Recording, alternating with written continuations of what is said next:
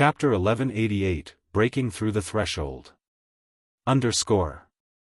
Chapter 1188, Breaking Through the Threshold. The Sea Serpent King's sudden appearance dumbfounded the Freedom Alliance members. What's going on? Didn't we kill it already? How did it get even stronger? This is cheating. Despair swept through the team as they looked at the two-headed Sea Serpent King. They had already lost over half of their forces to kill the Sea Serpent King. They had even used their Tier 3 summoning scroll. At this point, they were both mentally and physically exhausted, yet not only had the Sea Serpent King just revived with full HP, but it also radiated a far more powerful aura than before. How were they supposed to fight the Sea Serpent King now? Meanwhile, Xiaofan, who observed from afar, wasn't surprised by this development. This was the amazing aspect of King-class sea monsters, their true might. The previous fight had simply been a warm-up. Only now would the battle truly begin. In the past, many fleets had challenged King-class sea monsters during the game's early stages. However, every one of these fleets had suffered annihilation. They simply hadn't been prepared. If a fleet struggled to defeat a King-class sea monster in its first phase, once the boss entered its second phase, the battle was a lost cause. Before the team members could regain their senses, both of the Sea Serpent Kings stretched their maws, one spitting flames, while the other spit purple lightning. In the blink of an eye, over half the battlefield drowned in fire and lightning. Any speedboat that encountered both turned to ash immediately. With a single attack, the Freedom Alliance lost another 16 speedboats, with another dozen or so speedboats dropping below 50% durability. Is it just going to end like this? Helplessness filled Passing Monarch's eyes as he stared at the Sea Serpent King. He now realized that challenging a King-class sea monster had been an incredible mistake. Tornadoes enveloped the area around his fleet. It was impossible for their speedboats to break out of this encirclement. Only a mysterious iron speedboat would have any hope of escape. When Passing Monarch thought about how the fleet he and his companions had put together after through so much difficulty was about to be destroyed due to his reckless choice, guilt gripped his heart. Those were 4 bronze speedboats they were talking about. Their third fleet had spent a ton of effort to obtain these bronze speedboats. It would take them a very long time to secure another 4. Suddenly, Passing Monarch received another message from Xiaofan. Interested in working together now? When Passing Monarch read the new message, he was confused. Do we still have any hope of winning? Their Tier 3 summoned creature had less than 1/3 of its HP remaining. They had less than 40 speedboats. Even with the strength of a mysterious iron speedboat, they had no chance of defeating the Sea Serpent King. However, when Passing Monarch recalled Xiaofan's attack against the Serpent King before it had died, he realized that it was possible that the man may have predicted this situation. Immediately, Passing Monarch sent Xiaofan a friend request. This way, both sides could contact each other with ease. If we work together, do we really have a chance of defeating the Sea Serpent King? Passing Monarch demanded. We would have had a 50% chance of winning if we had started working together earlier. Now, we only have about a 30% chance, Xiaofan replied after considering the odds. 50%? That high? Passing Monarch suddenly regretted his earlier dismissal. Had he known that something like this would happen, he would have agreed to team up with Xiaofan earlier. However, he had no choice but to give it a shot right now. A 30% success rate was better than nothing. Alright, I promise you that, as long as we kill the Sea Serpent King, we'll split the loot 50-50, Passing Monarch said. In response, however, Xiaofan shook his head and said, that was the previous condition. Now, I want all of the loot. He had never involved himself with the Freedom Alliance in the past. They were neither friends nor foes. He was already being generous by offering to lend a hand. Hearing Xiaofan's words, Passing Monarch's expression turned indescribably ugly. However, he had to admit that each side standing had transformed. The Freedom Alliance was now at a major disadvantage as Xiaofan could swiftly leave the battlefield with his swift dragon speedboat. Gnashing his teeth, "All right. I agree." Passing Monarch felt tears well up in his eyes. No matter what was said or done, he was a famous expert that everybody in the sea's end knew, yet he was at Xiaofang's mercy. No one would ever believe this. Following which, both sides signed a system contract, agreeing that all of the Sea Serpent King's loot would go to Xiaofan once the boss died. Once they finished, Passing Monarch sent Xiaofan a team invite. However, Xiaofan rejected it. "We're not forming a team?" Passing Monarch asked, confused. Normally, naval battles had strict requirements regarding the ship's positioning. The fleet's commander needed to issue commands constantly. Since Xiaofan had claimed to have a way to kill the Sea Serpent King, logically, he should join the team and lead it. So, how was he going to issue orders if he did not join the team? No need. Your team just needs to focus on one thing. Maintain a distance of 500 yards and attack the Sea Serpent King at maximum range. Leave the rest to me, Xiaofan explained. Passing Monarch nearly choked. What kind of command was this? Did Xiaofan think he could hold the Sea Serpent King off with just a mysterious iron speedboat? Even the Freedom Alliance had to rely on their 4 bronze speedboats and rotate blocking attacks to pin the boss down. However, after Xiaofan said this, he disconnected the call. With no other choice, Passing Monarch followed Xiaofang's command and reorganized his fleet, directing their speedboats keep a distance. Xiaofan steered the swift dragon speedboat to charge at the Sea Serpent King. As the Great Lord was about to target one of the bronze speedboats, Xiaofan fired the dragon cannon once more.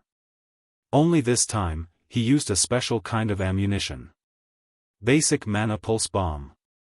Although Zero Wing had used most of the basic Mana Pulse bombs they had obtained in the Fallen Ark on the petrified Tyrannosauruses, Xiaofan had around 20 remaining.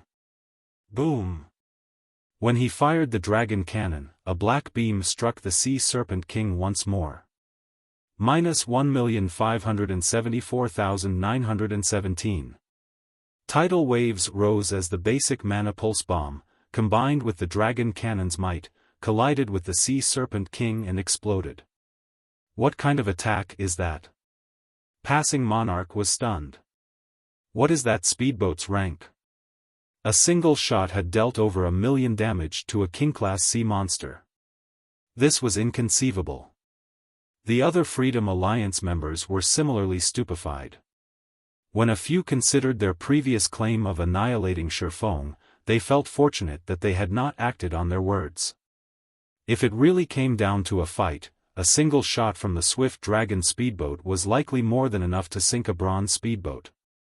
However, the dragon cannon's damage didn't particularly surprise Xiaofan. After a King-class sea monster entered its second phase, while it might seem very strong, that was only true for the surface. In reality, reaching a complete state simply meant that a Sea Serpent King had focused its abilities on strengthening its attacks. As a result, however, its defense and movement speed weakened. As long as players pinned the boss down and had sufficient damage output, victory was in the bag. However, it was precisely because many fleets in the past hadn't been capable of distracting King-class sea monsters long enough that these monsters had been so difficult to deal with. Fortunately, the King-class sea monster they faced right now was only a Great Lord. Against the Sea Serpent King, the secret silver-ranked swift dragon speedboat had the advantage regarding speed. In addition, the dragon cannon was sufficiently powerful to hold aggro. If not for these factors, Xiaofan would have long since fled the battlefield. King-class sea monsters also tended to use skills, and almost every skill they had was an AoE.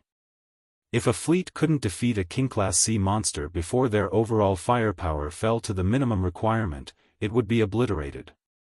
After Xiaofan had fired the dragon cannon, the Sea Serpent King was relatively battered. The cannon fire had blown apart a large section of its scales, leaving behind a huge scorch mark. Roar! The Sea Serpent King glared at the swift dragon speedboat. Aside from a hint of fear, its gaze radiated killing intent. Without hesitation, both its heads opened their mouths and bombarded the swift dragon speedboat with fire and purple lightning. It seems that the attack was quite effective. Now that he had solidified his hold on the Sea Serpent King's aggro, Xiaofan turned his speedboat and fled. He activated Accelerate, increasing the swift dragon speedboat's movement speed by 100%, easily avoiding the incoming attacks. The swift dragon speedboat was already faster than the Sea Serpent King. After activating Accelerate, Xiaofan maintained a distance of 600 yards from the Sea Serpent King and attack at maximum range. This distance was also the Serpent King's limit. With this, the Sea Serpent King couldn't attack him, but it wouldn't give up the chase, either.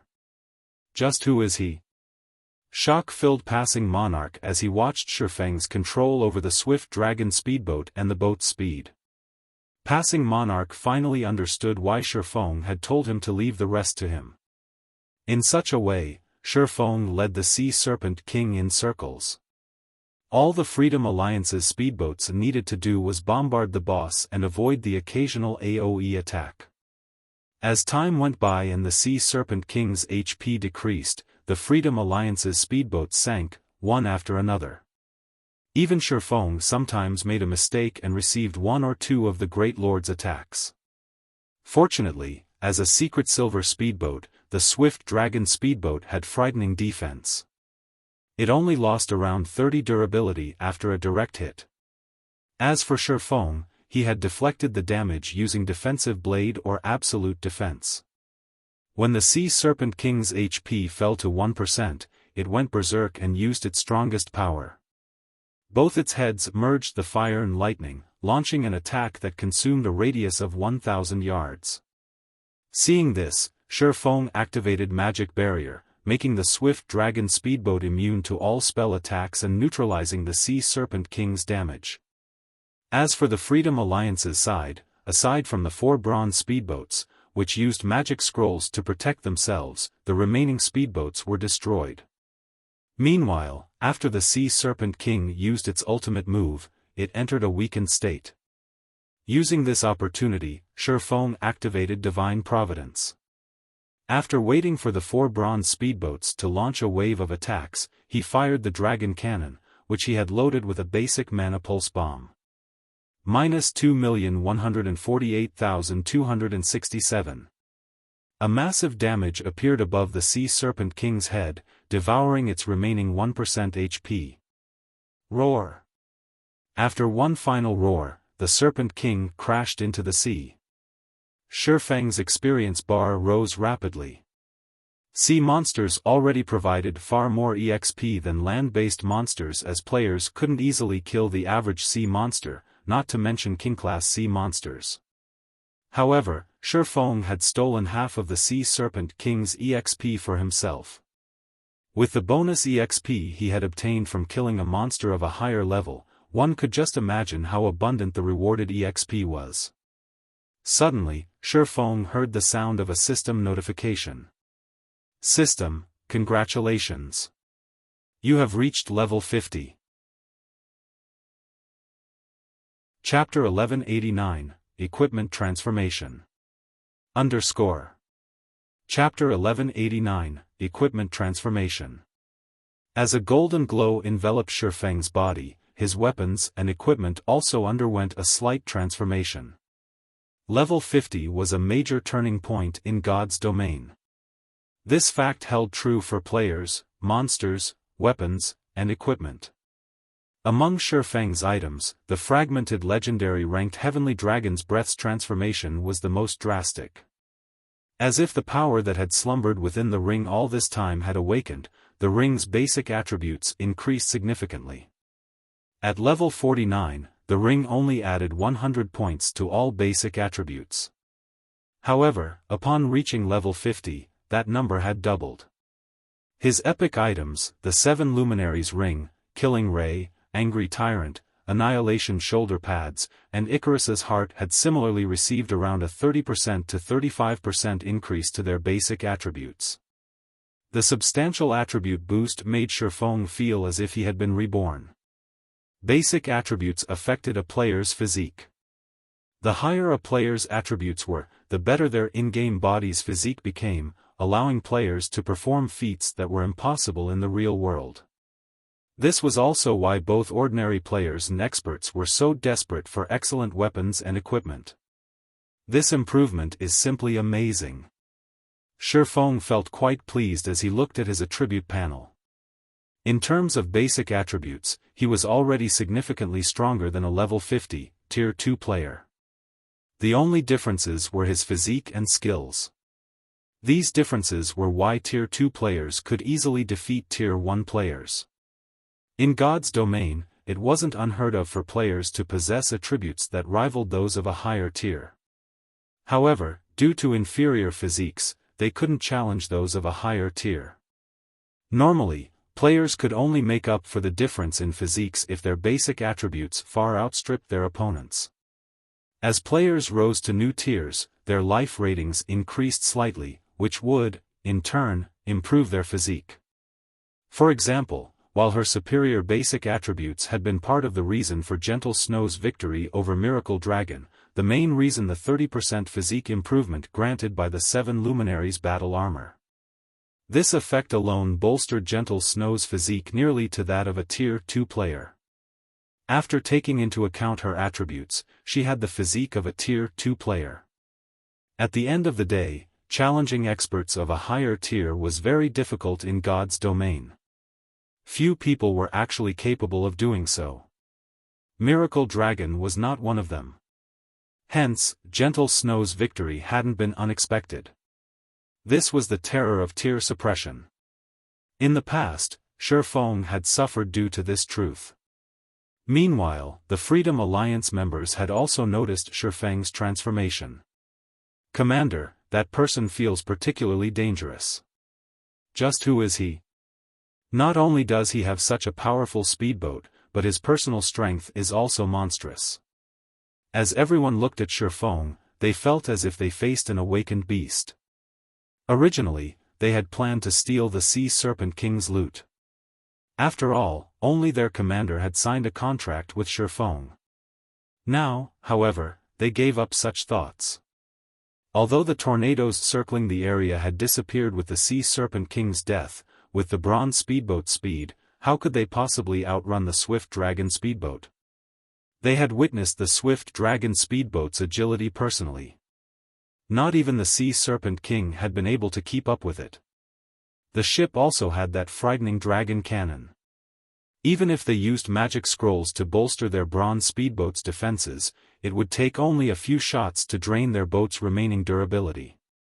Moreover, they estimated that the dragon cannon's range spanned more than 800 yards. On the other hand, their bronze speedboats only had a range of 500 yards. Xiaofan could easily toy with them until they died. Using return scrolls wasn't possible either. If one picked up a sea monster's loot, they would have to wait until the 2-hour holding period was over before they could use their return scrolls. When Passing Monarch saw the Sea Serpent King's loots floating on the ocean's surface, envy flashed in his eyes. He hadn't imagined that so many items would drop. Sea monsters already dropped roughly 2 or 3 times more loot than land monsters, yet the Sea Serpent King had dropped over 100 items. Ha! Forget it. At least we survived and gained a level. It's better than losing our ships and lives. Passing Monarch could not help but sigh. Xiaofan wasn't the only one who had leveled up after the Sea Serpent King's death. The Freedom Alliance survivors had also leveled. Most importantly, all 4 bronze speedboats were still afloat. The Freedom Alliance only needed to spend a little bit of money to obtain more ordinary speedboats. As for advanced speedboats, they might need to put in some effort, but it was possible to obtain a dozen or so within a short time span. However, bronze speedboats were not easy to replace. As expected of a godly tool, Xiaofan sailed about, frantically collecting the King-class sea monster's loot.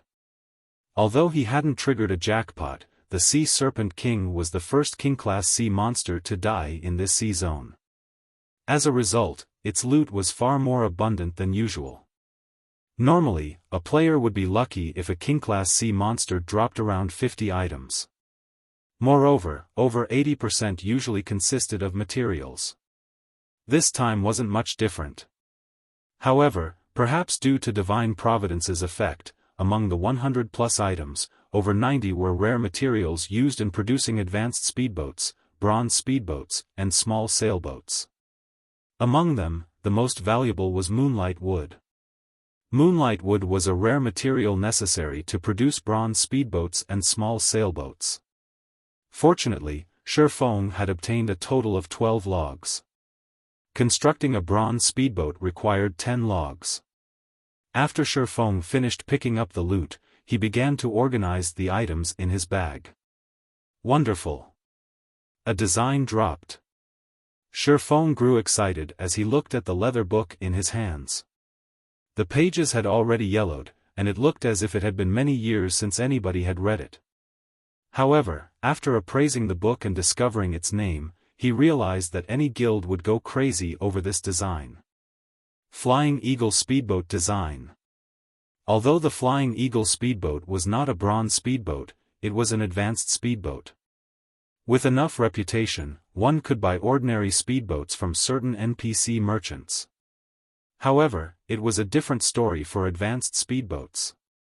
One could only obtain them by completing rare quests or trading special materials that sea monsters dropped. Now that he had the design for an advanced speedboat, he could build an unlimited number of advanced speedboats as long as he had sufficient materials and a small shipyard.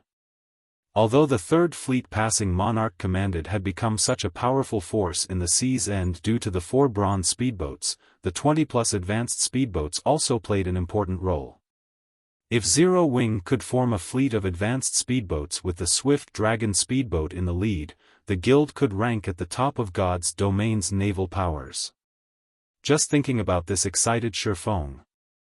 There were only a handful of super guilds that could rival such a naval force right now.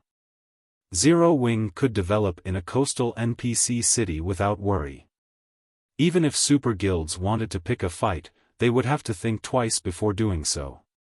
After all, it was far more costly to fight a war at sea than on land. Not only would their guild members lose levels from dying, but they would also lose their ships. There was no repairing a destroyed ship. Following which, Xiaofan stored the Flying Eagle speedboat design and examined the other dropped items. Among the 11 remaining items in his bag, Xiaofan discovered a very familiar item. Thunder Emblem. Chapter 1190, Authority. Chapter 1190, Authority. Is this the benefit of killing a King-class sea monster?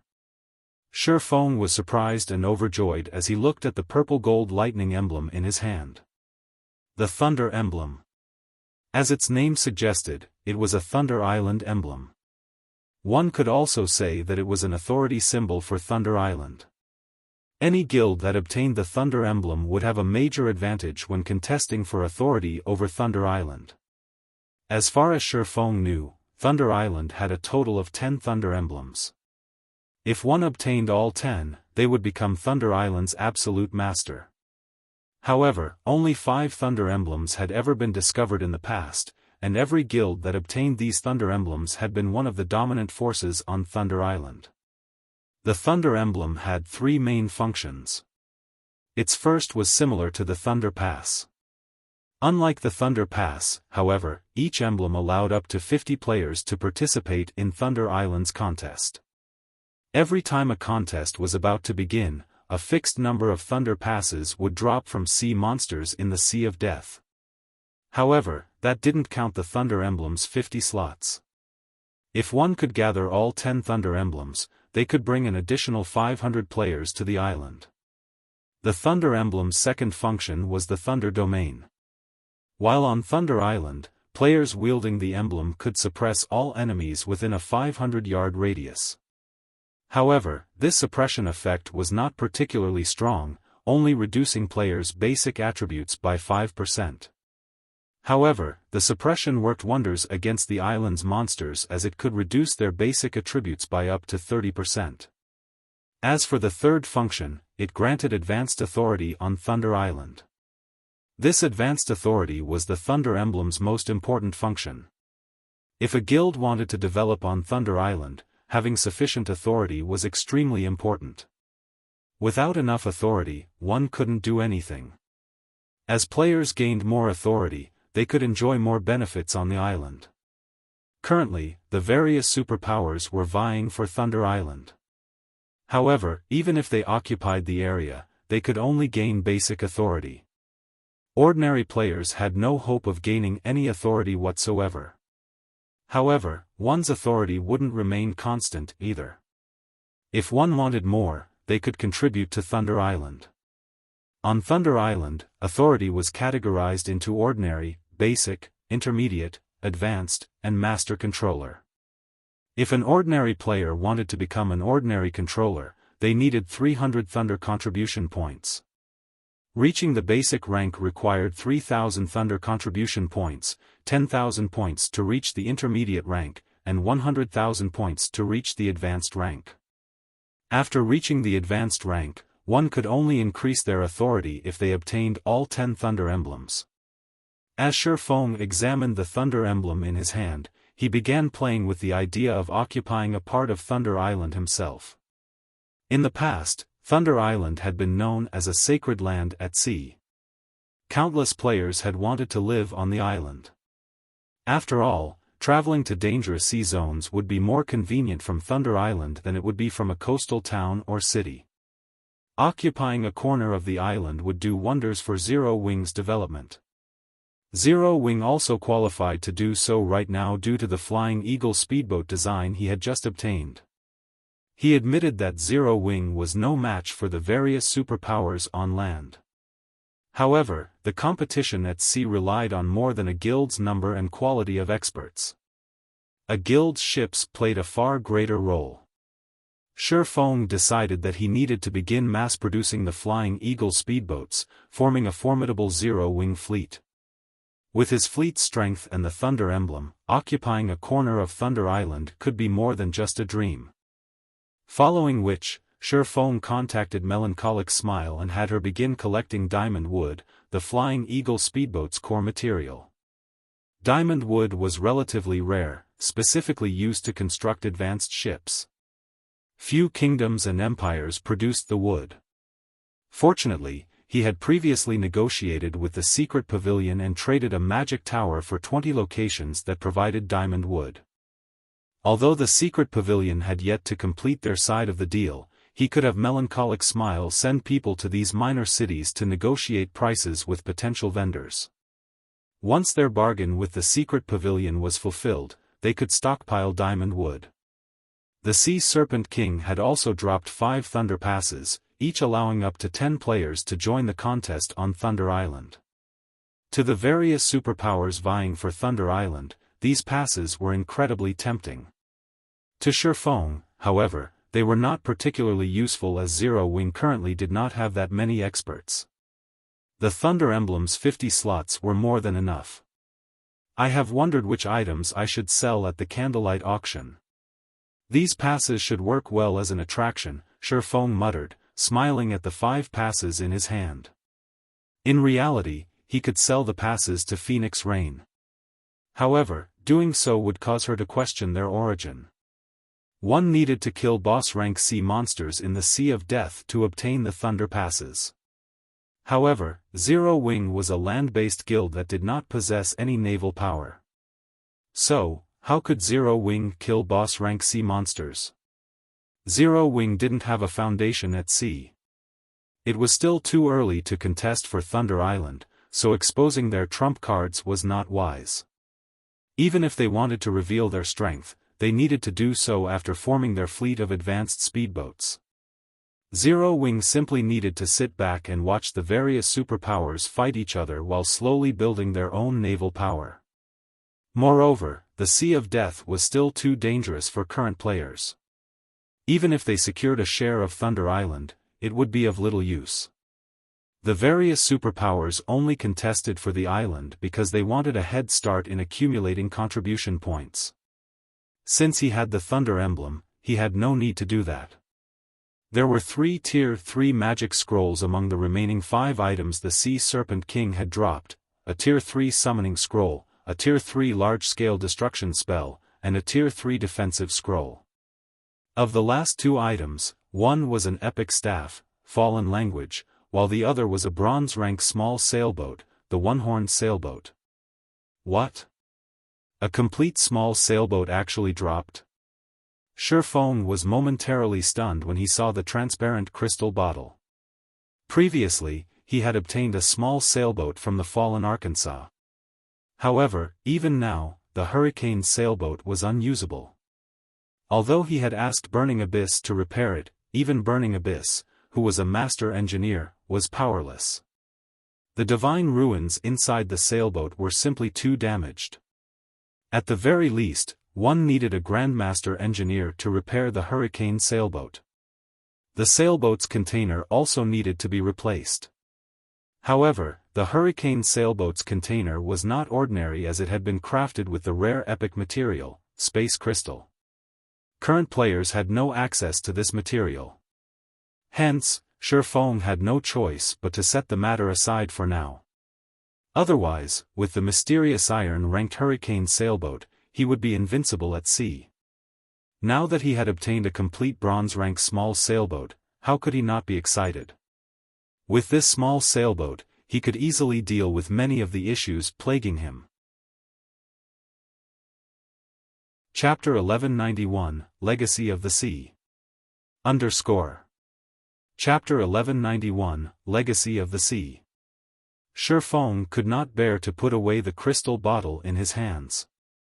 With this, my problems have been solved. Previously, he had struggled to figure out a way to transport the diamond wood needed to construct advanced speedboats. Diamond wood could not be stored in a player's bag space. Transporting the wood via teleportation magic arrays would cost enough to choke any guild. The only efficient way to transport diamond wood was to use a teleportation array to reach a border town and then rely on transport carriages to move the wood to another country's border town before transporting it via teleportation array once again. While the cost was still considerably high, one could save more time than transporting the wood via carriage the whole way. However, the 20 minor NPC city Xiaofan had asked the secret pavilion for were in several different countries. Moreover, none of them were near the Apocalypse Empire. Even if he relied on transport carriages, it would take a very long time for the wood to reach Ocean Viewing Town. On the other hand, if he relied on maritime transportation, not only could he save a lot of money, but he could also save plenty of time. One-horned sailboat, small sailboat, bronze rank. Maximum capacity, 120 people. Durability 900/900. Item storage when liberated, 7,000 bag space slots and 100 non-bag space slots. Additional active skill 1 dash. Magic shield, absorbs up to 1 million damage for 5 minutes. Cooldown, 15 minutes. Additional active skill 2 dash. Thunder cannon, 1,200 yard range. Deals lightning damage to an area of 15 by 15 yards. Cooldown, 30 seconds. 6 cannons are currently equipped. Cannons can be replaced. Additional active skill 3 dash. Mana drive, converts mana into motion, increasing movement speed by 30%. Every 10 magic crystals consumed extends duration by 15 minutes. Cooldown, 10 minutes. Additional active skill 4 dash. Thunder Blast, deals devastating damage to the area 500 by 30 yards ahead. Attack includes knockback and paralyzing effects. Cooldown, 5 minutes. Additional passive skill dash. Braving the winds and waves, when sailing with the wind, movement speed increased by 50%. When sailing against the wind, movement speed is unaffected. Although the one-horned sailboat's attributes were slightly lower than the hurricane sailboats, it was one of the best ships currently available in God's domain. Moreover, the small sailboat was much faster than speedboats. Even the secret silver-ranked Swift Dragon speedboat was only as fast as an advanced sailboat. The one-horned sailboat was significantly faster than the Swift Dragon sailboat. In addition, one could use magic crystals to increase the ship's movement speed. This would greatly reduce transportation time. While Xiaofan admired the one-horned sailboat, the Freedom Alliance members a short distance away stared at him. "Commander, I've discovered some information about that man," Blue Joy hurriedly reported. "That person is Xiaofan, and he is a core member of the Zero Wing Guild. He is also the leader of the Azura battle team. He is very strong. As for Zero Wing itself, it is one of the upstart guilds that established when God's domain launched. The guild's development speed is incredible, and Zero Wing has even suppressed veteran first-rate guilds. Right now, Zero Wing is Star Moon Kingdom's publicly acknowledged #1 guild. Recently, it even dared to provoke a few superpowers, but none of them can do anything about the guild, forced to turn a blind eye. Just what kind of backing does this guild have? It even dares to provoke superpowers." Passing Monarch could not help his astonishment when he heard Blue Joy's report. The Freedom Alliance consisted of small guilds and adventurer teams. They only knew that the virtual gaming world's various superpowers were powerful, but they did not know exactly how powerful these existences were. However, as the Freedom Alliance grew stronger, they uncovered more information. In fact, a super first-rate guild had previously decimated the Fifth Fleet. They had finally understood that, while their alliance might be a match for superpowers that hadn't focused on marine strength, the Freedom Alliance was no match for those guilds that had poured resources into their navy. Superpowers simply had too many experts. Moreover, they weren't ordinary experts. With so many, these superpowers could get their hands on advanced speedboats and bronze speedboats far more quickly than the Freedom Alliance. Hence, Passing Monarch found it unbelievable that Zero Wing had provoked multiple superpowers on land and still existed. However, what shocked Passing Monarch the most was the Swift Dragon speedboat. During the previous battle, Passing Monarch had come to understand that the Swift Dragon speedboat was not just a mysterious iron speedboat as he had assumed. It must be a secret silver speedboat. A secret silver speedboat. Since joining God's domain, Passing Monarch had never seen or heard about any of the naval powers owning a secret silver speedboat. Yet, such a speedboat had shown up in the hands of a land-based guild. This revelation excited Passing Monarch. He had come to the Sea of Death because he had heard of a low-level king-class sea monster in the area. In addition, he had heard that the various superpowers were purchasing thunder passes at astronomical prices. Hence, he had come to kill the king-class sea monster to earn some side income. After all, repairing his fleet was a considerable expenditure. He had also come here to recruit powerful adventurer teams or small guilds to join the Third Fleet. In the sea's end, strength spoke louder than words. If one wanted to obtain more resources, they needed a powerful force. Almost everyone in the sea's end had already been recruited, but it was a different story elsewhere. Land-based guilds, in particular, were just starting to extend to the ocean. He could find plenty of talent on land. Unfortunately, Passing Monarch hadn't expected the events to unfold as they had upon reaching the Sea of Death. Not only had he nearly lost his entire fleet, but he also failed to find any experts from small guilds. Rather, he had encountered a great expert with a secret silver speedboat, and this expert was backed by a guild like Zero Wing. "Commander, are you considering recruiting him?" Blue Joy asked, surprised when she saw Passing Monarch's expression. "He won't agree. After all, he is a member of a large guild. He even owns a secret silver speedboat. Why would he want to join us? Who said that I intended to ask him?" Passing Monarch rolled his eyes. "Have you forgotten the reason that we're here? Do you want to invite him to see Dragon City's festival?" Blue Joy's eyes widened in shock, unable to believe that Passing Monarch was considering something so mad. Commander, Sea Dragon City's festival is our Freedom Alliance's greatest secret. It is too risky to invite outsiders. I understand. However, you know our Third Fleet's situation. We only have one opportunity each month. If we don't perform well, we'll lose our position. Passing Monarch wore a hesitant expression. In the end, however, he steered his speedboat toward Xiaofan. As Xiaofan was still occupied with his jubilation about acquiring the one-horned sailboat, he did not take any precautions, even after noticing the approaching bronze speedboat. He had no reason to do so. The difference between their strengths was clear to see. Passing Monarch and the other Freedom Alliance members were aware of the fact as well. In fact, Passing Monarch's group should feel grateful that he did not have any ill intentions. Our contract had already been completed. What other business do you have with me? Xiaofan asked Passing Monarch calmly as the man stood on the bronze speedboat's deck. Hello. I haven't introduced myself yet. I am Passing Monarch, the commander of the Freedom Alliance's Third Fleet. You might not have heard of the Freedom Alliance before, but we are considered the overlord of the sea's end. Brother Yifeng, seeing as you have a secret silver speedboat, we like to ask for your help, Passing Monarch announced straightforwardly. I think that you'll be interested in my offer. You have something to interest me?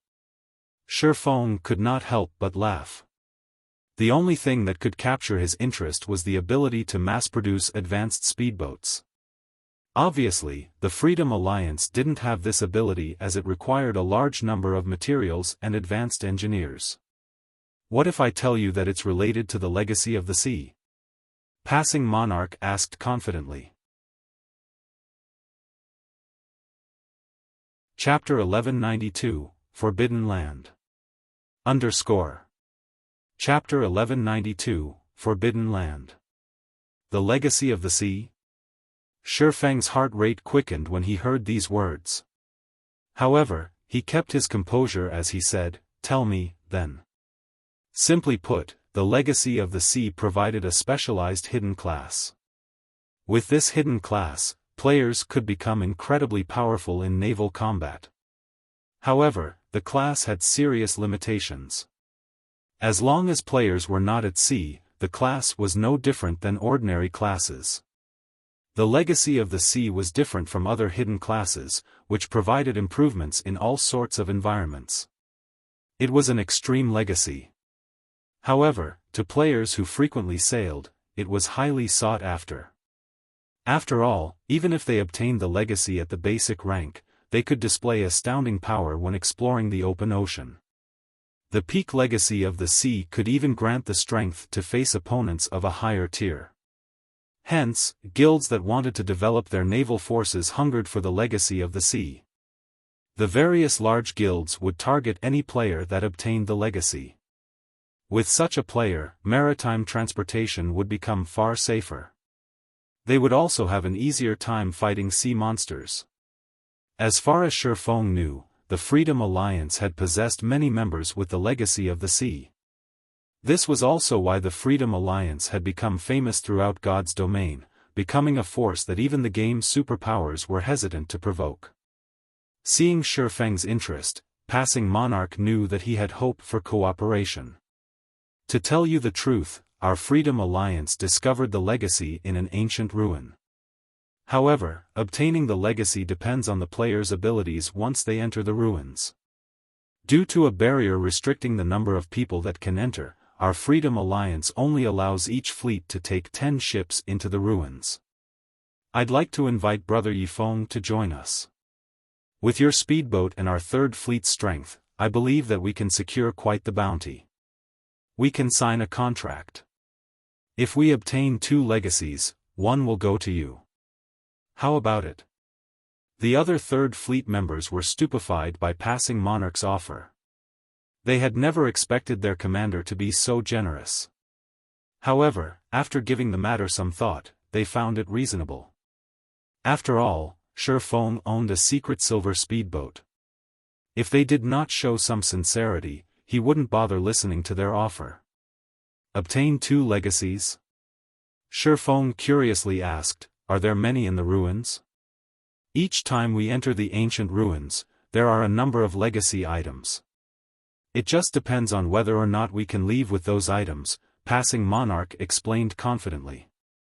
When the Freedom Alliance had first activated the ancient ruins, they had dispatched 11 fleets. Inside, they discovered several legacy items. In the end, however, only one fleet had obtained the legacy of the sea. This fleet was now the strongest in the Freedom Alliance. As it had become the strongest fleet in the Freedom Alliance, it enjoyed far more benefits than its companions. The fleet was able to occupy the 3 large shipyards the Freedom Alliance managed. It was still a little too early for players to construct ships, as this task required many lifestyle players. However, a large shipyard could also repair ships. During an intense battle, ships usually suffered some damage. Repairing ships in a large shipyard not only reduced the repair costs, but it also increased the repair speed. On the other hand, the 3rd fleet only possessed a large shipyard. There was simply no comparing their 2 fleets. The strongest fleet also received priority over special ammunition. It was given access to the most and the best available. The next ruin exploration was about to begin. How could he not make use of this opportunity to recruit Xiaofan's help? What if we obtain 3 legacy items? Xiaofan asked. I'm afraid that will be incredibly difficult.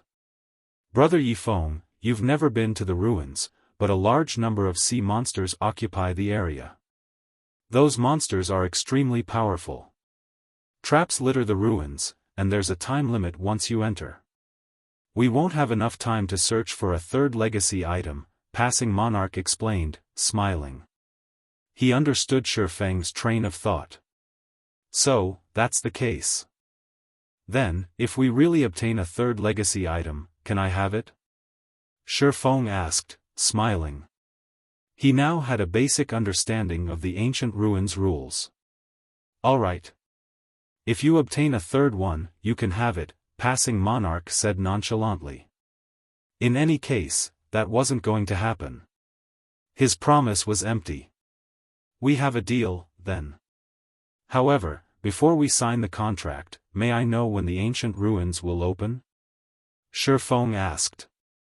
I still my own matters to deal with. If there is a clash in timing, I'm afraid that I cannot help you. Hearing Xiaofan's words, Passing Monarch grew a little nervous.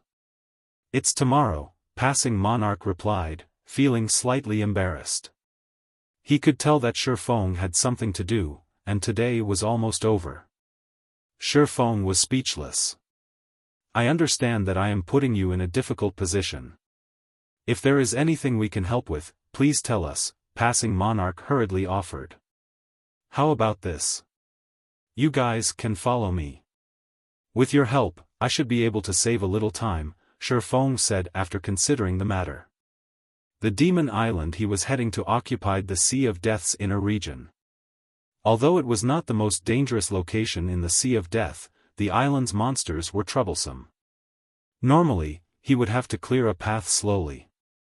However, if he had an expert like Passing Monarch, who could lead a fleet with 4 bronze speedboats, he could save plenty of time. Passing Monarch and the others then followed Xiaofan into the Sea of Death. Originally, the Freedom Alliance did not think much of traversing the Sea of Death. However, as Xiaofan ventured deeper into the zone, they began to worry. They had never expected Xiaofan to lead them into the Sea of Death's inner region. Not only did this area have many sea monsters, but the monsters were also very high-leveled. There were level 70 sea monsters everywhere, and the slightest mistake could destroy their ships and end their lives. Commander, what do you think that Yifeng is trying to do here? Blue Joy asked. When she saw the nearby sea monsters eye them like prey, goosebumps danced across her skin. Watching the swift dragon speedboat steady advance and giving the matter some thought, Passing Monarch said, it must be for a quest. The Sea of Death's inner region was a forbidden land to current players. Aside from a quest, passing monarch could not fathom why anyone would come to this place. Questing here at this level? As Blue Joy looked at a distance level 70 Grand Lord Sea Monster, a thought suddenly came to her mind as she said, could he be here for an epic quest? Hearing Blue Joy's words, the Freedom Alliance members paled. An epic quest was incomparably dangerous. Even now, nobody within the Freedom Alliance had completed one. As the Freedom Alliance members discussed Xiaofan's goal, Xiaofan led the group to two, gloomy, twin islands. One could occasionally hear lung-tearing screams from the islands, it was enough to give one goosebumps. Surprisingly, over a dozen speedboats were docked beside the island. Based on these ships' appearances, it was clear that they were high quality. Why are there people here? Xiaofan was momentarily stunned. Because this area was a forbidden land for players, one would have to pay a massive price to get this far. He had only arrived safely due to his familiarity with the sea zone and the quality of his speedboat. Passing Monarch and the others behind Xiaofan were similarly stunned. Among the 14 speedboats docked around the island, one was a mysterious iron speedboat, 6 were bronze speedboats, and the rest were advanced speedboats. This fleet could rank at the very peak of the sea's end. After Xiaofan snapped out of his momentary daze, he quickly shifted his attention to the symbol on these speedboats. The symbol consisted of 7 stars arranged in a circle. Xiaofan frowned. This was the Flower of Seven Sins fleet symbol. Chapter 1193, Naval PvP. Chapter 1193, Naval PvP, Grey fog enveloped Demon Island. Here, players' visibility range was limited to 150 yards. Meanwhile, Demon Island's monsters were all level 70 and above. At such a distance, level 70+ monsters could easily detect players. On the other hand, players couldn't see these monsters. However, players' main problem wasn't the island's fog. The real problem was the ever-present, dark corrosive power on the island. If players did not have high enough darkness resistance, they would not survive. Moreover, the further one ventured, the stronger this corrosive power would become. Boss Brute, 5 speedboats are approaching Demon Island, a level 43, black-clothed ranger reported as he watched the distant Swift Dragon speedboat. Speedboats are approaching? The bald, middle-aged man on the screen, Brute Spear, sneered and said, since we've already been seen, we won't let them leave alive. Get rid of them, but don't destroy their ships. We can use them to make up for the losses we suffered to get here. Great. I haven't been on a mission for so long that I'm feeling rusty. The level 43 ranger licked his lips as he observed the approaching Swift Dragon speedboat. Although the Flower of Seven Sins received requests every day, experts of their rank didn't often receive missions. Following which, the ranger disconnected the call and ordered the other members on the speedboat, get ready. Once they get here, we'll take action. We'll use that to prevent their escape if necessary. Hearing the ranger's command, anticipation filled the other Flower of Seven Sin members aboard the speedboat. These fellows really are pitiful. They have only come this far after much difficulty, yet we'll send them back before they even set foot on the island. However, based on their speedboat's quality, they should be quite strong. Hopefully, we'll get to enjoy ourselves a bit. Each of us will handle one person. Once you've killed a player, give the others a chance. The Flower of Seven Sin members aboard the speedboat chatted among themselves. Xiaofan and his temporary team weren't important at all to these players. Even if these players encountered experts from some superpower, the outcome wouldn't change. When Xiaofan noticed the 7-star symbol, he instructed everyone to don their black cloaks, hiding their identities. Brother Yifeng, are they your enemies? Passing Monarch asked, curious about Xiaofang's command. However, they had already agreed that they would follow Xiaofang's lead. The fleet commander and his teammates did as they were told. They're not exactly enemies. However, it's best if we hide our identities. Xiaofan did not bother to explain further. It doesn't hurt to be a little careful out in the fields, right? Although he did not know why the Flower of Seven Sins had come to Demon Island, it was not wise to expose their identities to a group of assassins. Although Xiaofan would have preferred to approach the island from another side, Demon Island only had one entrance.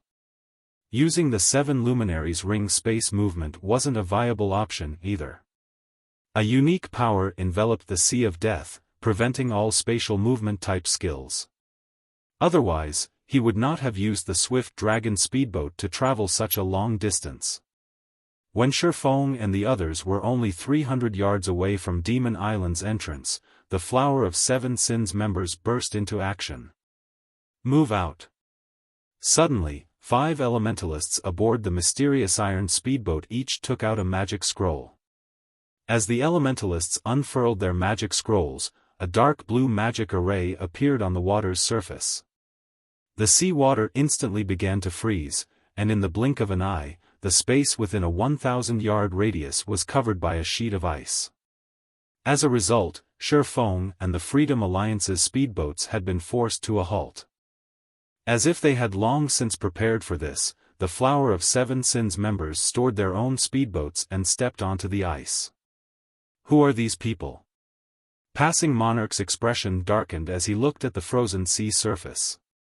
Why are they attacking us all of a sudden? Normally, when one encountered other players, particularly out at sea, one wouldn't abruptly attack. After all, there was no benefit to fighting each other. Moreover, without any information about the other party, picking a fight in the fields wasn't smart. One might end up throwing away their life. Due to Xiaofang's command, they all wore black cloaks, so it was obvious that the other party did not know them, yet these players had attacked without hesitation. They were simply lunatics. Xiaofan was also surprised. The Flower of Seven Sins was very secretive about what it did. The organization didn't normally take the initiative to provoke others. This was nothing like the organization's usual operations. Do they know that Demon Island has 7 luminaries crystals? Xiaofan wondered as he looked at the foggy island ahead. Logically, he should be the only one who knew about the island's 7 luminaries crystals. Demon Island was home to an ancient shrine, and only by entering the shrine's inner region could one obtain the 7 luminaries crystals. However, it was very difficult to locate the shrine itself, much less the shrine's inner region. Hence, the Flower of Seven Sins shouldn't know about the shrine. However, upon closer inspection, Xiaofan discovered that every one of the players charging towards him was a red player. Dark players were among the group as well. It was obvious that they were veteran pikers. Damn it! If they want to fight, we'll give them a fight. Ready the cannons. We'll blast those bastards to smithereens. The Flower of Seven Sins attack enraged Passing Monarch. Now that the other party had stored their speedboats, they couldn't attack their ships. Their only option was to bombard the players. In God's domain, it took 40 seconds to store a ship. However, there were less than 300 yards separating these players. The other party would reach them before the 40 seconds were up. Furthermore, once players entered combat, they weren't allowed to store their ships. They had to finish these players off. As the cannons rang, one cannonball after another flew at the Flower of Seven Sins members. Foolish. The level 43 ranger in the lead sneered at the incoming cannonball. Although Speedboat's cannons were immensely powerful and could kill a player in one hit, expert players like himself could easily dodge cannon attacks by relying on the projectile prediction lines the system provided. The 100-plus Flower of Seven Sin members closed the distance to their targets rapidly. Soon, they were only 200 yards away. In front of these Flower of Seven Sin experts, the bronze speedboat's cannon fire was practically useless. These experts dodged every attack easily. Seeing this, Passing Monarch and the others were frustrated. They had thought that they had escaped danger after defeating the Sea Serpent King. Now, however, they had to face a large group of experts trying to rob them of their ships. Get ready to split up. Remember, do not damage the speedboats. Boss Brute has already laid his claim, the leading ranger commanded through the team chat. Boss, relax. We won't even give them the chance to destroy their own ships, the other members laughed. Before the battle had even begun, they looked at Xiaofan and the others as if they were dead men. As the Flower of Seven Sins members were about to cross the 100-yard mark, a black beam flashed past them. Boom! The solid layer of ice vaporized instantly, exposing the blue sea water beneath it. The affected area spanned a radius of 25 yards.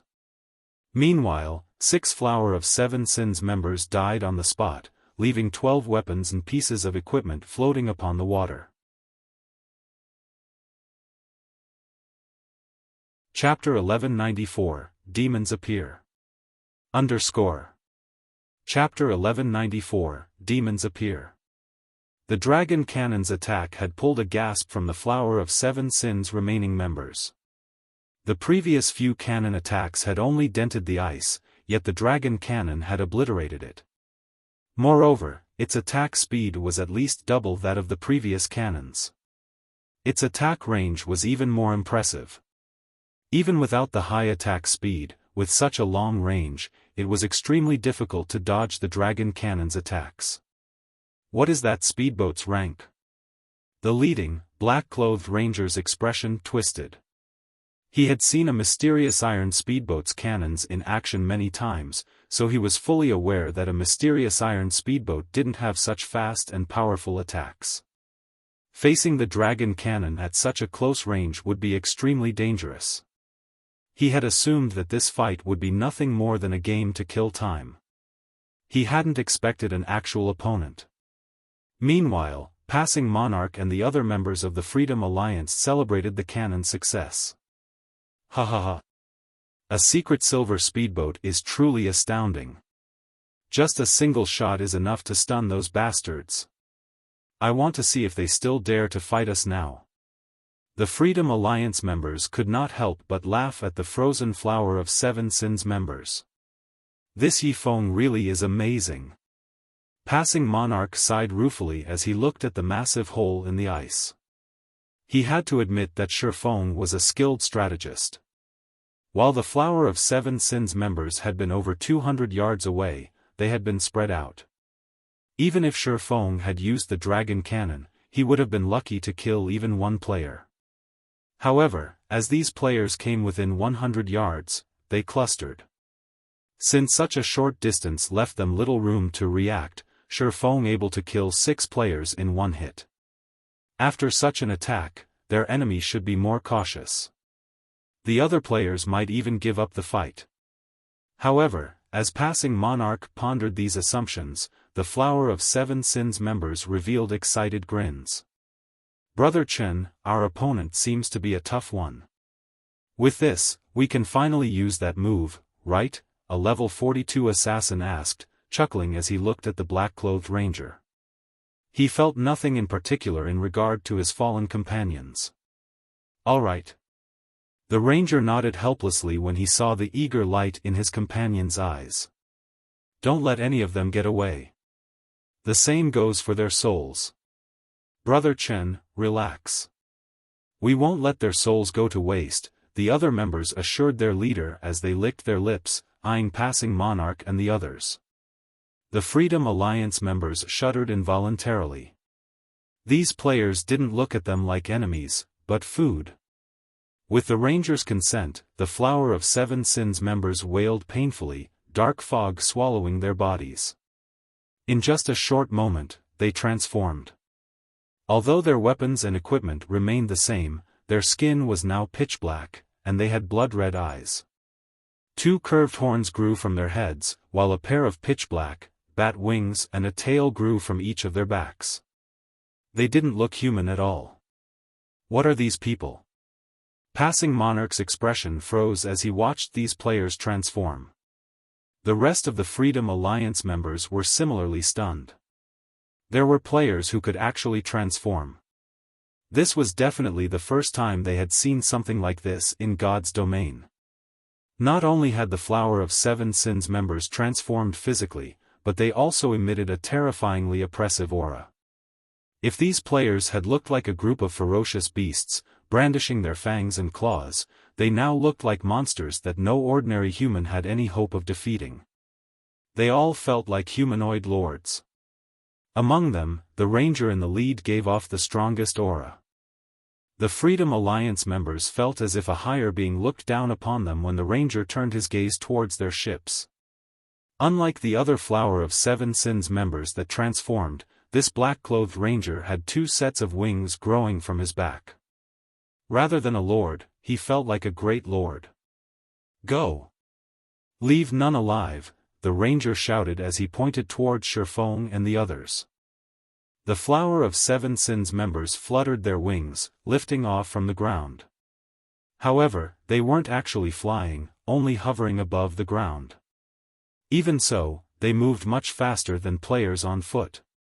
Even the dragon cannon would have a hard time hitting them with such speed. Are they really players? Blue Joy began to feel frightened. She discovered that these players' HPs had also undergone a massive transformation, increasing from their original 20,000 plus to above 100,000. Among them, the Ranger's HP had even reached 170,000. No wonder why they were bold enough to attack other players on sight. So, they've already become demons. Xiaofan frowned at the approaching Flower of Seven Sins members. God's domain had more playable races beyond human. Players could turn into demons. Only, doing so was the equivalent of turning their backs on the human race. Once a player became a demon, they would grow stronger. The increase was roughly the equivalent of half a tier. With the exception of the endurance attribute, players' basic attributes increased by around 15% depending on their classes. Demon players would also receive a huge boost to their HPs. Frankly, the increase couldn't compare to a real berserk skill. The only reason it was referred to as a half-tier improvement was because demon players' life ratings rose, improving their physiques by roughly 15% as well. However, although the improvement was incredible, becoming a demon also had a corresponding price. First, demon players were humanity's enemy, whether it be players or NPCs. If NPCs caught a demon player, the consequences would be unimaginable. If players captured a demon player and handed said player over to NPCs, they would receive an abundant reward. Second, demon players needed to hunt for player souls regularly. Otherwise, they would grow weaker as time passed. Conversely, the more souls a demon player harvested, the stronger they would become. Take the leading Ranger for example. Due to devouring so many souls, he had been promoted from a low demon to a high demon. Hence, he obtained far more power when he transformed. It was obvious that the Flower of Seven Sins members already had the physiques of Tier 2 players.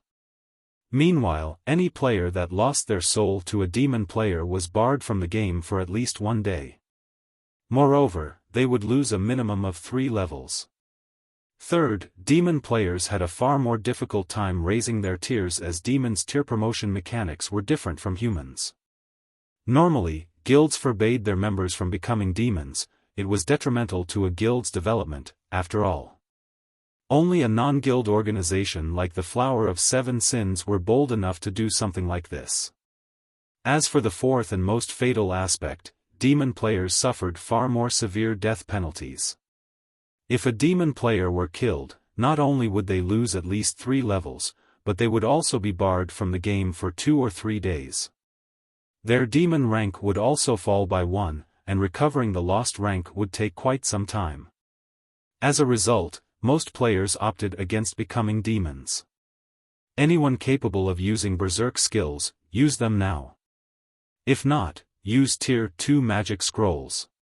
At this point, only Xiaofan had maintained his composure.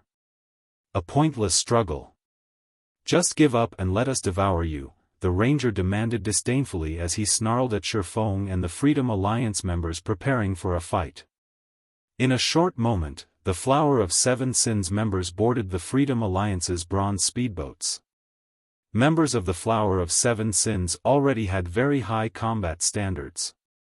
Now that their attributes and physique had grown so much stronger, the Freedom Alliance lost over a dozen players in just a few exchanges. In contrast, the Flower of Seven Sins suffered no casualties whatsoever. Meanwhile, aboard the Swift Dragon speedboat, a level 42 berserker charged at Xiaofan, his battle axe descending towards the swordsman. Dang! As the clang of metal echoed, this transformed level 42 berserker shot backward like a bullet, flying over a dozen yards away. Chapter 1195, Mistaken Calculations. Chapter 1195, Mistaken Calculations. Commander, these people are too strong. If this continues, we'll all die here, Blue Joy said hurriedly through the team chat. We need to find a way to leave this place. After she had activated her berserker skill, she might barely be able to prevail in a one-on-one, however, in a one-on-two situation, she would only be suppressed. Although she was not the best at PvP in the Third Fleet, she could still rank within the top 10. Hence, if she was already faring so poorly, there was no need to mention how the other Freedom Alliance members were doing. Right now, their only advantage was the fact that none of these demon players could use berserk skills. This provided them, who could use berserk skills, an edge in basic attributes and allowed them to hold off the demon players for now. However, the duration of berserk skills was simply too short. If the other side dragged out the battle long enough, their side would definitely get wiped out. Just who are these people? Passing Monarch was also extremely anxious right now. The members of their Third Fleet could be considered experts in the Sea's End. He was even one of the top 10 experts in the entire Freedom Alliance. Nevertheless, after he arrived at the Sea of Death, it was as if he had come to an entirely different world as he met one expert after another. There would have been no problem if it was just Xiaofan. Now, however, among the 100+ players assaulting them, every one of their opponents was an expert superior to them. He even began doubting whether he was playing the same game as he had been up to now. Despite Passing Monarch having already activated his berserk skill, his strength and speed superior to the black-clothed rangers, he failed to land any attacks on the ranger at all. It was as if the ranger had seen through all of his attacks. The ranger could not only dodge his attacks easily but also launch attacks at his blind spots while dodging, and this left him no choice but to defend himself.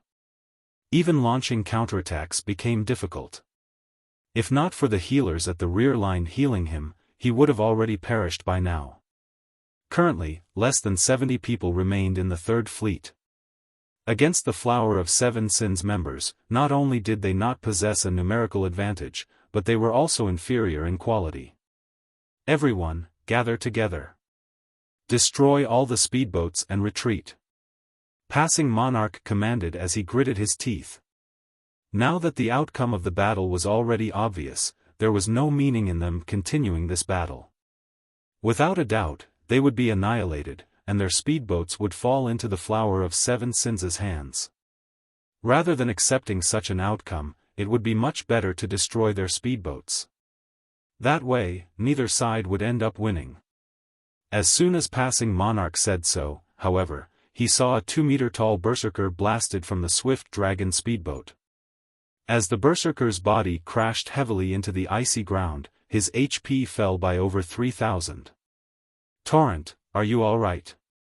Several nearby Flower of Seven Sins members could not help but look at the level 42 berserker in surprise. Although Violent Torrent's combat standard was only average for their team, he was equipped with a complete set of level 40 fine gold set equipment and wielded a level 40 dark gold battle axe. In terms of strength, he could rank within the top 5 among their team. After demonizing, his strength would have increased by 17%. Even a berserker equipped with a complete set of level 40 Dark Gold set equipment would lose out slightly to Violent Torrent in terms of strength. Despite that, he had actually been sent flying by a swordsman. It was simply inconceivable. I'm fine. My hands are just a little numb. It seems his berserk skill should be a strength-oriented one. You guys should be careful, the berserker named Violent Torrent replied nonchalantly as he shook his hands. The others nodded in response to his words. They then began carefully approaching Xiaofan. After they transformed into demons, they would lose the ability to use berserk skills, the price they had to pay to become demons. Otherwise, it would simply be too overpowered if they could stack the attribute bonus they received from demonizing with the effects of a berserk skill. The main god system obviously would not allow this to happen. However, although their demon transformation indeed did not provide as many attributes as a berserk skill did, the 15% improvement to their physiques allowed them to dodge even attacks from opponents with superior attributes. With this, they could slowly whittle down their opponents. At this time, a level 42 silver-robed elementalist said, since it's a strength-oriented berserk skill, we'll attack him from a distance. I'll support you guys from the side, Violent Torrent said as he dashed back towards the swift dragon speedboat. However, the Flower of Seven Sins members had obviously misunderstood something. Xiaofan did not have any of his berserk skills activated right now. His previous slash was simply a normal attack. The reason why Violent Torrent went flying was entirely the recent upgrade to Xiaofan's equipment. He had yet to adapt himself to the changes. Hence, he had failed to control his power properly and unintentionally sent Violent Torrent flying. When Violent Torrent was halfway back to the swift dragon speedboat, Xiaofan had already jumped down from the craft. He then used Wind Blade and dashed at the berserker, his speed so fast that nobody managed to catch a clear sight of him. So fast. By the time Violent Torrent reacted, Xiaofan was already before him, the abyssal blade descending towards him. Pang! Violent Torrent instinctively executed Whirlwind Slash to block the abyssal blade. What power! The intense force pushing down on Violent Torrent nearly drove him to his knees. Fortunately, the icy ground had served to cushion some of the impact, though web-like cracks formed on the ice layer as a result. However, almost at the same time as Violent Torrent stopped the abyssal blade with his battle axe, Xiaofan slashed Killing Ray at the berserker's chest. Chop. Minus 25,578. Instantly, Violent Torrent lost close to a quarter of his 110,000 HP. Demon players sure have high HP and defense. Xiaofan was slightly surprised. If Violent Torrent were an ordinary level 42 berserker, Xiaofan could have reduced the berserker's HP to a critical level in one attack. Demon players didn't just have a lot of HP. Their defenses got a significant boost as well. Hence, it was very difficult for ordinary players to capture demon players. Normally, one would need at least a party of players to capture a demon player of the same level. Due to this, quite a few independent players and dark players would choose to become a demon. In the past, even the expansion pack Demon's Return was triggered. Meanwhile, one of the conditions for triggering this expansion pack was the number of demon players in God's domain reaching a certain level. After the Demon's Return expansion pack was triggered, a demon empire suddenly appeared in God's domain. The incident back then had thrown God's domain into chaos. Who is that guy? Why can he cause so much damage to Torrent? Several Flower of Seven Sins members nearby were momentarily stunned. They were fully aware of how frightening their defense became after transforming into demons. Not to mention, the Berserker class was a plate armor class. A Berserker of the same level would be fortunate to deal minus 6,000 damage to Violent Torrent after using a powerful skill. Despite all that, Xiaofan had inflicted over minus 20,000 damage on Violent Torrent with just the most basic chop skill. At this time, an assassin snapped out of his daze and shouted hurriedly, quickly heal torrent. If even an ordinary skill could already deal so much damage, then Xiaofan could kill Violent Torrent in just a few moves. If Violent Torrent did not receive enough heals in time, the swordsman would make short work of him. Emichim. A blue-robed demon cleric quickly began chanting. Meanwhile, Xiaofan sent a glance at the Freedom Alliance members, noticing that they would not be able to hold out for much longer, as they had already begun destroying their own speedboats. I need to finish them off fast. Having no other choice, Xiaofan activated Heavenly Dragon's power. The instant Xiaofan activated Heavenly Dragon's power, a golden glow wrapped around his body. Faint golden dragon scales appeared around his body, making it seem as if he had just donned dragon scale armor. His body also exuded an invincible aura. He then sent a slash at the berserker before him. Illusory shadow. Before Violent Torrent could see what was going on, 6 streaks of blue light cut across his body, penetrating his tough armor. With a face filled with confusion, he fell to the ground as his HP reached 0.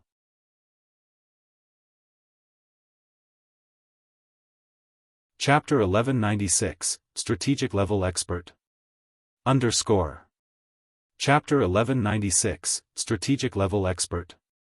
He died. The surrounding Flower of Seven Sins members could not help but gape in shock.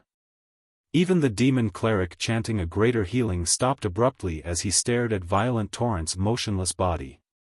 Violent Torrent had close to 80,000 HP remaining just now.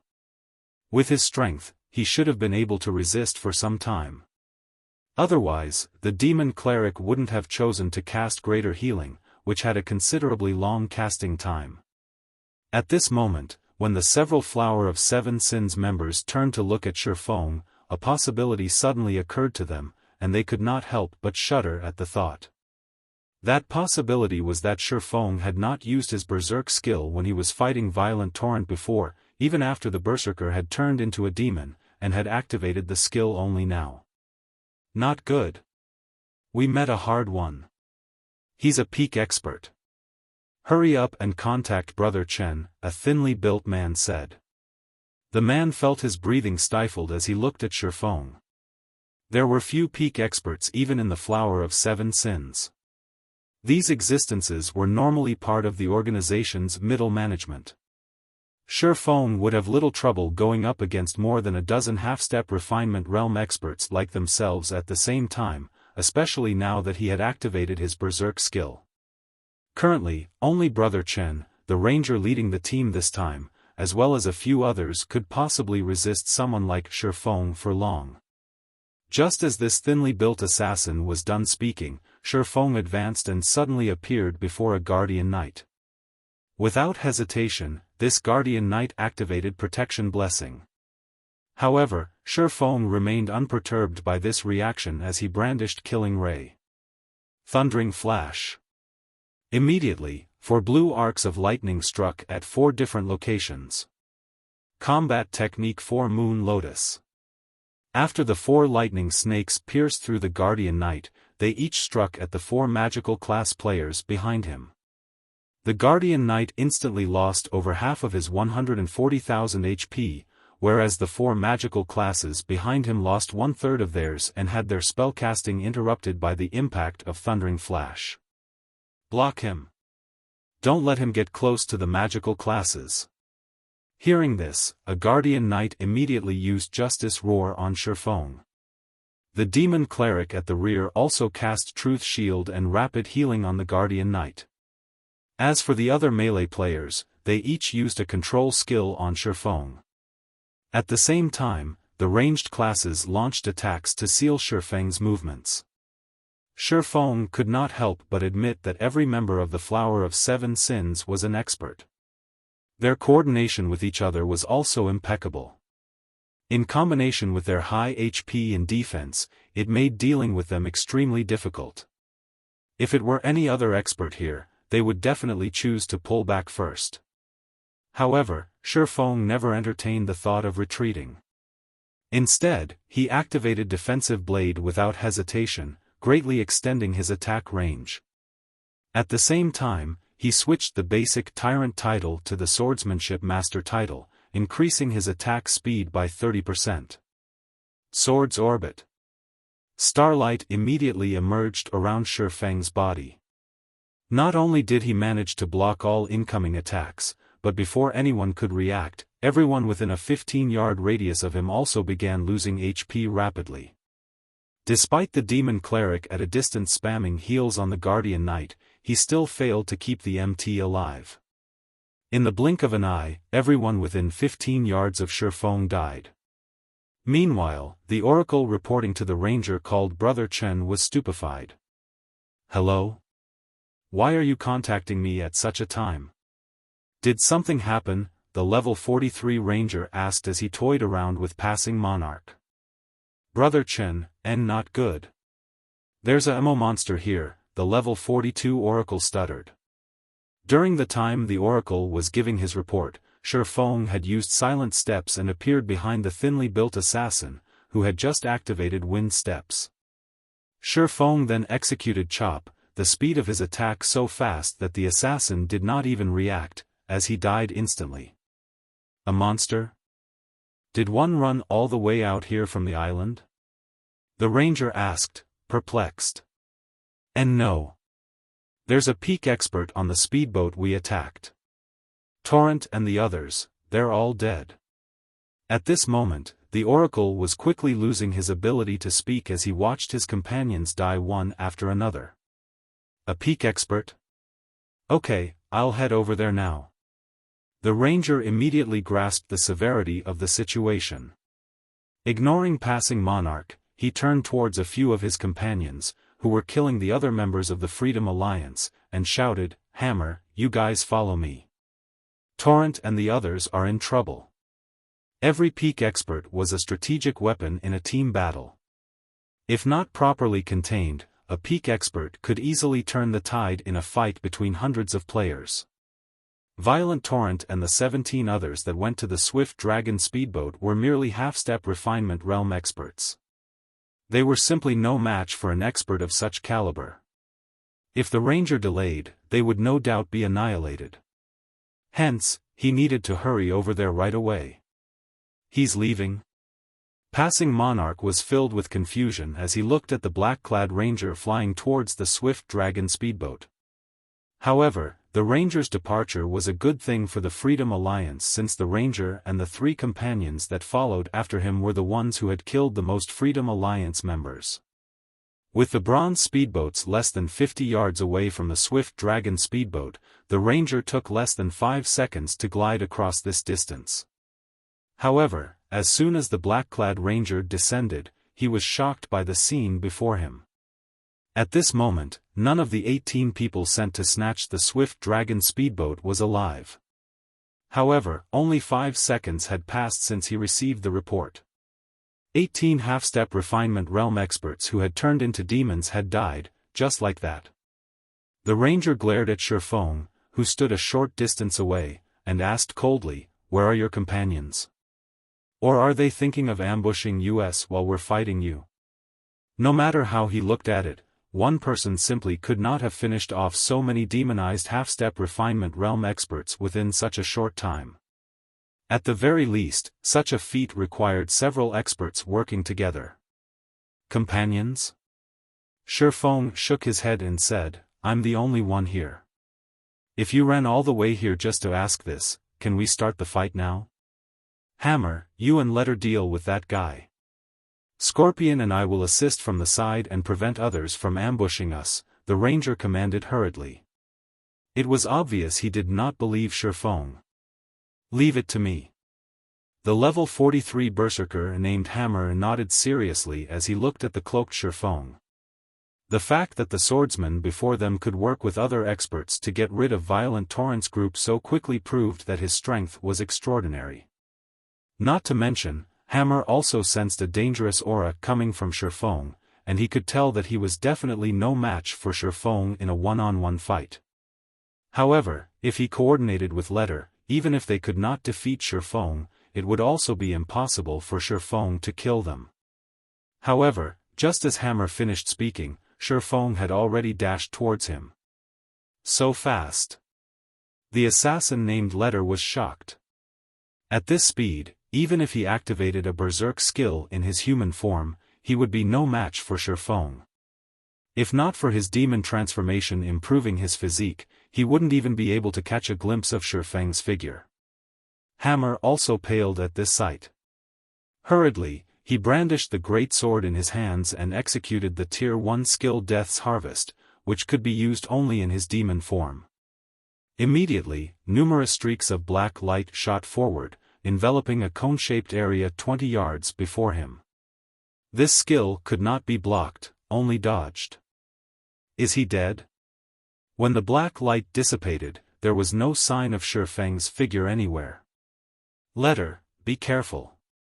At this time, the ranger, who stood 10 yards behind the assassin called Letter, suddenly noticed Xiaofan appearing above the assassin's head. However, his warning came too late.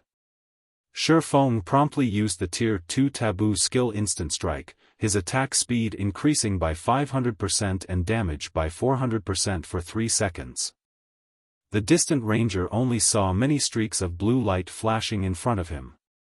Before the assassin called Letter could even activate Vanish, his body was already falling to the ground. Shortly after, Hammer finally reacted to the situation.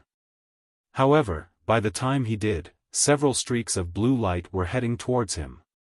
Responding slightly better than Letter, Hammer executed Whirlwind Slash to defend himself.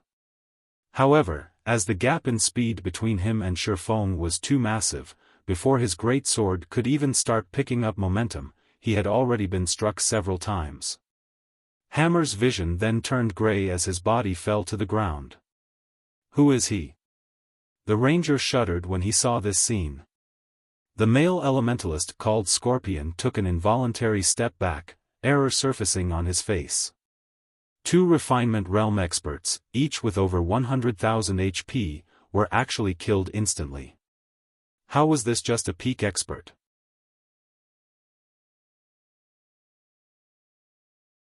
Chapter 1197, Demon God. Chapter 1197, Demon God.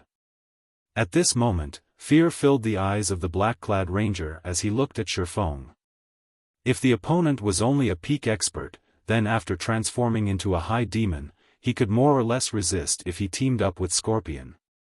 Once Xiaofan's berserk skill was over, they could then counterattack. However, the swordsman before them was evidently not just a peak expert. Forget the two of them working together, even if he had everyone in the team come over, they would merely be throwing their lives away. The disparity in attributes between both sides was simply too massive. Even he, who was a high demon, had not managed to get a clear look at Xiaofan's attacks. High demons received a 20% improvement to their physiques, which was 5% more than low demons. Their main attributes would also increase by 20%. Yet, even then, he still could not keep up with Xiaofan. We're retreating. Saying so, the ranger immediately extended his wings in preparation to leave. At the same time, he had also sent the command to withdraw in the team chat. But what about the situation on Boss Brute's side? The elementalist named Scorpion asked hurriedly. Boss Brute said not to let anyone enter Demon Island. Fool. The ranger sent a glare at Scorpion. Ignoring the elementalist, the ranger directly flew away. They were currently demons. The death penalty they would suffer was extremely severe. If they already knew that they could not stop Xiaofan, persisting in the attempt would only be foolish. Moreover, even if they wanted to stop Xiaofan and the others from entering Demon Island, the best place to fight him was not at sea, but on Demon Island itself. They were demons. They had very high innate magic resistance, particularly darkness resistance. They did not need to worry about the dark corrosive power on the island. However, the same could not be said for their opponents. More importantly, Demon Island was shrouded in grey fog, which significantly reduced the player's range of vision. However, demons like themselves were not affected by Demon Island's grey fog at all. They would have plenty of opportunities to deal with Xiaofan and the others, whose berserk skills would be on cooldown, at that time. It's too late to run away now. Xiaofan did not give the ranger and elementalist any opportunities at all. Activating Wind Rider, he left behind an afterimage where he had stood as he instantly appeared before the two Flower of Seven Sins members. He then violently swung down, killing Ray. Thunder Flame Explosion. Lightning and fire descended on the ranger and elementalist, and even the ice layer beneath the two began crumbling and evaporating. He escaped. When the lightning and flames dissipated, Xiaofan only saw one demon corpse floating on the water. This corpse belonged to none other than the elementalist Scorpion. As for the black-clad ranger, he was nowhere in sight. However, Xiaofan was not particularly surprised by this result. Unlike low demons, high demons not only received more improvements to their physiques and basic attributes but also got to learn some powerful demon skills, even a skill with a powerful escape ability. Dark Transfer. This skill allowed one to teleport to any location within a 3,000-yard radius. Its activation required no preparation time, but it had a long 6-hour cooldown. The existence of this skill made killing high demon players very difficult. The ranger managed to escape, but the other Flower of Seven Sins members fleeing back to Demon Island were not high demons. Without hesitation, Xiaofan immediately began chasing those demon players. Although both sides were moving in the air, Xiaofan was able to fly freely in the sky due to Wind Rider, whereas the demon players could only glide. The speeds of the two sides were worlds apart from each other. As for the attacks launched by the demon players, not only did Xiaofan easily dodge them, but he even used the opportunity to shorten the distance between them. Anyone that Xiaofan caught up with got killed in just a few hits. Initially, there were over 80 low demons fleeing back to Demon Island. However, the ones that actually managed to reach the island numbered less than 30. Once they reached Demon Island, Xiaofan gave up the pursuit. Demon Island was rife with level 70+ monsters. If he was not careful, he would definitely attract the monsters' attention. If that happened, not only would he not be able to kill the Flower of Seven Sins members, but he might even lose his life. In fact, as soon as Xiaofan stepped onto the island, he noticed more than a dozen Shadow Stalkers. Shadow Stalker, Dark Creature, Great Lord. Level 71. HP 37,000,000/37,000,000. When passing Monarch and the others set foot on the island as well, they could not help but gasp when they saw this scene. No sooner had they arrived than the sight of over a dozen level 70+ Great Lords greeted them. Moreover, these were merely the ones they could see. What about the ones in the forest that they couldn't see? This was definitely not a place humans should come to. At this time, a deafening roar came from the middle of the island and reverberated throughout the place. Even the Shadow Stalkers took fright at this roar. Immediately after, a black and white light pillar shot up from the heart of the island. The instant this light pillar appeared, passing Monarch and the others suddenly felt as if their bodies no longer belonged to themselves, so much so that they could not even twitch their fingertips.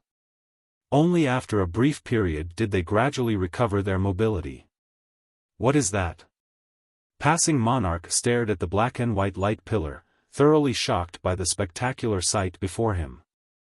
At this moment, the skies above Demon Island began crumpling, forming a black hole. Passing Monarch could vaguely make out a gigantic eye inside the black hole. Just one glance at this eyeball gave him an appreciation of just how frightening the creature inside that black hole was. In reality, it wasn't just passing Monarch and the others that felt fearful. At this moment, even Xiaofan could sense an aura of death looming over him.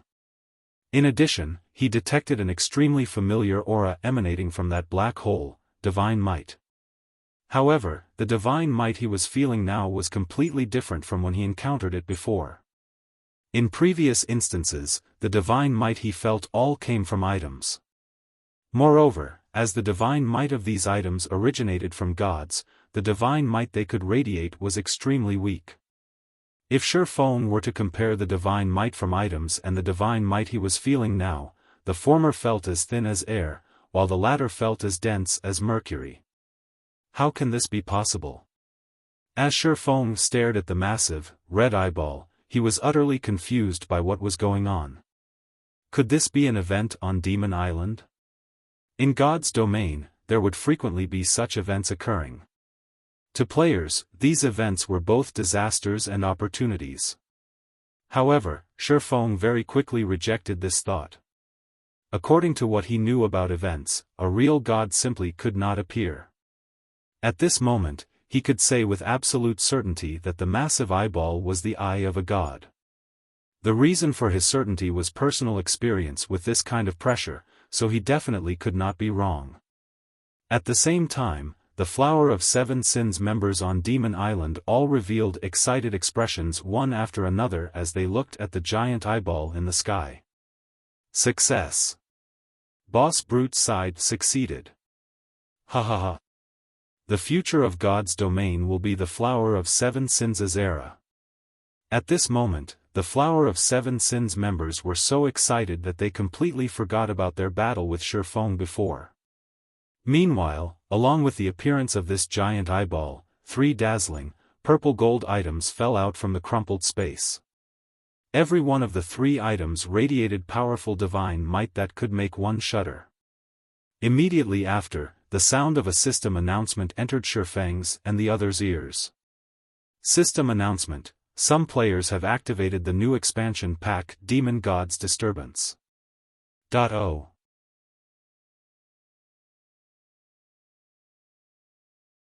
Chapter 1198, Darkness Rising. Chapter 1198, Darkness Rising. The system announcement echoed in everyone's minds for a long time. The players throughout God's domain who had received the news were stunned. Some players had gone directly to the game's official website, searching for any information about this latest expansion, whereas others thought nothing of it at all. After all, this wasn't the first expansion the game had launched. They had long since gotten used to such occurrences. However, when Xiaofan, who was on Demon Island, heard this system announcement, he was dazed for a long moment. Demon God's Disturbance? Xiaofan watched the black hole in the sky slowly close, chaos gripping his pounding heart. Had he known something like this would happen, he would have done anything to stop the Flower of Seven Sins. God's domain had many expansion packs. Among them, some had very little influence over the game, while some would impact the world significantly. Take the Abyss Invasion expansion pack for example. The expansion pack had only affected the Twin Towers Kingdom and neighboring countries. The Demon God's Disturbance expansion pack, however, affected all of God's domain. One could even say that the expansion pack's impact was just as massive as a system update. Although the Demon God's Disturbance expansion pack hadn't been introduced on the official website, it wasn't good news for ordinary players. Rather, this expansion pack benefited dark players and demon players. Due to this Demon God's Disturbance expansion pack, the system's restrictions on God's domain had loosened, possibly broken, allowing the dark forces to grow exponentially stronger. As a result, the dark forces found more areas where they could gather. These gathering points referred to NPC towns. As the dark forces occupied more towns, dark players could extend their reach, have an easier time killing players, and exchange the points they obtained for more power. There were also certain tools that could allow one to kill other players in an NPC town and leave safely, avoiding the NPC guards. After the Demon God's Disturbance activated, NPC towns ceased to be safe havens for players. Moreover, if one were not careful while exploring the fields, Dark Force NPCs might even claim their life. NPC bandits, in particular, became more prevalent. Due to this, God's domain would descend into chaos. Ambushes in the fields became more frequent, and Dark Force NPC raids on NPC towns would become a daily occurrence. However, this was not the most important change. After triggering this expansion pack, all of God's domain's monsters would gain the ability to learn and evolve. They could then increase their combat power. To put it simply, if a large number of players continuously killed a region's monsters, these monsters would gradually grow stronger, becoming increasingly difficult to kill. Of course, this improvement was not without limits. Common monsters could, at most, grow to the standards of the Trial Tower's second floor, while elite and special elite monsters could aim for the third floor standard. Chieftains could grow to the fourth floor standard, lords and high lords to the fifth floor standard, and great lords and grand lords to the sixth floor standard. Fortunately, there was a way to cope with this problem: grind where few others venture. Monsters that players didn't farm would keep their low standards. Players could also pioneer high-level maps. These places had similarly low player populations. Due to this expansion pack, the various large guilds had grown more enthusiastic about pioneering new maps. They had no longer restricted themselves to their own territories. This, in turn, increased the intensity of the competition between guilds. On the bright side, monsters that evolved and improved would provide more EXP, allowing players to level up much more quickly. Brother Yifeng, this island is too dangerous. I think we should leave, passing monarch anxiously advised Xiaofan. Although the giant eyeball in the sky had disappeared, the island felt even more dangerous before. His instincts told him to run. Hearing this, Xiaofan took a look at the shadow stalkers, which had suddenly gone berserk. Sighing, he said, "All right, let's leave, then." With the situation on Demon Island as it was not suitable for them right now. The demon god's aura had driven the island's monsters berserk. In this state, their combat power had risen by at least 30%. Demon Island had already been dangerous for him. Now that the monsters had gone berserk, it was impossible to reach the ancient ruins. If he wanted to do so, he could only wait until the monsters here reverted to their normal state. As Xiaofan and the others had turned to leave, a monster's roar reached them from within the forest. In the next moment, a three-headed demonic hound that was over 5 meters tall barreled out of the trees. A savage man with disheveled hair sat upon this demonic hound. The man stood over 2 meters tall, half a head taller than Kola. The man had thick, robust arms. The man carried a crimson spear on his back, the length of which was decorated with blood-red divine runes. A fiery glow swallowed the spear's tip. At first glance, it was obvious that this spear was no ordinary weapon. A group of players followed the man atop nothing less than bronze mounts. These people were mostly around level 43. Who are these people? Passing Monarch turned his head towards the 6-man party, shocked. The other Freedom Alliance members were similarly surprised. The three-headed demonic hound was very large. Rather than a mount, it looked like a lord-ranked monster. They had never even heard of such a mount before.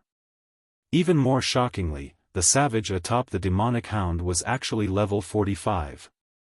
Meanwhile, Xiaofan recognized this savage the moment he laid eyes on him. Brute Spear. In the past, Brute Spear had been a relatively well-known expert of the Flower of Seven Sins. Back then, the rest of the world had referred to him as the Brute God. In God's domain, any player that was nicknamed a God had been a Tier 6 God-ranked expert. The reason he had been known as Brute God, and not Spear God, was his inhuman strength in both the game and the real world. The 5 others behind Brute Speed were all experts from the Flower of Seven Sins. Their combat standards were on par with the black-clothed ranger from before, having already reached the flowing water realm. Even in super guilds, an expert party like this was rare. One would only encounter them with some frequency in the dark arena. "You guys killed my men just now?" Brute Spear asked coldly as he looked down at Xiaofan and the others. Brute Spear's voice was rough. Despite him speaking normally, his words sounded like a tiger's roar. He was like the generals of ancient times and gave off a very scary feeling. "Fellow friend, is there some misunderstanding between us?" Passing Monarch asked hurriedly when he noticed Brute Spear and the other Flower of Seven Sins members showing signs of taking action. "We didn't take the initiative to attack your people. They attacked us first. We were simply retaliating. I don't care. Right now, I'm asking whether you guys killed my men or not." Brute Spear demanded once again, ignoring Passing Monarch's words.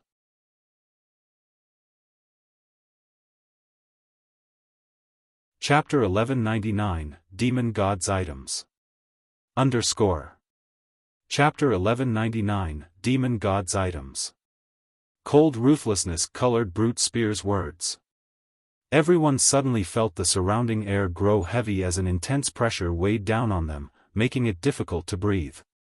Freedom Alliance had the advantage in numbers, but Passing Monarch did not doubt that, if Brute Spear and the others wanted to kill them, they would be powerless to resist. The difference in strength between both sides was too obvious. Compared to the black-clothed ranger he had fought earlier, Brute Spear and the others were much stronger. If they simply fell in a fight against Brute Spear and his companions, they could deal with the outcome. However, when the black-clothed ranger had killed his companions, even resurrection hadn't revived the dead. His companions had been thrown from the game and hadn't been able to log back in. Hence, if they died now, they would lose their monthly opportunity to obtain the legacy of the sea.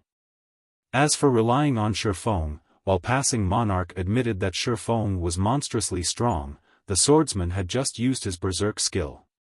He couldn't use it again within a short time. His chances of defeating the 6 experts before them weren't great. While Passing Monarch and the Freedom Alliance members remained silent, not sure how they should answer Brute Spear's question, Xiaofan opened his mouth and said, "That's right. I did it." When Passing Monarch and the others heard Xiaofan's honest answer, they paled as they fell speechless. How could Brute Spear possibly not know that they were the ones responsible for his companions' deaths? It was obvious that Brute Spear was toying with them. A fight is inevitable. "Flee with everything you have," Passing Monarch said hurriedly in the team chat. In reality, they were already considerably lucky.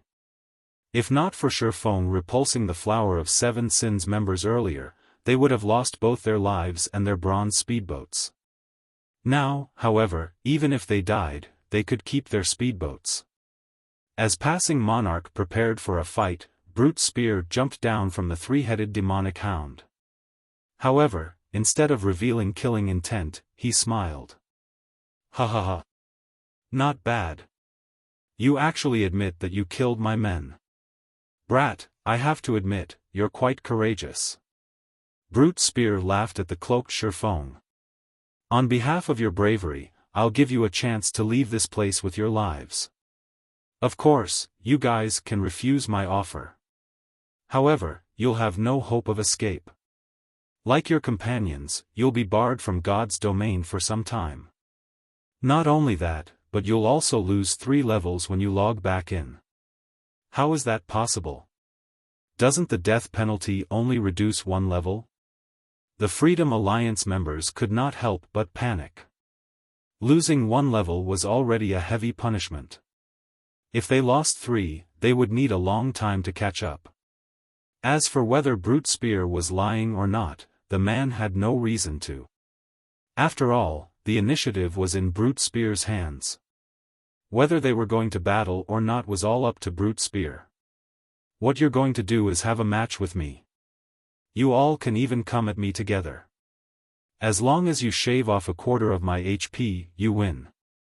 If you win, you may leave here in one piece. On the other hand, if you lose, you'll need to contribute a portion of your souls," Brute Spear said, smiling as he glanced at Passing Monarch and the others. Contribute our souls?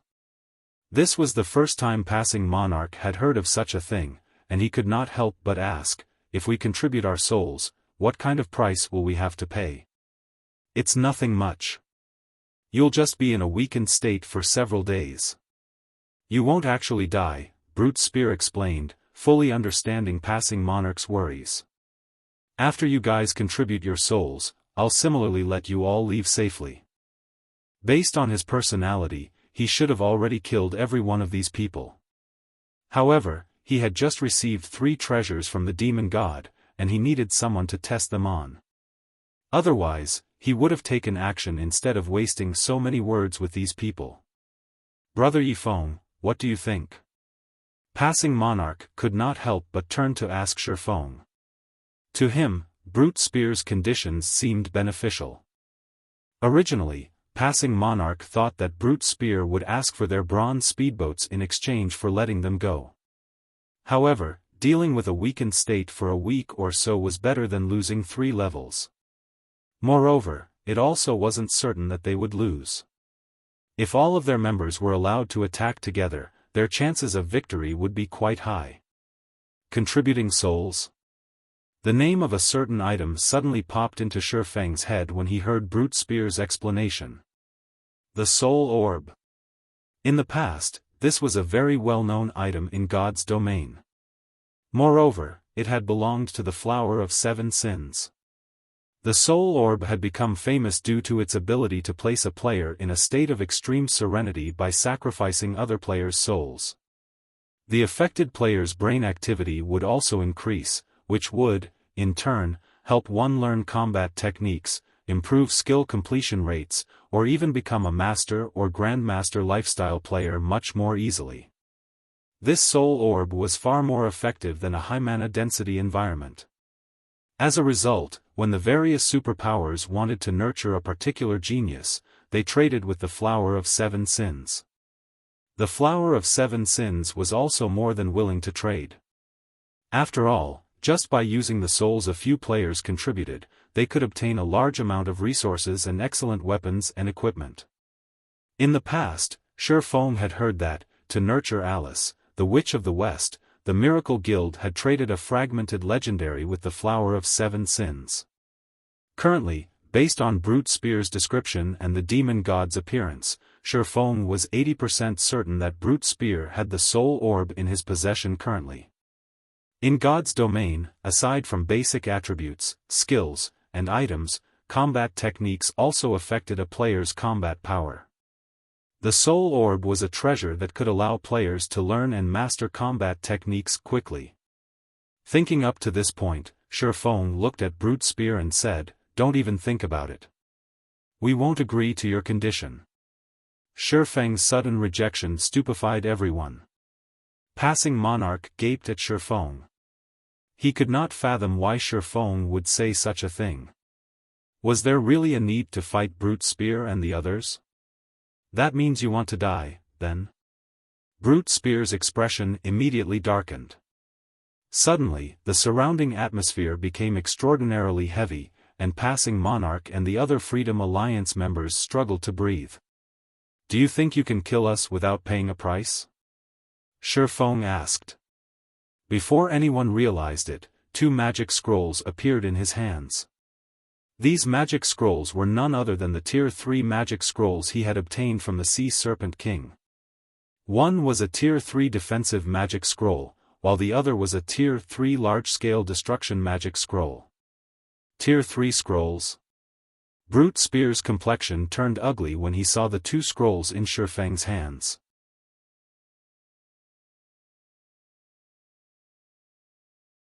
Chapter 1200, Sin of Pride. Chapter 1200, Sin of Pride. Tier 3 magic scrolls were extremely rare in God's domain. It was nearly impossible to find one on the market.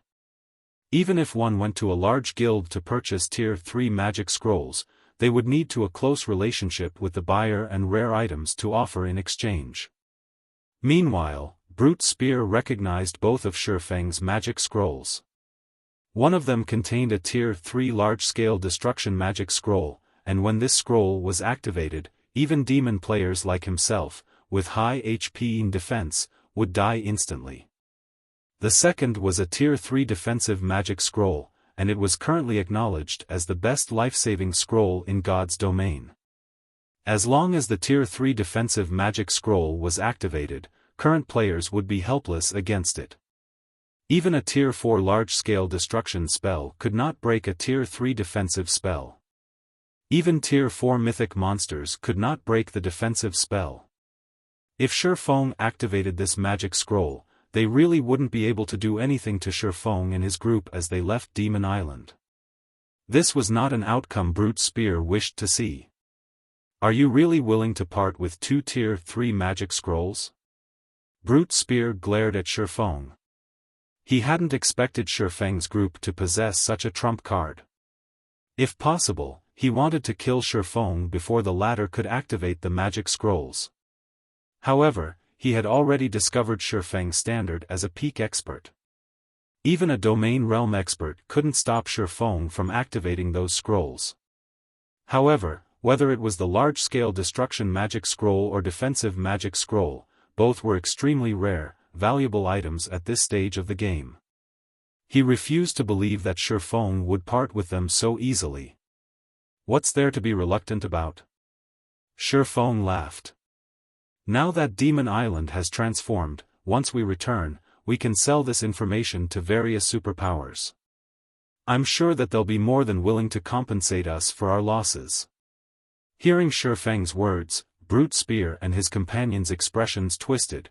They wanted nothing more than to rip Xiaofan apart. Currently, they still had plenty of matters to deal with on Demon Island, and it would take some time before they finished. If the other superpowers learned about Demon Island, a war would erupt. If that happened, other superpowers might snatch some of the items they were searching for. This was definitely not an outcome they wished to see. I'll admit that you're pretty smart. Say it, then. What do you want? Brute Spear growled as he suppressed his bubbling rage. Hearing this, the corners of Xiaofang's lips raised as he said unhurriedly, since it's a competition, we have to even the odds. Your conditions are simply too one-sided. If we win, we only get to leave safely, yet if we lose, we have to contribute a portion of our souls, suffering a weakened state for a long period. If you really want a match, do it fairly. Since we have to contribute our souls if we lose, shouldn't you offer something as well? The items the demon god had bestowed were different from monster drops. There was no 2-hour waiting time to take ownership. Unless the items had a setting that made it so that they would drop upon death, even if he killed Brute Spear, there was no guarantee that he could get the items from the man's bag. Even if something did drop, it was unlikely that it would be the soul orb he wanted. In the past, many superpowers had sought the soul orb and had employed many means, both honest and not, to obtain it. However, no matter what they tried, they had failed to obtain the soul orb and had no choice but to trade valuable treasures with the Flower of 7 Sins. Contribute items? Brute Spear glared at Xiaofan. Unfortunately, he currently had no means of dealing with the swordsman. On the contrary, Xiaofan held his weakness, Demon Island, in his palm. Fine. If you guys win, I'll give you all a piece of level 45 dark gold equipment. However, you have to reduce my HP to 50% to win. You may choose whichever of the 2 options. Hearing Brute Spear's words, everyone present could not help but admire Xiaofan.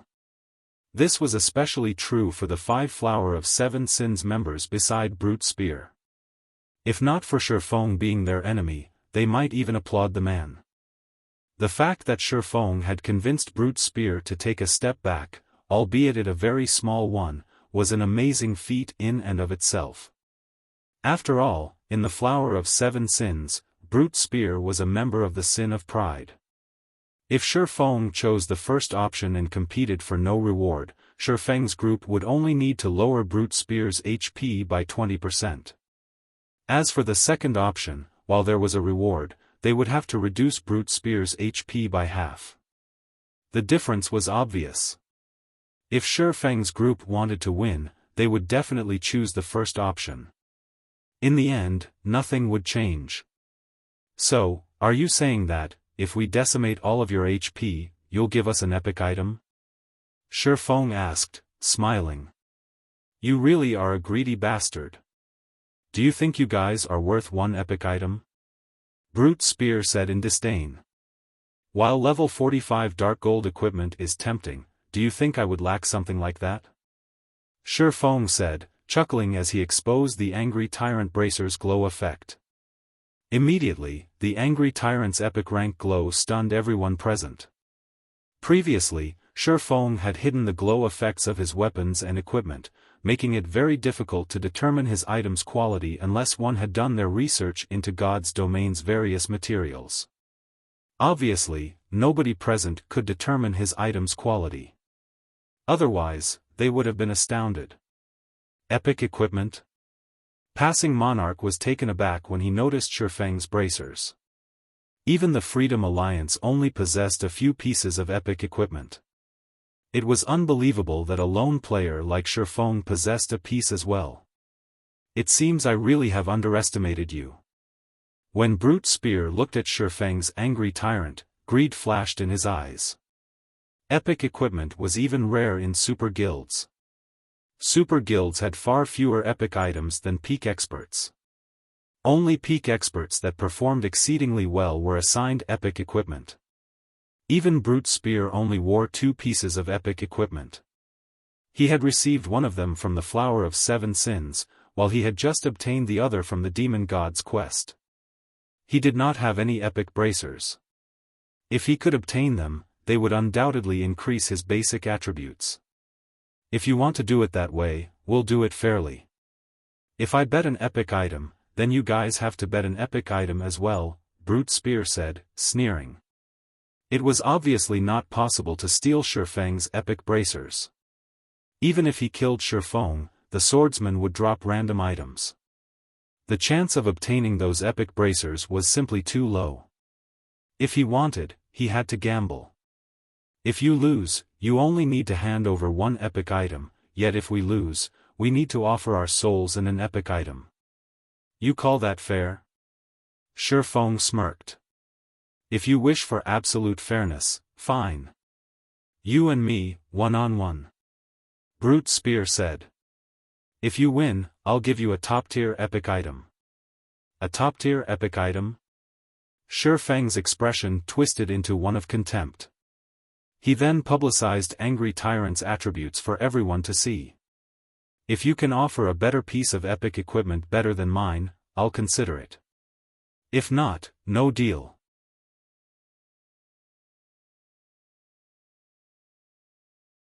Chapter 1201, Tier 2 Class. Chapter 1201, Tier 2 Class. Initially, the Flower of Seven Sins members were about to blow up in rage at Xiaofan for looking down on them. However, when they saw Angry Tyrant's attributes, they were all stupefied. How is this possible? Aren't these attributes too overpowered? Everyone present was surprised by Angry Tyrant's attributes. Although the bracers did not possess any active skills, their 2 passive skills were practically tailored for berserkers. An increase of 20% in strength and 30% in attack speed when the wearer's HP was below 50%. Just thinking about this gave everyone the shivers. Not to mention, there was also a certain chance for the wearer's strength to double when attacking. It was practically impossible for any other epic equipment to surpass the Angry Tyrant bracers. Angry Tyrant was definitely the best among epic equipment. Only equipment at the fragmented legendary rank and above would be better. When Brute Spear saw the bracer's attributes, he could no longer hide the greed in his eyes. He was a berserker. Moreover, he preferred strength-oriented equipment. In fact, every piece of equipment below epic rank that he had equipped right now focused on strength. Strength-oriented epic equipment was something he always dreamed of obtaining. However, just being able to obtain epic equipment was already plenty difficult. Wanting to get epic equipment that perfectly suited him was practically a dream. How could such excellent equipment for berserkers possibly fall into the hands of a swordsman? I must obtain it. Unfortunately for Brute Spear, although he wanted Angry Tyrant, just like Xiaofan said, he indeed could not produce any top-tier epic equipment that was equal or superior to the bracers. No matter how he thought about it, he had only 2 items on hand that were worth more than Angry Tyrant. One was an item that the Flower of Seven Sins wanted, while the other was the epic rank tool Soul Orb. Eventually, Brute Spear gnashed his teeth as he said, "Do you think I can't take out something of even higher value? I have an epic tool here. It is definitely more valuable than your Angry Tyrant bracers. If you can defeat me, I wouldn't mind gifting this epic tool to you." Epic tools were generally more valuable than epic weapons and equipment because epic tools did not take up a player's equipment slots. Players could use an epic tool even if it was in their bag space. Hence, the price of epic tools was generally double that of epic equipment, more if it was an epic tool with good attributes. An epic tool?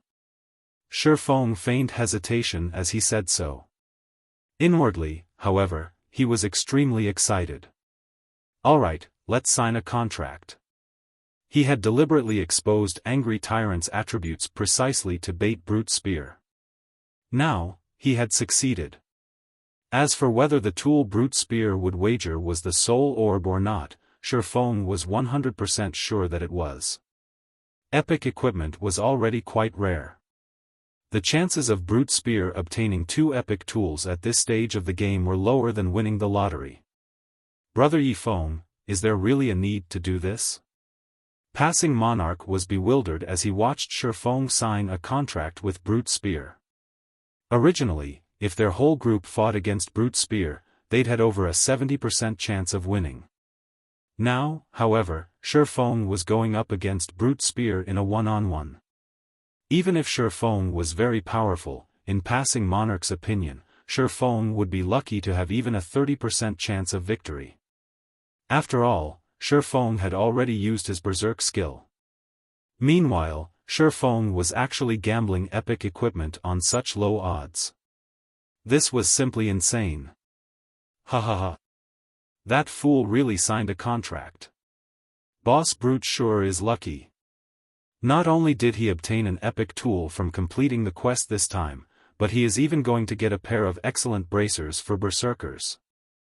That's right. I wonder what kind of expression that person will reveal when they see the strength Boss Brute reveals. With the addition of these epic bracers, Boss Brute will have 3 pieces of epic equipment in total. He will definitely become our Sin of Pride's #1 berserker with this. Brute Spear's several companions began a hushed discussion among themselves as they looked at Xiaofan. They all considered Xiaofan extremely foolish to gift away such excellent equipment. As a peak expert, Xiaofan indeed possessed the qualifications to be prideful. However, Brute Spear was similarly a peak expert. In their opinion, if it were before Brute Spear had completed his quest, he would have had roughly a 60% chance of winning. The reason for this bullish evaluation was Brute Spear having been a high demon. After he transformed, both his main attribute and physique would receive a 20% improvement. If both sides were almost equal in attributes and combat standards, a 20% improvement to physique would allow Brute Spear to achieve an overwhelming victory. The only way Xiaofan could make up for this difference was through activating a Berserk skill. However, as far as they knew, Xiaofan had already used his Berserk skill and wouldn't be able to use it again within a short period. This doomed Xiaofan to a lower chance of winning. Meanwhile, now that Brute Spear had completed his quest, his strength had received another considerable improvement. Even if Xiaofang's combat standard was above Brute Spear's, Brute Spear still had a 90% chance of victory. With the contract signed, both sides distanced themselves and provided Xiaofan and Brute Spear with sufficient space for a duel. As the duel timer began counting down, Brute Spear retrieved the crimson spear slung on his back and slammed the spears but on the ground, causing an earth tremor. As thanks for gifting me the Angry Tyrant bracers, I'll let you have the honor of witnessing my full strength, Brute Spear sneered. Originally, I intended to reserve this strength for competing against Bart for the position of #1 berserker in the group. Saying so, Brute Spear let out a low shout as his entire body began releasing scorching hot, pitch-black smoke. This pitch-black smoke quickly wrapped around Brute Spear's entire body. In the next moment, the berserker began transforming. In the blink of an eye, he had become a demon. However, unlike the black-clad ranger from before, Brute Spear's demon form had 3 sets of wings. The aura he radiated was also much stronger than the black-clad ranger's. There was absolutely no comparison. We're doomed. After seeing Brute Spear's demon form, the last strand of hope-passing monarch clung to vanished entirely. At this moment, Brute Spear's companions likewise had shocked expressions on their faces, having all received a fright from Brute Spear's transformation. This is an ennobled demon. Amazing. High demons simply cannot compare. With this transformation, Boss Brute will no doubt become the #1 berserker in our Sin of Pride in the future. After demon players transformed into demons, they would still have ranks, which was also the reason why demon players were half a tier stronger than ordinary players. When players first demonized, they would start out as low demons. Afterwards, they could promote to high demons through hunting for a large number of player souls. However, further promotions after reaching the high demon rank depended on more than just harvesting sufficient souls. One also needed to possess the corresponding status, in other words, attaining nobility. Meanwhile, after Brute Spear completed his quest on Demon Island, he had gotten promoted from a high demon directly to a baron. As a result, his strength had also undergone a qualitative improvement. Ha ha ha. So this is the power of a baron demon? Truly amazing. At this moment, Brute Spear could not help but revel in this newfound power of his. Baron-ranked demon players received a 30% increase to both their attributes and physique when transformed. Currently, both his attributes and his body's physique were already at the Tier 2 standard. The only thing he lacked now was Tier 2 skills. Aside from that, he could already be considered a Tier 2 player. The disparity between Tier 2 and Tier 1 classes was much greater than that between Tier 1 and Tier 0 classes. If a Tier 2 class fought against a Tier 1 class, even without using any skills and under a situation where both sides were at the same level, the Tier 1 class would be powerless to resist. After Brute Spear stretched his body a little, his blood-red eyes shifted to the swordsman before him. Alright, I'll let you have a taste of despair now.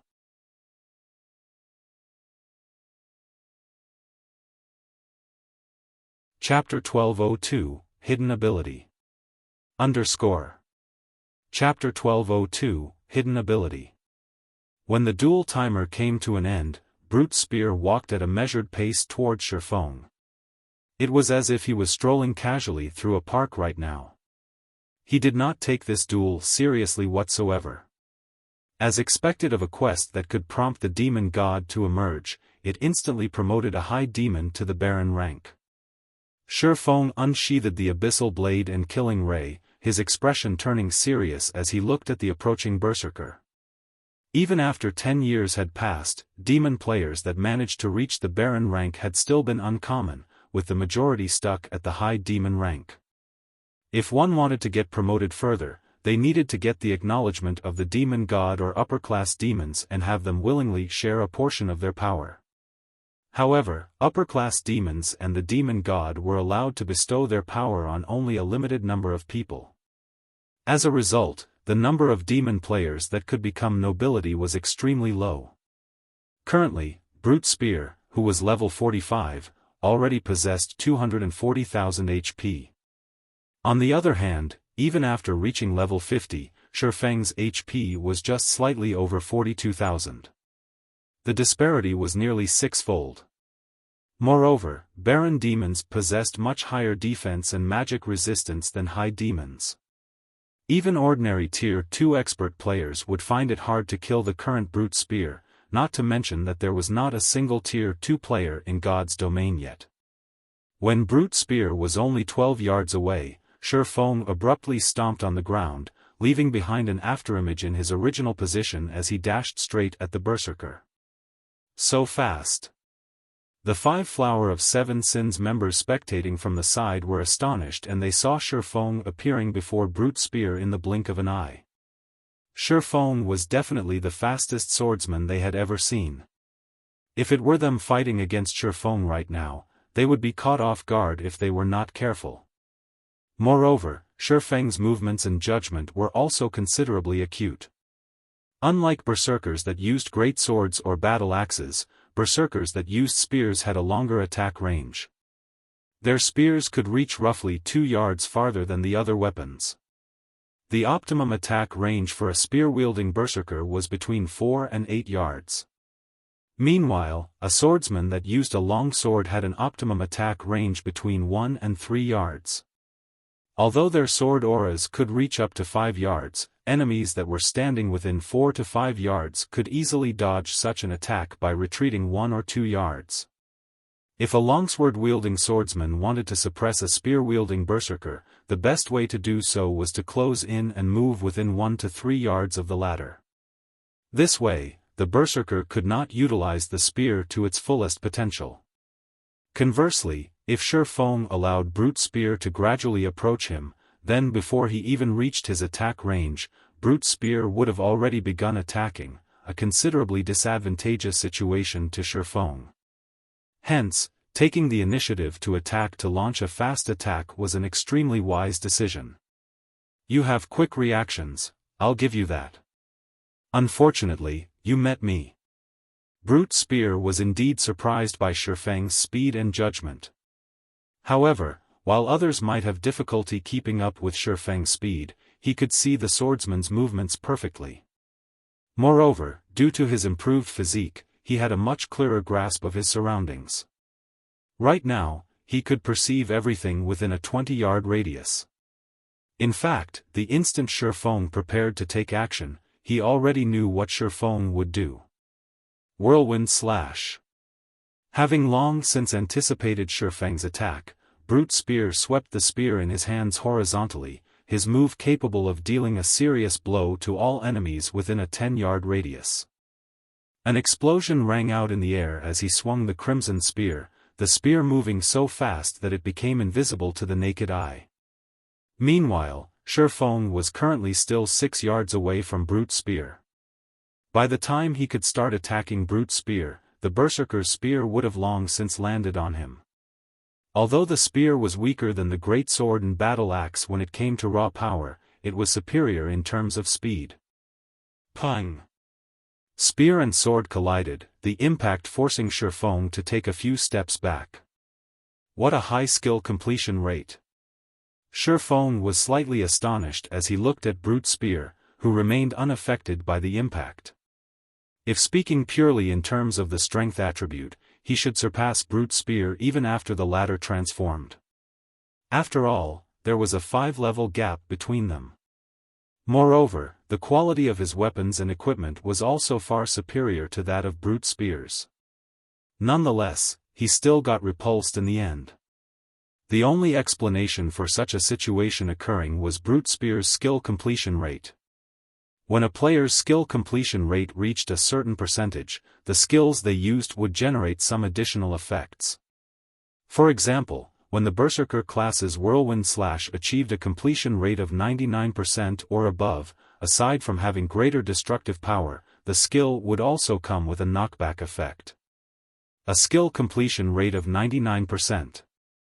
This was a completion rate that Xiaofan could only occasionally achieve, and both his body and mind were in an excellent state. Despite that, the berserker before him was able to achieve this feat casually. Is this a hidden ability of a demon noble? Xiaofan did not believe that Brute Spear himself was capable of achieving such a high completion rate. After all, the berserker had just been promoted to a Baron Demon. After transforming, the bonus attributes he received should be much higher than when he was just a high demon. He should have great difficulty properly controlling this newfound strength immediately. He would need some time to adapt. Hence, the only explanation was that this high completion rate was a hidden ability of a demon noble. In the past, Xiaofan had never gotten the opportunity to fight against a demon noble. Or to put it in another way, he had not possessed the qualifications to do so. As a result, he had only a little information on demon players. As for the hidden abilities of demon nobles, there hadn't been any fools that revealed such a secret. No wonder Chen Su said that you're powerful. Your strength attribute is actually so high. Looking at his still trembling spear, Brute Spear could not help but turn to look at Xiaofan. After this brief exchange, he grew even more fond of the bracers on Xiaofan's arms. Even after transforming into a demon, he was still weaker than Xiaofan in terms of strength. If he were fighting against any other swordsman right now, such a situation would have been impossible. The only explanation for this was Xiaofan's weapons and equipment. After saying so, Brute Spear directly used charge at Xiaofan, the spear in his hand stabbing at Xiaofan's heart. When Brute Spear used charge, he became like a shooting star. He was not only extremely fast but also exerted powerful pressure on Xiaofan. However, this pressure didn't come from Brute Spear himself. Instead, it was a deterrent effect that appeared when charge's completion rate reached 99% or above. This hidden effect reduced his opponent's reaction speed by 20% and movement speed and attack speed by 40% for 1 second. When Brute Spear got to within 6 yards of Xiaofan, the crimson spear in his hands suddenly transformed into a streak of red light. Boss Brute is finally using his trademark move, an assassin familiar with Brute Spear said, chuckling. This was a combination technique Brute Spear used to gain fame for himself in the Flower of Seven Sins, merging a combat technique with a system skill to exert even more power. Lightning Speed. Originally, charge had already allowed Brute Spear's crimson spear to move at a frighteningly fast speed. Then, during the time he was using charge, he would transfer the power of his entire body to his spear, applying additional acceleration the instant it was about to reach its target. This speed made the attack practically impossible to dodge or block. Pang! At the critical moment, Xiaofan activated parry. When the crimson spear came into contact with his swords, Xiaofan instantly felt both his arms go numb. His entire person also was forced to retreat 6 steps before he managed to stabilize himself. He blocked it. Brute Spear was astounded right now. Just how high is his agility? The lightning speed he executed this time was the most perfect one so far. Logically, after including the suppression effect of his charge, Xiaofan should not have been capable of executing parry at all. Since it is so, let's see if your reaction speed or my attack speed is faster. Saying so, Brute Spear flapped the wings on his back and began hovering in midair. His body then split into 3, and all 3 attacked Xiaofan simultaneously from different directions. The skill he had used was called Demon Flash, something he had learned after becoming a Baron Demon. It allowed him to attack his opponent from 3 directions, and each clone mirrored his original body perfectly. There was also no need for him to control his mirror images as they would carry out the same actions as he did. During the attack, he and his clones would also gain an enormous movement speed boost. Overall, it was a skill many times more powerful than charge.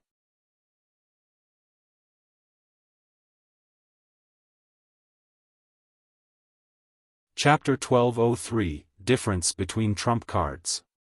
Chapter 1203, Difference Between Trump Cards. After Brute Spear used Demon Flash, he and his mirror images moved faster than when he used charge. The surrounding spectators could barely see the 3 berserkers' afterimages, much less their real bodies. Is this his true strength? Passing Monarch was deeply shocked when he saw this scene. It was no wonder Brute Spear was so confident before. With that kind of speed and destructive power, even if all of them went at him together, they would be fortunate to land an attack on him, much less shave away 1/5 of his HP. So fast. Although Xiaofang's physique had improved a lot after reaching level 50, in the end, he had yet to obtain his Tier 2 class, which would provide a massive boost to his physique. At this moment, his eyes could no longer keep up with Brute Spear's speed. He could only rely on the changes in his surroundings to determine Brute Spear's movements. You should consider yourself fortunate to fall to this move of mine. Brute Spear executed lightning speed on Xiaofan once more. Compared to the time he attacked with charge, the speed of his spear this time had increased by a large margin. Moreover, his two clones had also attacked using the same strength and speed. If attacked at such a speed and from 3 different angles, even a Domain Realm Assassin expert would not be able to evade properly. Dang! Dang! Dang! However, just as the 3 crimson spears were about to reach Xiaofan, they abruptly stopped in their paths, unable to proceed even an inch farther due to Xiaofan activating the swordsman class's strongest life-saving skill, Defensive Blade. Brute Spear was not particularly surprised by this situation. After all, the swordsman class's life-saving skills were only second to the assassin classes. Now that he had forced Xiaofan to use both life-saving skills consecutively, he would have a much easier time dealing with the swordsman. So what if you blocked them? Brute Spear sneered. In a single breath, he rapidly jabbed 5 times with his spear, targeting Xiaofan's blind spots. Meanwhile, his 2 mirror images had also launched identical attacks. Demon Flash did not just allow him to launch a charging attack on his target. The clones conjured lasted 5 seconds, during which, they would carry out the same actions as the main body.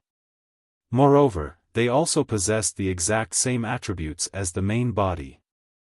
Overall, Demon Flash was a skill meant to counter defensive skills that could block multiple attacks. As a result, a total of 15 spears struck at Xiaofan from 3 different directions, and extremely fast. Even Xiaofan failed to keep up with all 15 spears.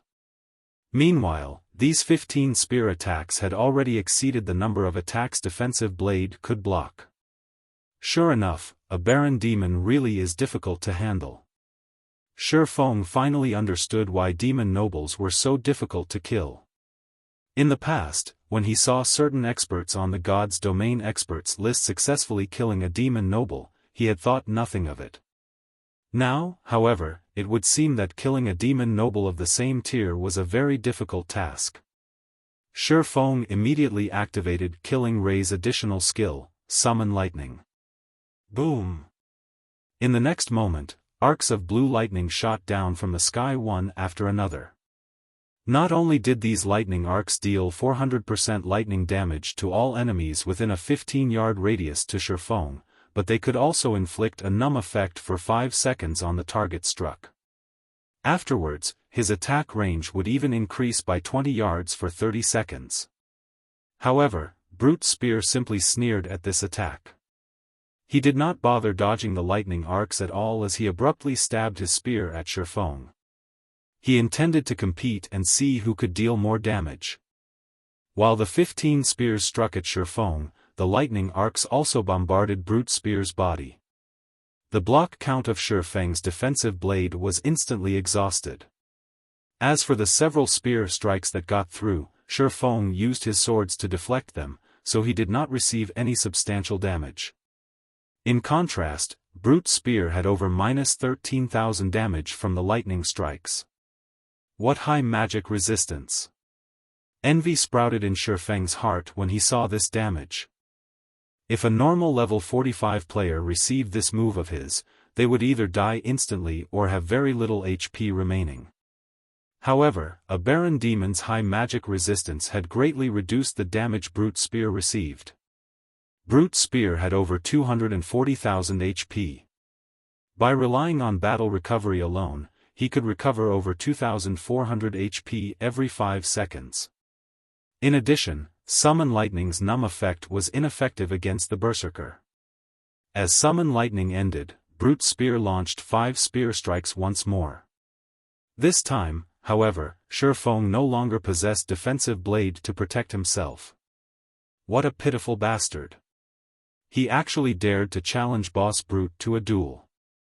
He might have had a fighting chance if he had his Berserk skill. Unfortunately, he's already used it against Chen Su. However, Boss Brute is also amazing. I feel that the skills he used all have very high completion rates. When the 5 Flower of 7 Sins members saw this scene, they all knew that this fight was as good as over.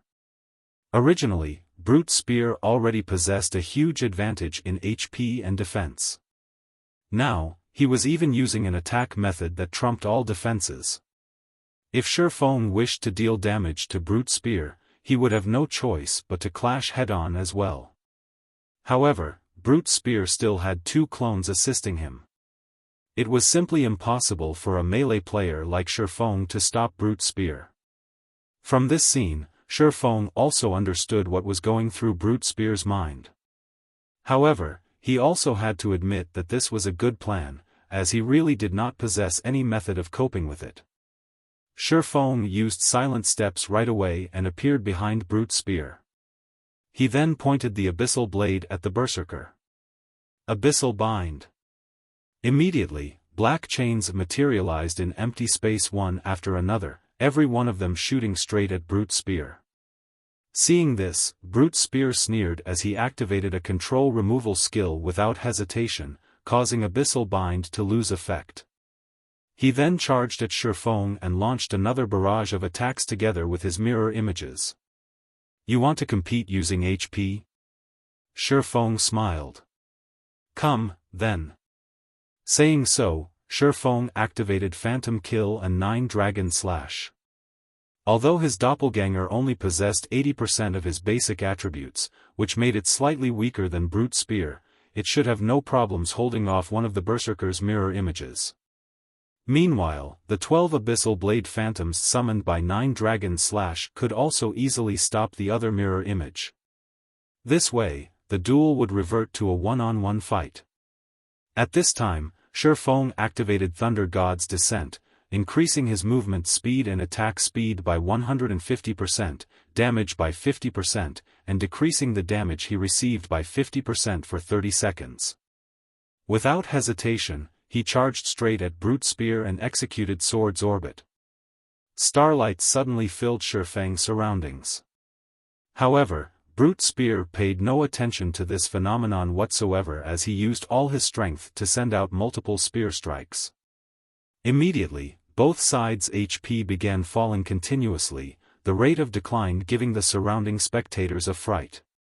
How is this possible? The 5 Flower of 7 Sins members were dumbfounded as they looked at Brute Spear's plummeting HP. At this moment, Brute Spear was losing over 10,000 HP with each attack he received, 20,000 HP with a critical hit. On the other hand, although Xiaofan was similarly losing HP, he was only losing around 3,000 HP with each attack he received. Moreover, the rate at which his HP fell was much slower than Brute Spear's. For each time Xiaofan's HP fell, Brute Spear's HP would fall 2 or 3 times. After just 2 seconds of exchanging hits, Brute Spear had less than 70,000 HP remaining, down to less than 1/3 of his HP. On the other hand, although they could not see the exact value of Xiaofan's HP due to him having hidden it with his black cloak, the HP bar revealed above his head showed that he had lost only 1/3 of his total HP so far. The difference between the two sides was obvious at a glance. However, despite this situation, Brute Spear himself remained unfazed. Just when Brute Spear's HP fell below the 30,000 threshold, a sinister smile appeared on his face. "Backtrack!" Brute Spear roared. Immediately, a blood-red magic array appeared in the air. A red light then shone out of the magic array, enveloping a radius of 30 yards around Brute Spear. This was the strongest skill Brute Spear obtained after becoming a Baron Demon. Blood Backtrack. As long as he was not dead, the skill would allow him to regain the HP he had 6 seconds before. This was the reason why he dared to exchange damage with Xiaofan. In the next moment, Brute Spear's HP directly recovered to full. In contrast, Xiaofan had less than half of his HP right now. Despicable. He can actually recover his HP. Passing Monarch could not help but curse out loud when he saw this scene. Brute Spear simply sent a contemptuous glance at Passing Monarch. Sure enough, he really does have a trump card hidden. Xiaofan was not particularly surprised by this scene. In reality, he also knew about Blood Backtrack. This was a move that all demon nobles knew. Even monsters like great demons had used it frequently since it was a skill specifically used to trap others. Hence, he also held back a trump card. Suddenly, the two swords in Xiaofan's hands released a blinding light. Flame burst. Swords orbit. One sword light after another flew at Brute Spear. A sure kill skill? Remaining unfazed, Brute Spear activated the additional skill of his epic equipment, Magic Shield, which reduced the damage he received by 30% for 10 seconds. He promptly brandished his spear to deflect the oncoming sword lights. Although Brute Spear failed to deflect all the attacks, with his body's extraordinary physique, he still managed to deflect the majority of them. In the end, he got struck only 3 times. However, these 3 hits shocked him as each one actually took over 60,000 HP from him. In just 3 blows, he had lost over 180,000 HP. When Flame Burst ended and Brute Spear was preparing to counterattack, Xiaofan activated Dragon Breath. Dragon Breath was an AoE skill that was impossible to block. Moreover, it dealt much more damage than even Flame Burst. Instantly, Dragon Breath devoured Brute Spear's remaining HP. At the same time, Xiaofan emerged the victor of this duel.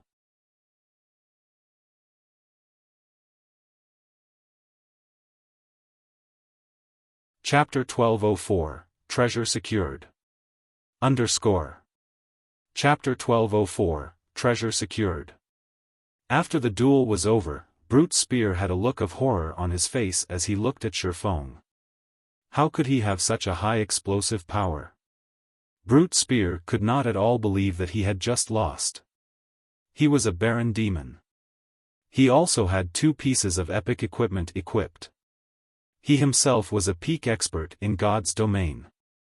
With his 240,000 plus HP, even if he just stood still and did nothing, it would take a berserker of the same level quite some time to kill him, yet he had been killed almost instantly. How could he possibly accept this loss? Nonetheless, there was no way the duel result announced by the system could be fake. It was also an inescapable fact that he only had 1 HP remaining right now. Unlike the duels in arenas, the system would leave players with 1 HP when they were defeated in a duel held in the fields, preventing them from dying. The match is over. You can hand over that epic item of yours now, Xiaofan said as he looked at Brute Spear, who currently had a dazed expression on his face. Although Brute Spear possessed the transformation bonuses of a Baron Demon, the difference in levels and equipment between the two of them was simply too massive. It was not something a single demon transformation could offset. Powerful weapons and equipment not only improved a player's basic attributes but also strengthened a player's skills. Just who are you? Brute Spear asked after taking a deep breath. Anyone capable of steamrolling right over me can't be someone unknown. In terms of HP and defense, he indeed possessed an absolute advantage. However, Xiaofan was leaps and bounds above him in skills and other basic attributes.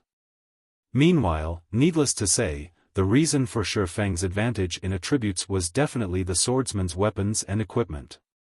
Any player that could surpass a player like himself in terms of weapons and equipment could not be an ordinary expert. Most likely, Xiaofan was a peak expert from a superpower. Moreover, far from just any ordinary peak expert, Xiaofan was no doubt a peak expert heavily nurtured by his guild. What? Want to take revenge on me?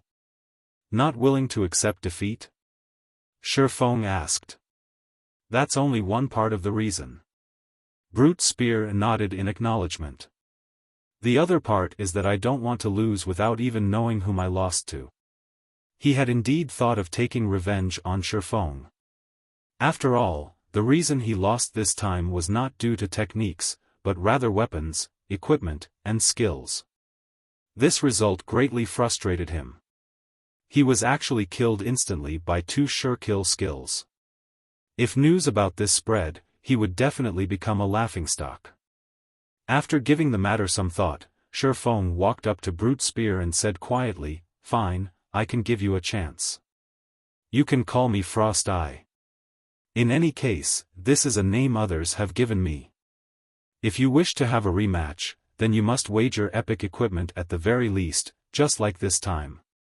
As for the venue of the match, let's set it at the imperial capital of the Fire Dragon Empire. Once you're ready, you just need to spread the message in the Fire Dragon Empire. When the time comes, I'll naturally find out. You're Frost Eye? The number one person on the bounty list? Brute Spear's heart began racing when he heard this and stared incredulously at Xiaofan. Frost Eye was very famous in God's domain. After all, Frost Eye had managed to enter the main headquarters of the Super Guild King's Return and kill Hell Fiend all by himself, then escape with his life. This incident had long since become a legend in God's domain. Even now, King's Return was still hunting Frost Eye. Moreover, the bounty the guild had placed on Frost Eye had increased from the initial 20,000 gold to the current 50,000 gold. King's Return was even offering a reward of several hundred gold to anyone that could provide some clues leading to Frost Eye. This incident had also prompted the various superpowers in God's domain to search for Frost Eye, because of Frost Eye's ability to enter places with heavy security like the Divine Colosseum and pull off an assassination. Since Frost Eye had killed an expert like Hell Fiend, he was naturally capable of killing other guild upper echelons as well, perhaps even the guild leaders of superpowers. A guild leader's assassination would deal a massive blow to the guild's reputation. Hence, the various superpowers in God's domain were searching for Frost Eye. The Flower of Seven Sins was no exception. As an organization that dealt in assassination work, if the Flower of Seven Sins could recruit such an expert, its fame would undoubtedly rise significantly. That's right. Since you already have the answer to your question, you can give me my item now, right? Xiaofan nodded. It seems I have not lost in vain. At this moment, a trace of admiration flashed across Brute Spear's eyes as he looked at Xiaofan. He then took out the soul orb from his bag and passed it to him. In reality, Brute Spear did not place any particular importance on the soul orb. After all, epic items like the soul orb were not particularly rare. Practically every superpower possessed one or two of such items. Take the epic tool the Dark Arena had auctioned for example. The tool could be used to brew magic wine that had a calming effect when consumed. The calming effect was similar to when a player was in a high mana density environment. The soul orb was similar to that epic tool. However, unlike the magic wine, which required rare materials to brew, the soul orb needed players to willingly offer up a portion of their souls to produce soul water. Moreover, the souls of 100 players were needed to produce 1 drop of soul water. Rather than doing something as tedious as collecting souls, gathering raw materials would be much faster. Hence, Brute Spear felt that the soul orb was somewhat useless, otherwise, he wouldn't have used it as a wager. Soul Orb, Epic Rank Item. An orb crafted by demon god Paimon using the fragments of a destroyed powerful soul treasure. Additional active skill dash. Soul Water, creates soul water from the souls willingly contributed by players. No cooldown. Every 100 souls of players absorbed will produce 1 drop of soul water. Currently, this item has been sealed by demon god Paimon. Item will drop upon death. Those without the power of demons are unable to use this item. If you're not interested in this epic item, I can use 7,000 gold to buy it back, Brute Spear said, grinning as he looked at Xiaofan. Although items like the soul orb were indeed rare in God's domain, there were still a few of them, which usually sold for around 20,000 to 30,000 gold. However, since only demon players could use the soul orb, its value was much lower. For someone like Xiaofan, who was not a demon player, even if he obtained the soul orb, he would not be able to use it. In other words, it was no different from a piece of junk. At the end of the day, it is still an epic item. Keeping it as a decoration isn't a bad idea either. Although a surprised expression had indeed appeared on Xiaofang's face after he read the soul orb's attributes, he still stored the item away. He then turned around and left. The corners of Brute Spear's mouth twitched involuntarily when he heard Xiaofang's words. Most likely, only the number one person on the bounty list could say something like using an epic item as decoration. As for preventing Xiaofan and the others from leaving, Brute Spear did not think he and his companions had this ability. If Xiaofan was capable of leaving King's Return's main headquarters unscathed back then, it would be child's play to get away from the 6 of them. Following which, Xiaofan led Passing Monarch and the others away from Demon Island. Brute Spear and the others had failed to notice that the reason for Xiaofang's surprised expression was not the fact that only demon players could use the soul orb. After all, this was something Xiaofan had long since known. Instead, he was surprised because the instant he touched the soul orb, the golden stigmata on him had reacted.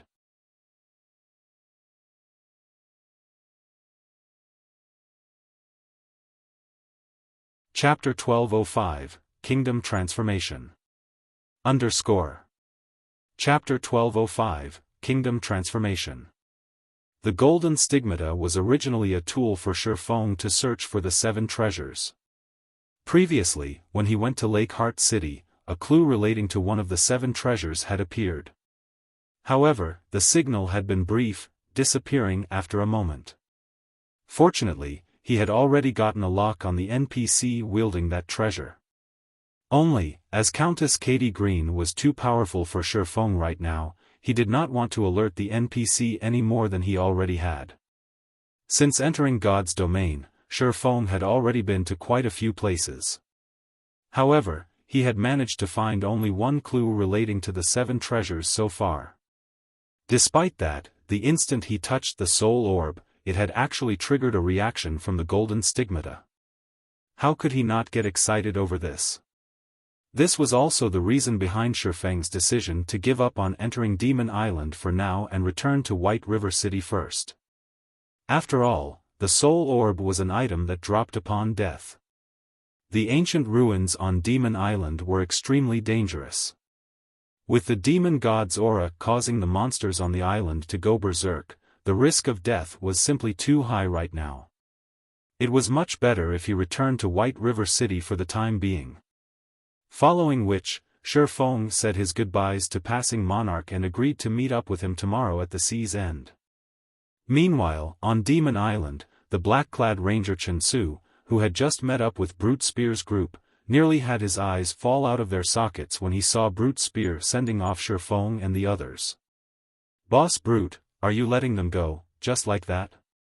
Chen Su could not believe this was true. "We lost a lot of men to them. As demons, they lost 3 levels each time they died. Just the number of Flower of 7 Sins members killed by Xiaofan alone numbered over 70. If their superiors were to find out about this, they would no doubt receive severe punishment. After all, turning ordinary players into demons was not an easy task." "We can only consider ourselves unlucky this time," Brute Spear replied. "Boss Brute, even you weren't able to defeat them?" Chen Su asked in shock. Brute Spear was a peak expert in the Flower of 7 Sins. Moreover, every one of the 5 others in the Berserkers' party was stronger than Chen Su. They should be more than capable of dealing with Xiaofan, whose berserk skill was on cooldown. Moreover, Brute Spear had already been ennobled into a Baron Demon. In terms of overall strength, he could already be considered a Tier 2 player. How could he possibly not be a match for Xiaofan? Brute Spear turned around and asked, "Do you know who that peak expert is?" Chen Su shook his head in response. Xiaofan had been wearing a black cloak the entire time. Hence, Chen Su had failed to discern any information about the swordsman. Pinpointing his identity through his class was also impossible. After all, there were just too many swordsman experts in God's domain. Not to mention, many of the swordsman experts that entered God's domain were not that famous. "He is Frost Eye." Brute Spear smiled bitterly. "What? That's the guy the higher-ups have been searching for all this time? Chen Su could not help his surprise. Ordinary players might not be familiar with Frost Eye, but he was a famous existence among the superpowers of God's domain. Even the old monsters of the Flower of Seven Sins had praised him endlessly, wishing to recruit him into the organization. No wonder he was so strong. When Chen Su recalled the scene where Xiaofan had instantly killed Hammer and the others, he found the idea plausible. After all, Frost Eye was someone capable of assassinating the upper echelon of a super guild right in the middle of the guild's main headquarters and even getting away safely. It would be a piece of cake for someone like that to kill experts of Hammer's standards. Alright, go inform the higher-ups. Tell them that I already have a way to make contact with Frost Eye. Also, send in a detailed report regarding the previous battle. As for the matter regarding Demon Island, the rest of us will handle it, Brute Spear commanded. Star Moon Kingdom, White River City. After returning, Xiaofan immediately noticed that the atmosphere within the city had become slightly tense. Those red players are simply too arrogant. They actually dare take action within NPC towns now. Thanks to that, the loot my team got from the boss we killed is all gone. Your team is simply too careless. However, after the new expansion pack was implemented, the dark guilds and red players have indeed become more proactive. Several other teams have likewise gotten ambushed and suffered severe losses. I wonder which bastard triggered this expansion pack. I heard that the other kingdoms and empires are in similar situations. New dark towns and cities have also been popping up one after another throughout God's domain, allowing red players to exchange for many nice items there. Exchange items? That's right. Although the exchange rates are very fraudulent, requiring 3 secret silver weapons to exchange for 1 secret silver weapon or equipment of the same level, the exchanged weapons and equipment are more suited to oneself. Some normal players have even begun commissioning dark guilds and red players to help exchange items for them now. Isn't that awesome? Our team has many weapons and equipment we can't use. Rather than sell them for money, it will be much better to exchange for items that are more appropriate for us. Do you really think it's that easy? So far, the only place that has such an exchange center in Star Moon Kingdom is Evernight City as the only dark NPC city within the kingdom. Those who aren't red or dark players are prohibited entry. Moreover, if you want to exchange for high-ranking weapons and equipment, you'll need to have enough reputation with the city as well as fulfill certain conditions. Ordinary red players can exchange for bronze weapons and equipment at best. I heard that only dark players can exchange for secret silver weapons and equipment. It seems we'll have to be more careful in the future. Now that these dark guilds and red players have such a convenient source for items, they will surely become more proactive in the future. That's right.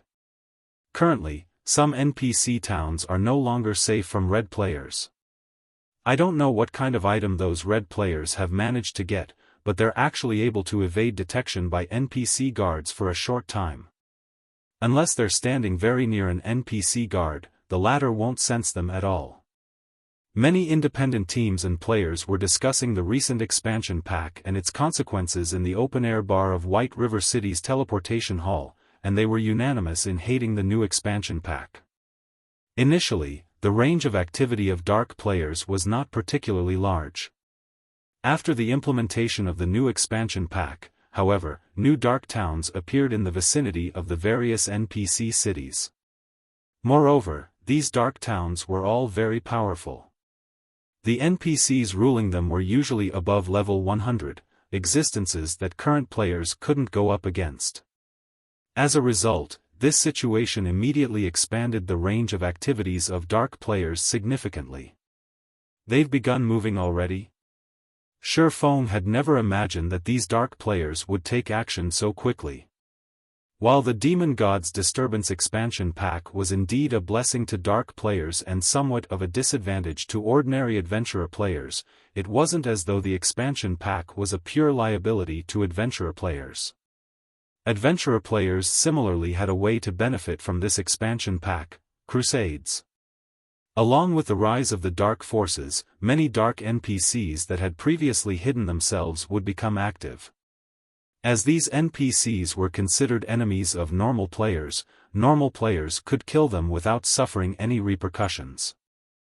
As long as players managed to kill these NPCs, aside from being able to obtain weapons and equipment just like the loot from a boss, there was also a certain chance for these NPCs to drop 7 Luminaries crystals, an extremely valuable item to both players and NPCs.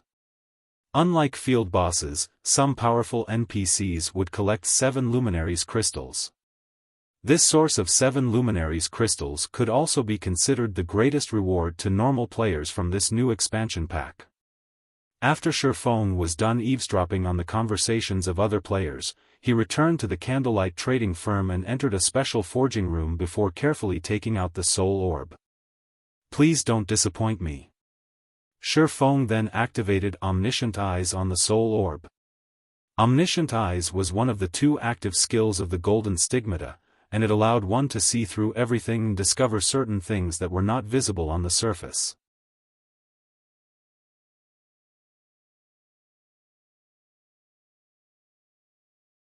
Chapter 1206, Treasure Fragment. Chapter 1206, Treasure Fragment. Star Moon City. Due to the demon god's disturbance, Star Moon City's player population exploded. The majority of these newcomers were former inhabitants of the nearby towns. With the rise of the dark forces, the surrounding NPC towns were no longer safe. The safest locations right now for normal players were NPC cities. This development also prompted many adventurer teams, which were originally active in NPC towns, to move their main base of operations to NPC cities.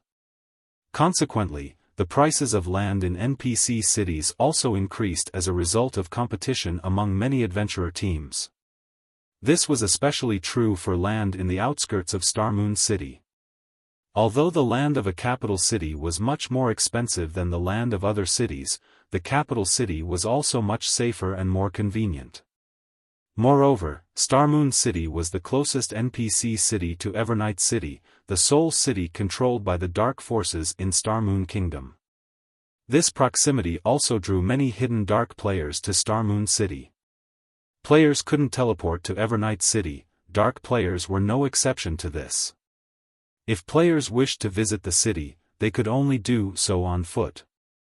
Meanwhile, Star Moon City was undeniably the best place to stay for convenience in exchanging for items. For a time, the situation within Star Moon City became very complicated. Meanwhile, inside Heaven's Burial's residence, a meeting of the highest order was currently being held. Fog, how are the contacts on your side? Singular Burial asked as he looked at the female elementalist standing beside him. Those dark guilds have already agreed to our conditions. When the time comes, we just need to exchange some of the weapons and equipment we don't need for those rare tools in Evernight City.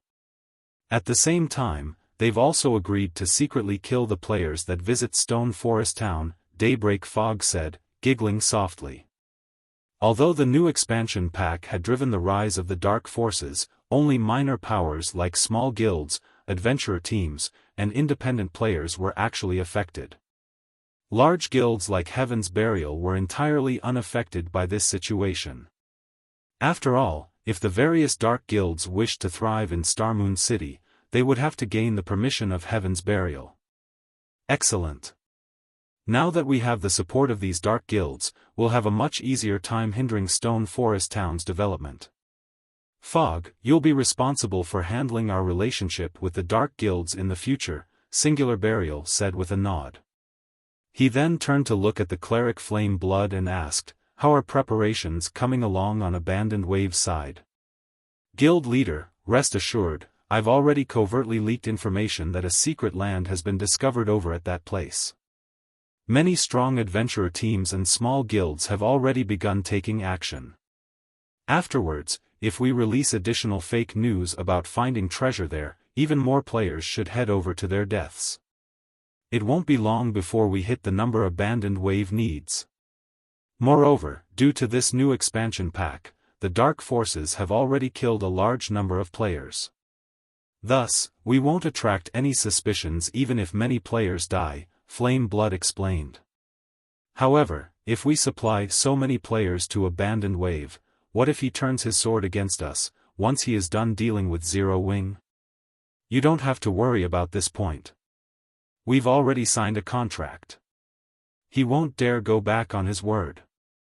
Besides, the more sacrifices we supply Abandoned Wave, the more returns we'll obtain from Evernight City. As long as we help Abandoned Wave achieve his target requirement, Heaven's Burial will become the first guild to reside in Evernight City. By then, we'll be unstoppable. Singular Burial laughed nonchalantly at Flame Blood's worries. He was helping Abandoned Wave because he stood to kill two birds with one stone. The first was weakening Zero Wing. Once Abandoned Wave was done dealing with Zero Wing, even if Heaven's Burial could not become Star Moon Kingdom's #1 guild, it could still occupy half of the entire kingdom. The second was the position in Evernight City. As the only city belonging to the Dark Forces in Star Moon Kingdom, Evernight City offered simply too many benefits. Heaven's Burial could already make a hefty profit just by reselling the items bought or exchanged for there. Currently, the majority of the players in God's domain were under the impression that only dark players could enter Evernight City. In reality, though, that was not true. As long as one attained a certain status within the city, they could even purchase land to construct a guild residence in Evernight City. Only, achieving this status was tough. However, Abandoned Wave just so happened to provide the guild with a good way to do so. Once Heaven's Burial entered Evernight City, they could begin reselling the city's rarities.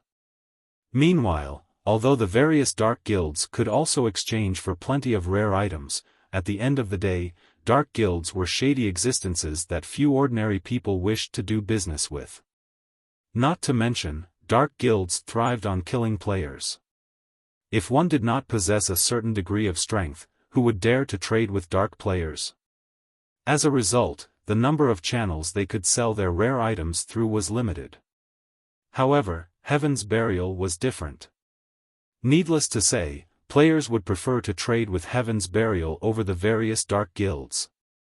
In addition, dark guilds were usually of relatively small size, so how could they possibly compete with Heaven's Burial? As for the threat of the Blackwater Guild, there was no need to worry about that. The guild had already officially withdrawn from Star Moon Kingdom not long ago and diverted its attention towards the various empires of God's domain. After all, the Blackwater Corporation was extremely ambitious. Abandoned Wave was but one of the corporation's many pawns. Abandoned Wave's current actions were simply his final struggle. If he succeeded, he might regain the Blackwater Corporation's trust and be put to use elsewhere. If he failed, he would definitely be discarded. In either case, the outcome would not affect Heaven's Burial. Hence, Heaven's Burial's operation this time would only reap benefits. At the same time as Heaven's Burial was holding a meeting, an earth-shattering incident was also taking place in the distant White River City's candlelight trading firm. What a powerful aura! Xiaofan had a look of astonishment on his face as he looked at the floating soul orb. Currently, the soul orb was emitting frightening pressure. This aura was similar to what he felt from demon god Paimon on Demon Island. However, while the aura demon god Paimon released back then had indeed been frightening, it had also been calm.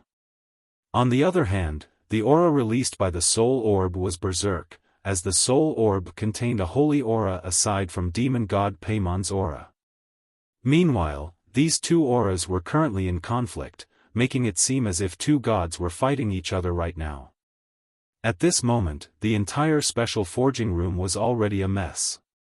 Even the magically strengthened walls cracked at the might of the two divine auras. The strength of these two auras exceeded the special forging room's suppressive ability. As a result, the auras had leaked outside, paralyzing everyone within the candlelight trading firm. What's going on? Why can't I move? This aura. Could there be a monster inside the trading firm? The lifestyle players that had been toiling in their respective workshops were all frightened. This was definitely their first time to encounter such a situation. Just sensing the two divine auras made their souls shudder in fear. Xiaofan did not doubt that the clash between these two auras would have caused a tremendous commotion in White River City if not for Candlelight Trading Firm being a 3-star shop. This was also the reason why he had chosen to appraise the soul orb there. After a short moment, the two clashing auras finally weakened and eventually reached a balance. As a result, half of the soul orb turned black and the other half, white. Meanwhile, the divine might the orb was exuding right now gave even Xiaofan, who was level 50, difficulty in moving his body. Wonderful. It really is a treasure fragment. Xiaofan revealed a look of ecstasy when he took a look at the soul orb's attributes once again.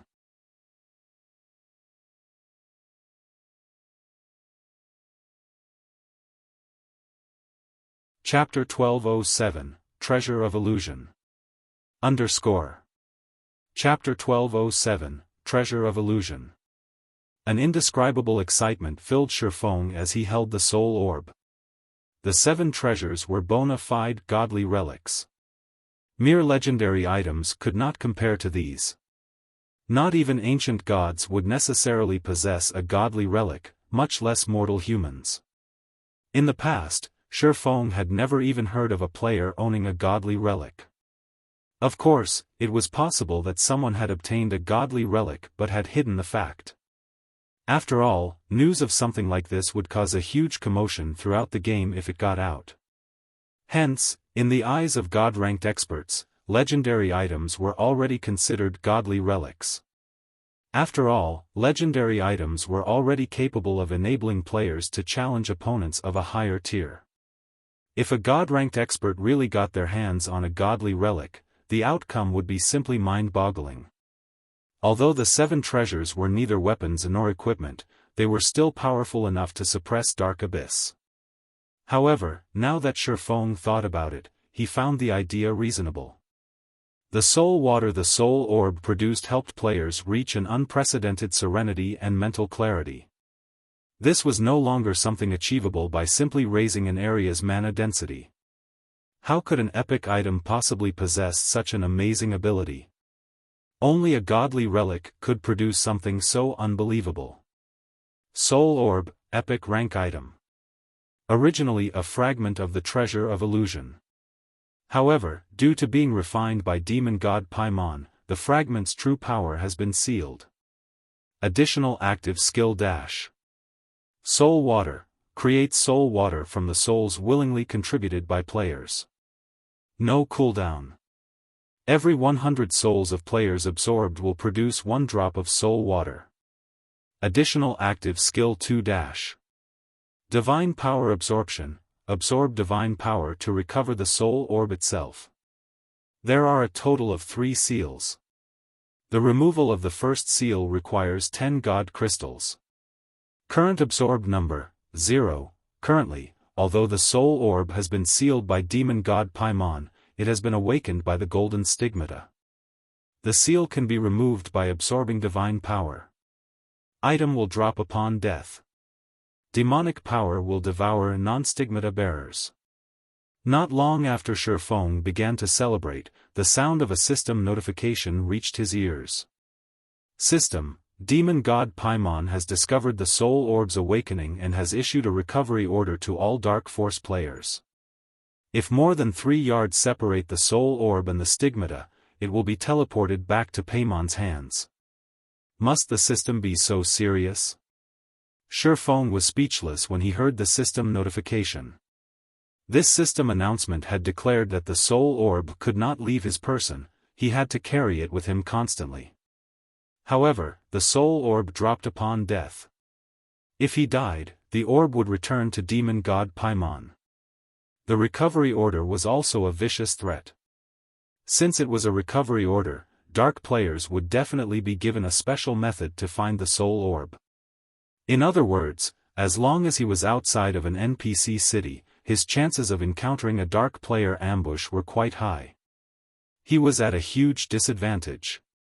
He had prioritized secrecy when moving about to prevent others from discovering his intentions. Unfortunately, the soul orb was a beacon for trouble, yet if he didn't hold on to it, he would lose the treasure fragment. Do I really have to head to the war god's temple? Xiaofan felt a headache brewing. The war god's temple had tasked him with collecting the 7 treasures.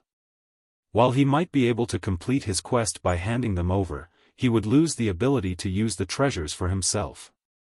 Those were the 7 treasures they were talking about. Although they were neither weapons nor equipment, they possessed abilities that no epic or legendary item could compete with. Simply handing the treasures over after obtaining them wouldn't be worth his time. As Xiaofan tried to plan his next move, Aqua Rose contacted him. Guild leader, Phoenix Rain has arrived with her people. She hopes to use the secret tablet right now, Aqua Rose said anxiously. However, we haven't decided who to send yet. Should we have them wait for a little bit longer? She's here already? Xiaofan could not help his surprise. The dark auction had only ended a short time ago, yet Phoenix Rain was already here. Tell her that I have some issues to deal with for now and that I'll need to have her wait 3 hours. Also, gather Summer, Violet, Rain, and Yueru. You 5 will enter the tablet first. The secret spellcasting technique was a massive boost to magical class players. Although Zero Wing had quite a few magical class experts, people with great potential like Aqua Rose would have priority for learning the technique. Only, before these 5 entered the tablet, he needed to prepare. Now that the soul orb had changed, he had to put it to good use, stockpiling as much soul water as possible, before handing it over to the war god's temple. Understood. Aqua Rose nodded happily when she heard that she had received a slot as well. If she entered the tablet, she might be able to join the ranks of Zero Wing's refinement realm experts. After Aqua Rose disconnected the call, Xiaofan considered contacting Melancholic Smile to gather a group of the Candlelight Trading Firm's ordinary lifestyle players, particularly the firm's reserve members. As long as these players were willing to part with a fraction of their souls, they would receive an official member's benefits for 5 days. The Candlelight Trading Firm was the #1 trading firm in Star Moon Kingdom. The benefits one could enjoy in Candlelight could not be found in any other trading firm in the kingdom. Hence, a large number of players wanted to join Candlelight every day. However, not everyone could become an official member. Only those with potential could become reserve members. After becoming a reserve member, players still needed to pass Candlelight's test to become an official member. Meanwhile, reserve members did not receive any particularly valuable benefits. They were only slightly better off than certain independent lifestyle players. Even so, droves of lifestyle players wanted to join. Furthermore, EXP was secondary to lifestyle players. Not being able to kill monsters wouldn't affect them in any way, and the weakened state only lasted 4 or 5 days. There should be plenty of reserve members who were willing to accept his offer. How could I have forgotten about Charlene? Xiaofan suddenly remembered the Tier 5 red official Charlene. Charlene had both extraordinary strength and status. She had even scared away the mysterious youth that had used a super spell. That mysterious youth had dared to steal the golden tablet right in the middle of Blackwing City. Even Tier 5 players were likely no match for him. Moreover, Charlene knew a lot about God's domain. She might have some method to help him keep the soul orb. Let's give it a try. If it isn't possible, it won't be too late to trade it for a reward in the war god's temple after I've stockpiled some soul water. Thinking up to this point, Xiaofan contacted Melancholic Smile and had her collect the required members. This way, once he returned from the library, she should have gathered enough people. Although Xiaofan wanted more sacrifices, the Flower of 7 Sins already knew about his acquisition of the soul orb. If he tempted fate, the Flower of 7 Sins would connect him with Frost Eye. In other words, they would learn that Frost Eye was a member of Zero Wing. If this news reached King's Return, the consequences would be unimaginable. If that happened, King's Return would do everything in its power to annihilate Zero Wing. After all, the guild's reputation was at stake. Hence, he needed to maintain a low profile while collecting souls. Moreover, he needed to do it quickly. The longer he held the soul orb, the closer the Flower of Seven Sins would come to discovering his identity. After all, the demon god Paimon had already issued a recovery order for the orb. If it were discovered on one of Zero Wing's members, the result would still be the same. Following which, Xiaofan snuck out of the candlelight trading firm and rode an advanced carriage to the library.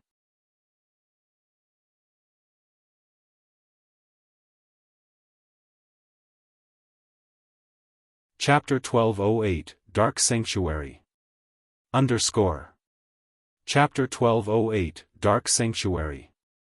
On the foggy demon island, Brute Spear directed the Flower of Seven Sins members to carry away blood-red broken pillars secretly.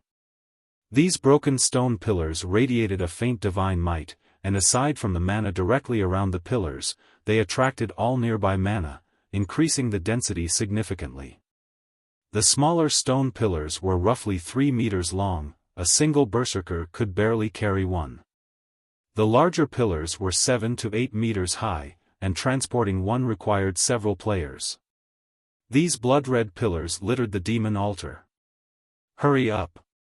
We need to move these before the other powers discover this place. Brute Spear commanded. If Xiaofan were present, he would instantly recognize these blood-red pillars. In the past, these pillars had been used to form the magic array that had protected the Flower of Seven Sins city. This magic array was known as the Dark Sanctuary. Under the cover of the Dark Sanctuary, the mana density within the enveloped area would reach heights that even the Tower of Four Elements could not compete with. However, this wasn't the Dark Sanctuary's greatest purpose. Rather, it was its ability to help players grow. Players could fight system-generated copies of themselves in the Dark Sanctuary's core as long as they spent enough magic crystals. Moreover, their copies could execute skills at 100% completion rate. Fighting such an opponent would help players realize their flaws and improve rapidly within a short period. Due to this magic array, countless experts had tried to join the Flower of Seven Sins. Only, the magic array Brute Spear and the others had just secured was damaged. It could not be used right away. Even so, just by gathering the blood-red pillars in a location, they could increase the area's mana density. As Brute Spear and the others transported the stone pillars, the Flower of Seven Sins members received a system notification. System: Demon God Paimon has issued a recovery order for the Soul Orb. Anyone who kills the Soul Orb's wielder will receive a bountiful reward from Demon God Paimon. You will need to pay 500 magic crystals to accept this quest. Do you wish to accept this quest? This quest is valid long-term. It can be accepted at any time and does not have a time limit. The Soul Orb? Brute Spear was shocked when he heard this system notification. Isn't that the item Frost Eye took from me? The demon god Paimon had bestowed the Soul Orb to him as a treasure. Brute Spear had never thought that this treasure would be this important. Brute Spear suddenly regretted his decision to wager the orb. Boss Brute, doesn't Frost Eye have the Soul Orb? This is interesting. The demon god's reward will certainly be impressive. Many players will accept this quest. Frost Eye is in for a lot of trouble now. That's not possible, right? After all, that's Frost Eye we're talking about. Killing him is easier said than done. Boss Brute, should we accept this quest? We know that Frost Eye has the Soul Orb. We have an advantage over the other groups. That's right. Even if we can't get it, those from the Sin of Wrath and Sin of Greed will try for it. After all, there are a few among them who are close to becoming Baron Demons. The demon god's bountiful reward sorely tempted the Flower of Seven Sins members. They might get ennobled after completing the quest. Even if they didn't, they would still gain a significant amount of reputation, allowing them to reach the Baron rank more easily. This was a very rare opportunity for demon players. Let's not accept the quest for now. We should tell Big Sis about this first. We'll let her decide what we should do, Brute Spear said after giving the matter some thought. The others nodded in agreement. At the same time, the various dark forces in God's domain began to take action. A bountiful reward from the demon god? Just who is the unlucky fellow that provoked the demon god? Anyways, this is good news to us.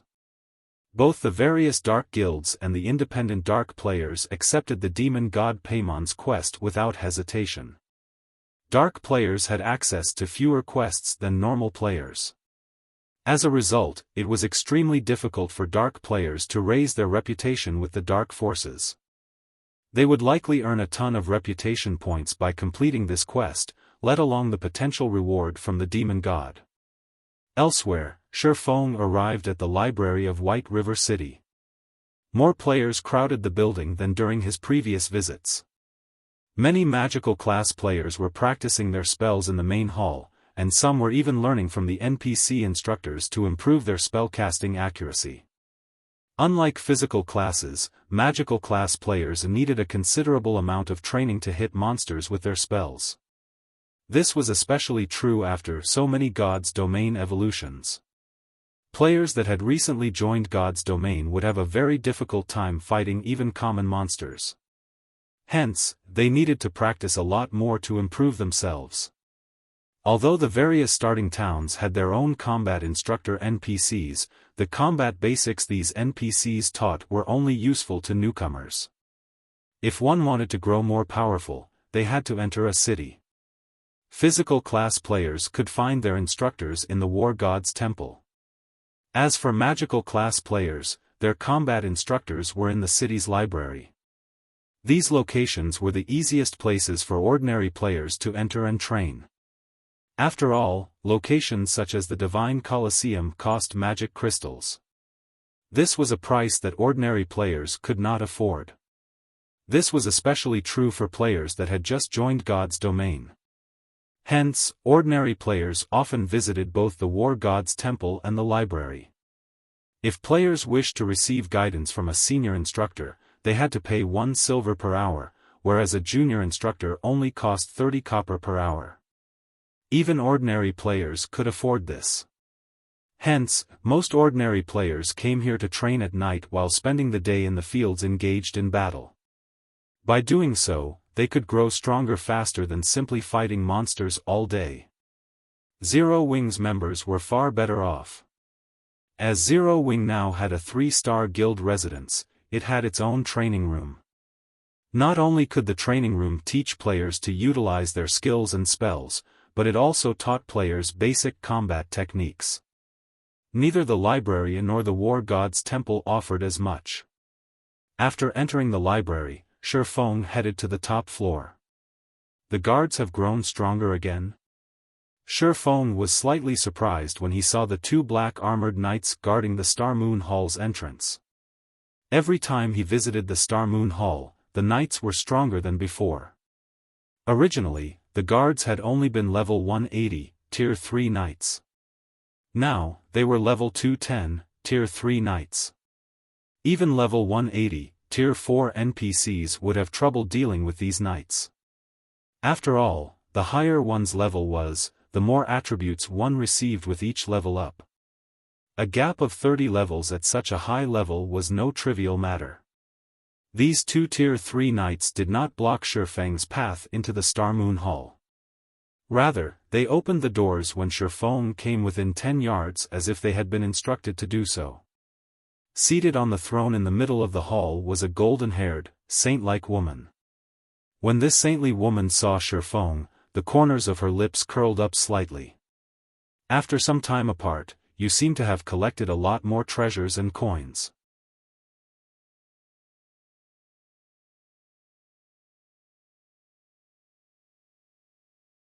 Chapter 1209, Promotion Quest.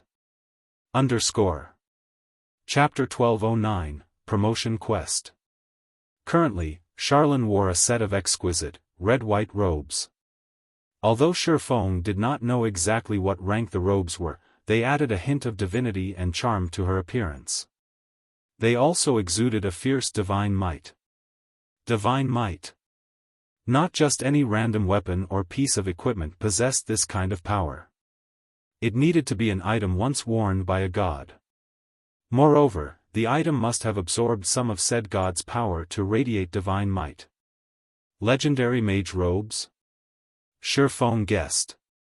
Take the 7 treasures for example. As gods had created these items personally, they exuded divine might. The fact that Charlane's robes radiated divine might proved that they were extraordinary. Most legendary items in God's domain did not exude divine might. However, when Xiaofan saw the faint smile on Charlane's face after hearing her comment, he shuddered involuntarily.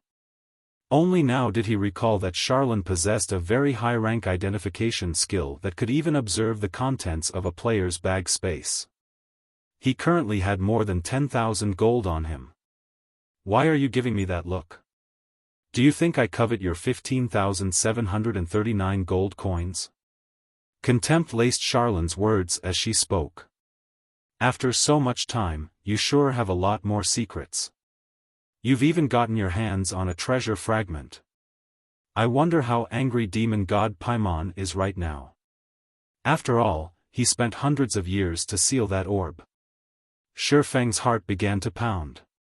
The war god's temple had been searching for the 7 treasures constantly, yet based on Charlane's tone, it seemed as if she had known the treasure of illusions whereabouts all along. Do you think I'm working for the war god's temple? Charlane said as if she had read Xiaofang's thoughts. Chuckling, she said, You've sought me out to find a way to prevent Paimon from taking the treasure fragment back, right? Unfortunately, I have no way of shielding the fragment from Paimon's detection. Is there really no way? Xiaofan sighed dejectedly. If he couldn't hide the soul orb from demon god Paimon, then he would have no choice but to hand the item over to the war god's temple. Even a demon god couldn't reach the orb inside the war god's temple. However, simply handing the orb over would be a huge waste. I never said there wasn't a way. If the treasure absorbs a sufficient amount of divine power, you can remove Paimon's seal. Even Paimon won't be able to do anything about it. If you wish to keep the treasure fragment, you should find more god crystals quickly. There is nothing else anyone can do to help you. After all, we are only mortal. We have no hope of resisting gods, Charlane explained. God crystals? Xiaofan smiled bitterly. He wanted to obtain a lot of god crystals. After all, he had many items that needed divine power to evolve. However, god crystals were extremely rare, even rarer epic items. Obtaining a single god crystal was extremely difficult, yet removing the first seal on the soul orb required 10 crystals. Where was he supposed to find so many god crystals? As if she had predicted Xiaofang's concerns, Charlane giggled and said, Others might have a hard time finding god crystals, but for you, it shouldn't be a difficult task. Not difficult for me? Why? Xiaofan asked curiously. 5,000 gold consultation fee, Charlane demanded, smiling as she stretched out her hand. Xiaofan rolled his eyes at the woman, inwardly cursing her for being black-hearted. However, he still handed over the 5,000 gold consultation fee. God crystals were of utmost importance. Unfortunately, he had yet to discover any clues about their whereabouts. After receiving the 5,000 gold, Charlane's smile became all the more charming. It's very simple, actually. Don't you have that ancient document on you? As long as you ask the ancient document, you'll find clues regarding god crystals. Charlane waved her hand, and in the next instant, the ancient document in Xiaofang's bag appeared before him. Of course, this is only one of the clues you can use to find god crystals. The other one is the most important. Now that you've reached level 50, you can consider your Tier 2 promotion quest. I suggest you complete it as soon as possible as you don't have much time left. Initially, Xiaofan wanted to curse at the woman. Of course, He knew that the ancient document possessed such an ability. After all, he had bought it from the dark auction. However, the ancient document would only provide a clue to one god crystal. He needed 10 for the soul orb. Moreover, he had a greater purpose for the ancient document. It would be wasteful to use it to find god crystals. What does my Tier 2 promotion have to do with god crystals? Xiaofan asked. He simply needed to complete a quest for his Tier 2 promotion. Meanwhile, the gods themselves had used god crystals. The two were not related in the least. Have you forgotten that you own of one of the 10 great saint legacies? Charlene smiled as she took out an ancient book. She then explained, this ancient book contains records of the 10 great saint legacies. Every time you complete a promotion quest, you'll be sent into a different space. The ancient gods had left these spaces behind. Gods would have certainly stored items there. Hence, for you, it isn't a particularly difficult task to obtain god crystals. Hearing Charlene saying so, Xiaofan thought back to the eternal courtyard he had visited in the Origin Sword domain. An ancient god had indeed once lived there. Moreover, he had discovered the Holy Grail in that space. However, as his strength had been limited then, he had been restricted to certain areas. Just surviving and completing his quest had been extremely difficult. He had only obtained the god crystal due to luck. As Charlene had said, the sooner he completed his Tier 2 promotion, the better. This way, he would have more time to focus on other things. Once he had his Tier 2 class, he could explore new areas and find new treasures. Lady Charlene, may I know how I should go about completing my promotion? Xiaofan asked. Previously, he had completed his class change with the assistance of a legacy item. However, his legacy item had disappeared. If he had a normal class, he could simply go to the library or War God's temple and seek out a high-tiered instructor for his Tier 2 promotion. However, hidden classes didn't have that option. They needed legacy items to show the way. I can send you there. I charged you a friendship price the last time. This time, it will cost you 10,000 gold and an additional 188 mana stones, Charlene said, stretching out her hand as she revealed an expression that stated, you should be thankful I am offering such a low price. When Xiaofan heard this, he very much wished to say, why don't you go rob a bank or something? Others only needed to pay 50 gold for their Tier 2 promotion, yet his required 10,000 gold and 188 mana stones. Even if he had the Philosopher's Stone, he still needed 9,400 magic crystals to synthesize that many mana stones. If an independent player stood in his place, they wouldn't even be able to afford their Tier 2 promotion after reaching level 100. I am giving you a great deal here. If you want to find someone else to assist you, they'll have to be a Tier 5 magical class, and you'd need 3 of them. Hiring 3 such existences will cost you a fortune. On the other hand, I'm only charging 10,000 gold, Charlene explained. Alright, then. However, I don't have that many mana stones on hand right now, and I need to prepare.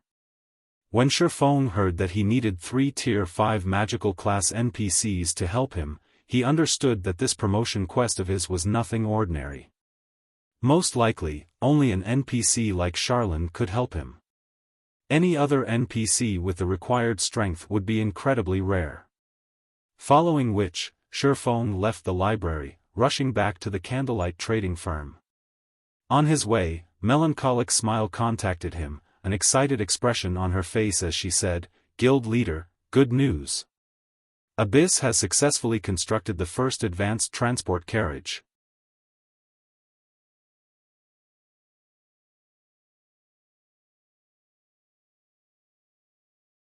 Chapter 1210, Modified Advanced Transport Carriage. Chapter 1210, Modified Advanced Transport Carriage. He's done already. Xiaofan grew ecstatic when he heard Melancholic Smile's report. Advanced transport carriages were not that easy to construct. Even with all the required materials, it was possible that certain parts wouldn't meet the system standards, which would result in failure during the final assembly. These faulty parts would need to be remade, and the carriage would have to be reassembled. These various processes were extremely taxing in both time and energy. However, as long as the advanced transport carriages were complete, they would massively assist Stone Forest Town's development. Stone Forest Town's reconstruction was already complete. However, the transport carriages, the key to unlocking the intermediate town's true potential, were still missing. Although it was possible to rent ordinary carriages from NPCs, those carriages could hold up to 4 players at a time. Moreover, the rental price was relatively high. The amount of time one could save with these carriages was also minimal, as their speed was on par with common mounts. If ordinary players were asked to spend 40 copper just to save 5 hours, they would likely choose to walk the entire way. Hence, for the moment, Xiaofan had set the fee for using the rented carriages at 30 copper per player. With this, he may not make a profit, but he wouldn't lose money either. If they could have a fleet of advanced transport carriages now, they could solve many problems.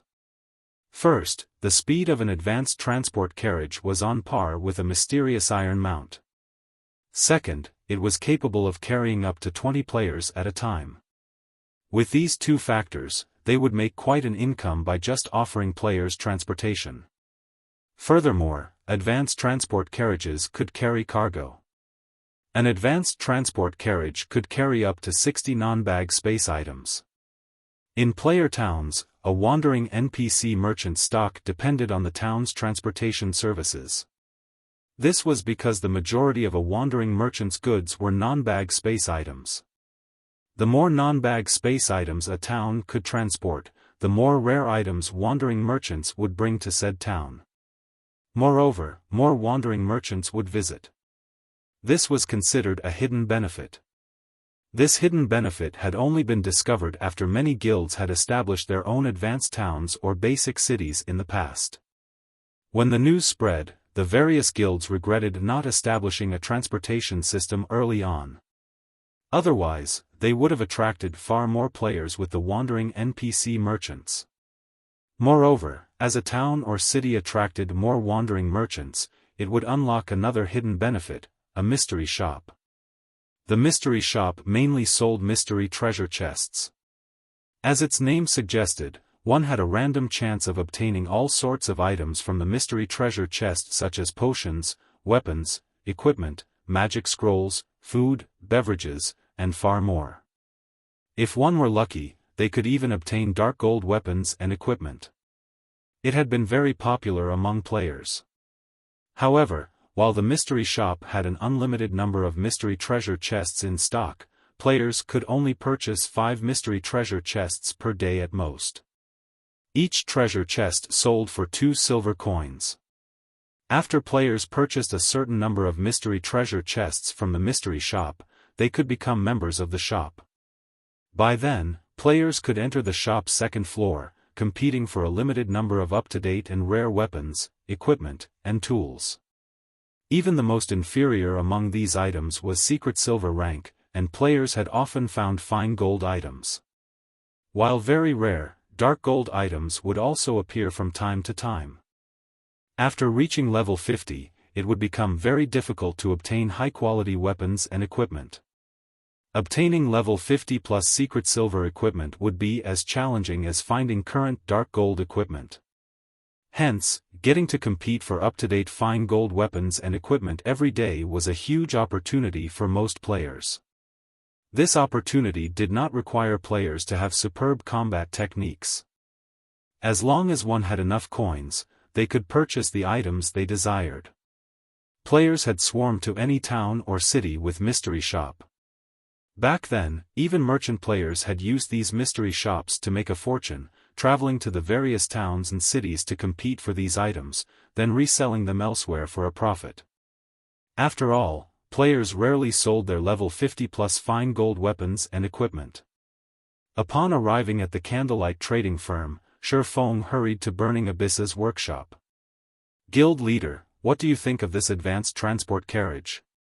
Melancholic smile asked as she gestured to the exquisite carriage in the workshop center. Unlike the horse carriages gliding down city streets, the advanced transport carriage was not pulled by a horse. Rather, it resembled the bronze engineering locomotive, a completely mechanized mode of transportation. Players could operate it simply by purchasing fuel from NPC shops. It was similar to taming mounts. Living mounts needed to be fed during fixed times. The higher a mount's rank was, the more expensive its food needed to be. Is this a modified version? After examining the transport carriage, he noticed that it was slightly different from the original design. Burning is an engineering genius. He modified it slightly using his research from Titan City, enhancing its performance slightly, Melancholic Smile explained. Advanced Transport Carriage, Common Rank. A creation of Master Engineer Burning Abyss. Maximum capacity, 20 people. Durability 200/200. Item storage when liberated, 8,000 bag space slots and 60 non-bag space slots. Additional skill dash. Mana combustion, increase movement speed by 15% by absorbing the mana of player. Each minute consumes 1,500 mana. No cooldown. Amazing. Xiaofan said, surprised. He had seen the mana combustion skill before. However, this skill generally only manifested on bronze rank or higher mechanical carriages or mounts. This was his first time seeing the skill on a common advanced horse carriage. With this 15% movement speed increase, the transport carriage would rival secret silver mounts. However, when Xiaofan looked at this advanced transport carriage, he felt a little helpless. With the materials they had at hand, they could produce at most 2 advanced transport carriages. If they could mass-produce the transport carriage, the mystery shop might open in Stone Forest Town before it even became an advanced town. It would be great if we could find some replacement materials. Xiaofan thought. Green ebony was even rarer than diamond wood. Moreover, it could only be found in extremely dangerous maps. Procuring a large quantity would be very difficult. Right. Green ebony only grows where normal ebony grows, and only a small minority of ebony in high mana density environments grow into the tougher, harder, and more mana-conductive green ebony. What if I use the Philosopher's Stone's elemental strengthening on normal ebony? Xiaofan suddenly remembered the Philosopher's Stone. Aside from concocting potions, alchemy could convert and strengthen items. Green ebony was born from ebony. It was definitely worth giving the Philosopher's Stone a try. Ebony was not a particularly rare material in God's domain. One could even say that it was a very common type of wood. If he could transform ebony into green ebony, he could save himself plenty of trouble. Mass-producing the advanced transport carriage would no longer be a challenge. Thinking up to this point, Xiaofan had Melancholic Smile retrieve some ebony from the candlelight trading firm's warehouse while he retrieved the Philosopher's Stone from his personal warehouse.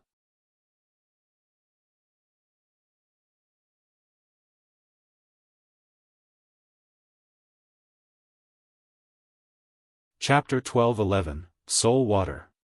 Chapter 12:11, Soul Water. In the first floor hall of the Candlelight Trading Firm.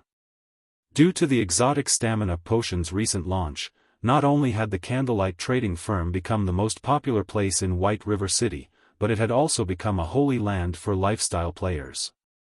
Every day, a large number of lifestyle players visited the Candlelight Trading Firm to take its entry test. Among the kingdom's trading firms, the Candlelight Trading Firm employed the most lifestyle players. In addition, it was the only place that had the basic meditation room. Everyone had thought little of the basic meditation room when it had first appeared. However, shortly after, a large group of advanced lifestyle players had suddenly emerged in the Candlelight Trading Firm. Even if they didn't acknowledge that the basic meditation room had anything to do with it, it was difficult to deny the truth. How else would they explain the sudden addition of so many advanced lifestyle players in the candlelight trading firm? Lifestyle players' status rose with each passing day. Advanced lifestyle players, in particular, enjoyed generous benefits. As long as one worked hard, their income could even rival that of expert players. They could easily live without having to worry about food and clothing. If they reached the master rank, even owning a mansion and luxury cars were within reach. To become master lifestyle players, joining the candlelight trading firm was undeniably the best option. So, this is the candlelight trading firm? Seems like a pretty nice place. As a large group of independent lifestyle players lined up by the first-floor hall's staircase, awaiting their turn to be tested, a female player in dark gray robes entered the trading firm and nonchalantly commented.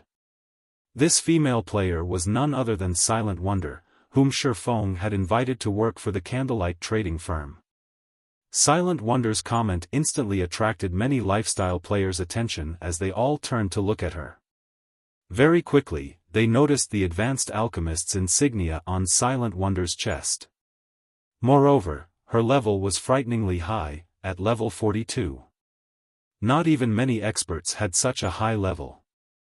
However, despite her level and alchemist rank, the waiting lifestyle players glared at her contemptuously.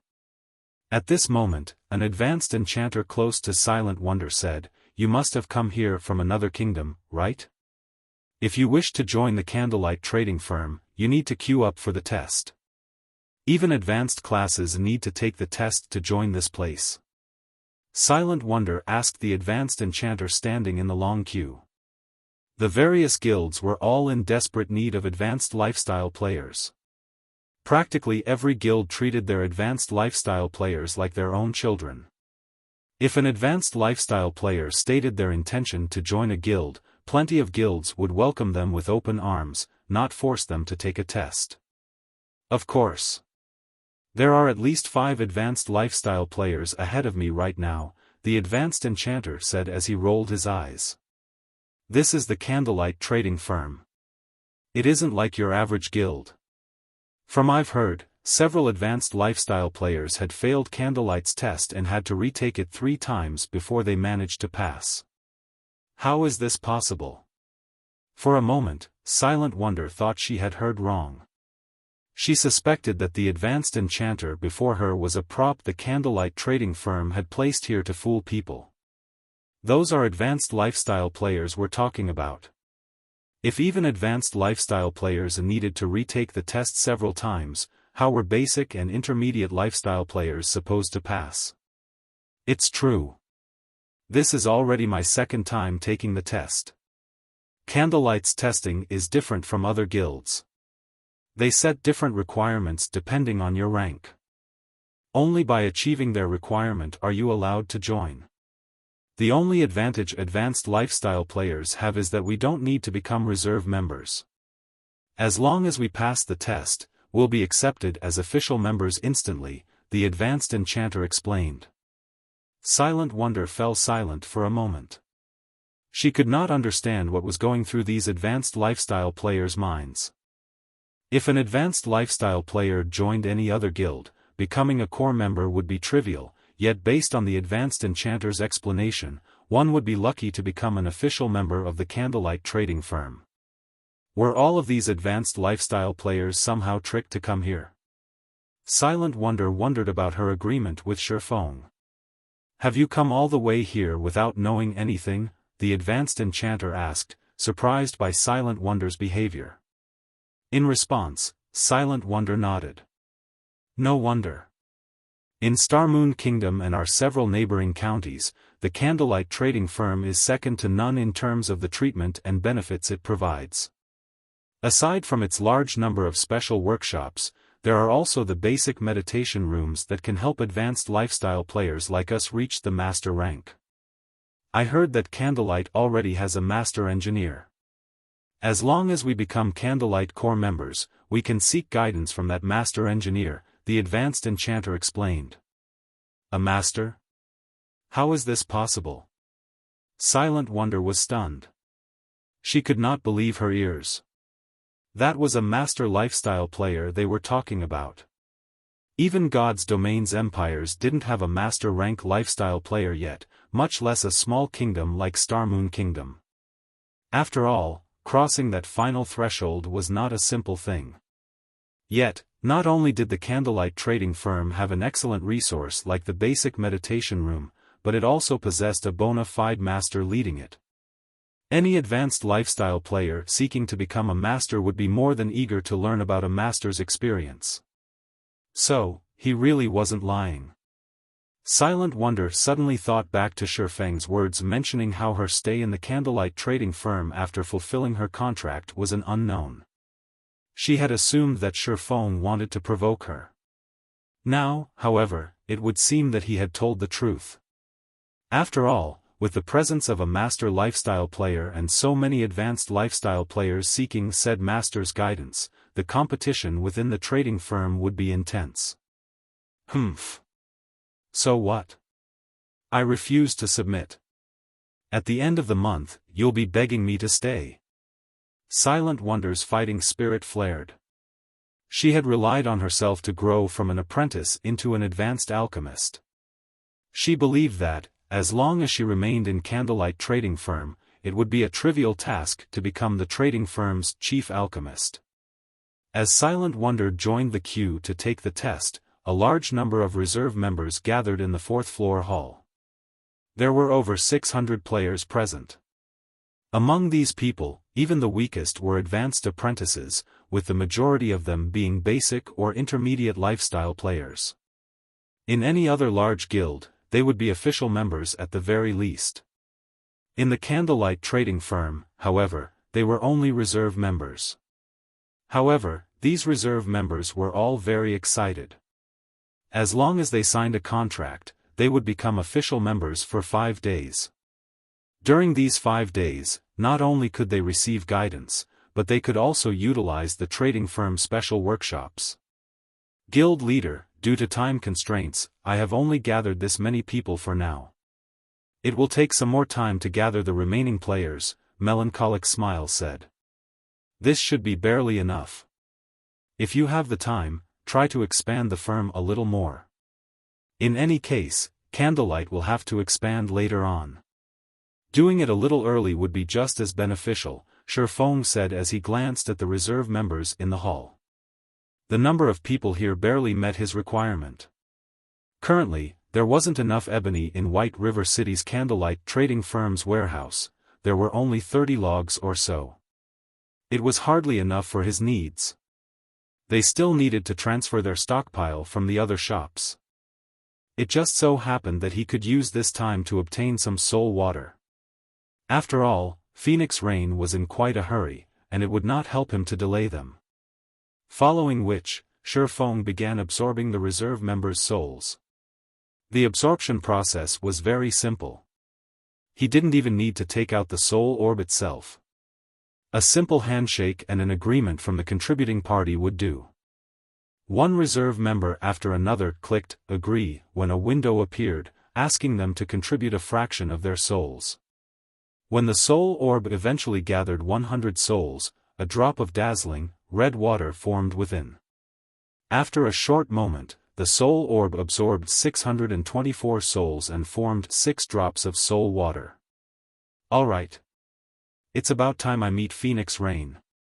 Xiaofan smiled in satisfaction as he stored the 6 drops of soul water in 6 small bottles.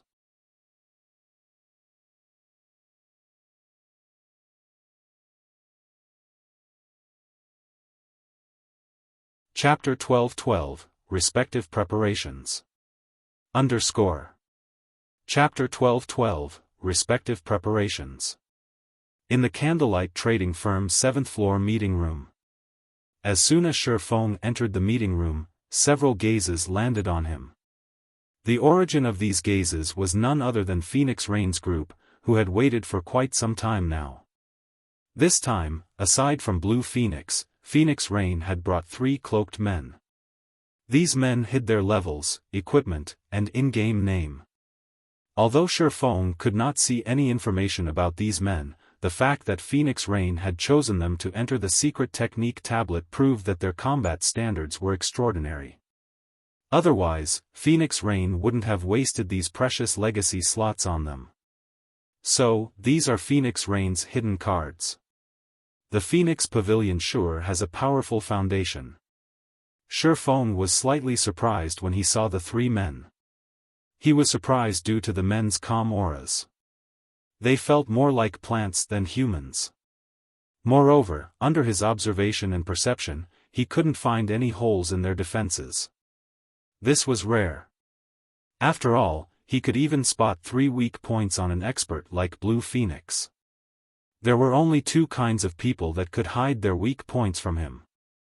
The first was those who possessed a higher combat standard than he did, while the second was those who had experienced countless battles and had long since hammered out their weaknesses. Regardless of which type these 3 men were, they were extremely powerful experts. As Xiaofan observed these 3 men, these men observed him. Once they completed their evaluation, they were astonished. Is he that Yifeng that Rain mentioned? He is even more powerful than Rain said. I never expected an upstart guild to possess such a young expert.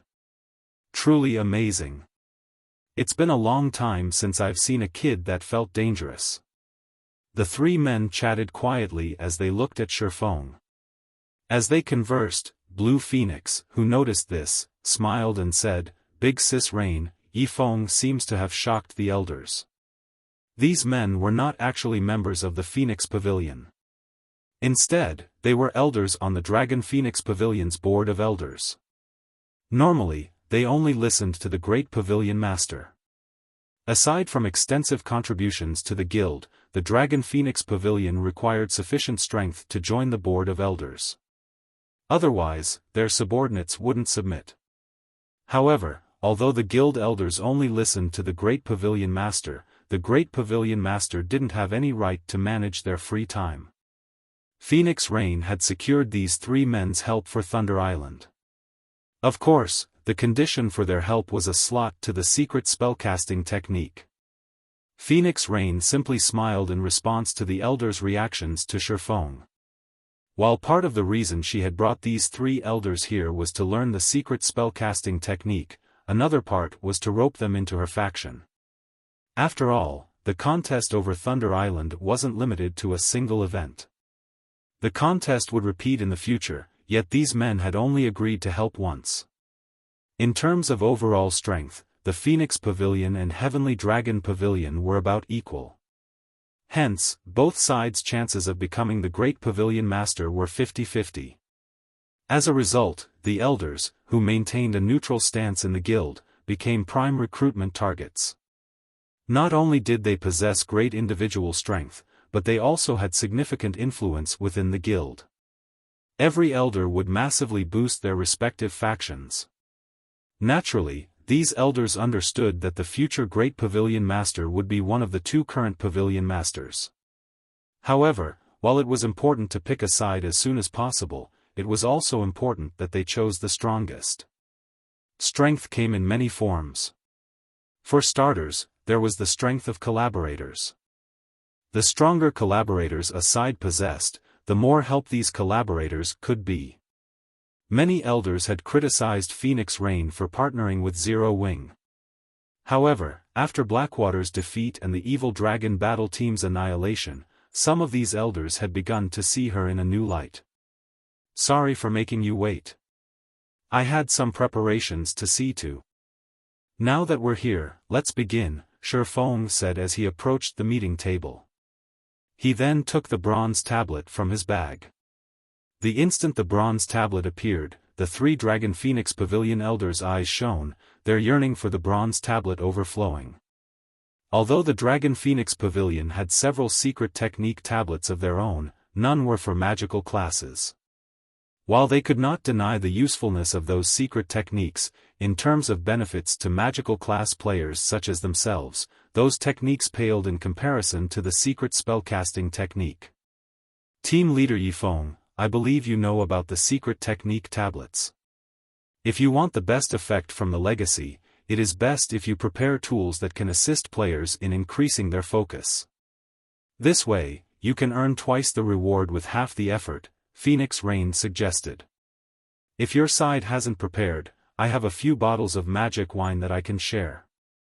When consumed, one experiences similar effects to being in the trial tower, and each bottle has a duration of 30 minutes. As Phoenix Rain said so, she removed several bottles from her bag. She had produced these bottles of magic wine with the epic tool she had won in the dark auction. I didn't expect Rain to be so generous. The materials needed to brew the magic wine are very rare, and she has only brewed a small number. If she gives away some of her own share, she'll miss plenty of opportunities later inside the secret technique space. This can't be helped. Tools capable of increasing a player's focus are simply too rare. At the end of the day, Zero Wing is still an upstart guild with weak foundations.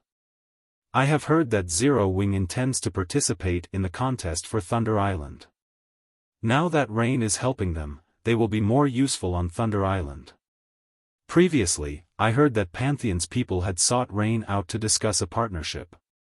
If that child had agreed, she wouldn't have to sacrifice her own resources like this. The three elders discussed Phoenix Rain's actions. The secret spellcasting technique was the only reason they had agreed to help Phoenix Rain on Thunder Island. Otherwise, they wouldn't have poked their noses into such a troublesome matter. Phoenix Rain and Nine Dragons Emperor were equally powerful. However, the difference between their collaborators was obvious at a glance. While they did not mean to belittle Zero Wing, Nine Dragons Emperor had partnered with the Super Guild King's return. Moreover, recently, Miracle had also agreed to a non-aggression pact with Nine Dragons Emperor for the contest on Thunder Island. Nine Dragons Emperor's advantages far outstripped Phoenix Rain's. Just as Phoenix Rain was about to reveal another bottle of magic wine, Xiaofan shook his head and said, "Thank you for your goodwill, but we have come prepared." "You already have them?" Phoenix Rain could not help her astonishment. She hadn't expected Zero Wing to have such a foundation. Before she had won the epic tool that produced magic wine, the Phoenix Pavilion had only had a few tools that improved a player's concentration. Meanwhile, Aqua Rose and the others, who stood by the side, weren't surprised in the least. If one wanted to discuss tools that improved focus, nothing throughout Star Moon Kingdom and its several neighboring kingdoms and empires could compare to the 100-berry wine. The 100-berry wine's effects were simply wondrous. Unfortunately, the supply was limited. To improve their efficiency with learning the secret spellcasting technique, Xiaofan had given each of them 5 bottles. "Aqua, you guys take these. Each person only gets 1 bottle," Xiaofan said before revealing 5 bottles of soul water. The crimson droplet within the glass bottles immediately attracted everyone's attention. The instant Xiaofan took out these glass bottles, everyone present thirsted for the soul water. Even a fool could tell how amazing the soul water was. When Aqua Rose and the others held the soul water, they could not help but take a deep gulp, their minds practically shouting at them to consume the soul water. How could such a frightening tool actually exist? The 3 elders were dumbfounded as they stared at the soul water in wonder.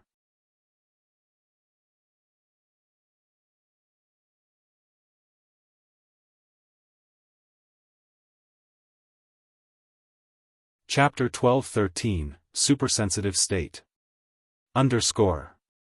Chapter 12-13, Supersensitive State. Phoenix Rain was similarly shocked when she saw the soul water. There were plenty of delicacies in God's domain. However, those were only attractive in terms of taste and smell.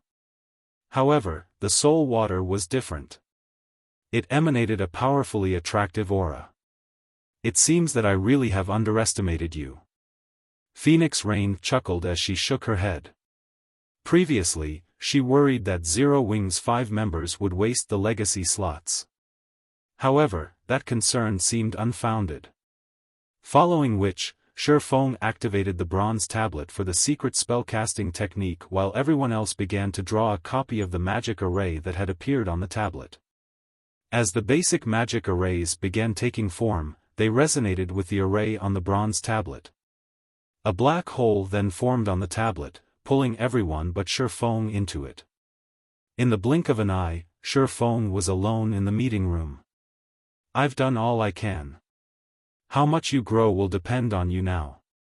Xiaofan glanced at the now empty space where Aqua Rose and the others had stood before turning and leaving the room. Elsewhere, after being pulled into the black hole, Aqua Rose and the others were transported to the entrance of a 9-story tall, golden temple. The temple was nearly 600 meters tall, looming like a large mountain. Its appearance alone shocked Aqua Rose and the others. This temple also radiated a suffocating pressure, making everyone's movements extraordinarily sluggish. "So, this is the secret technique space?"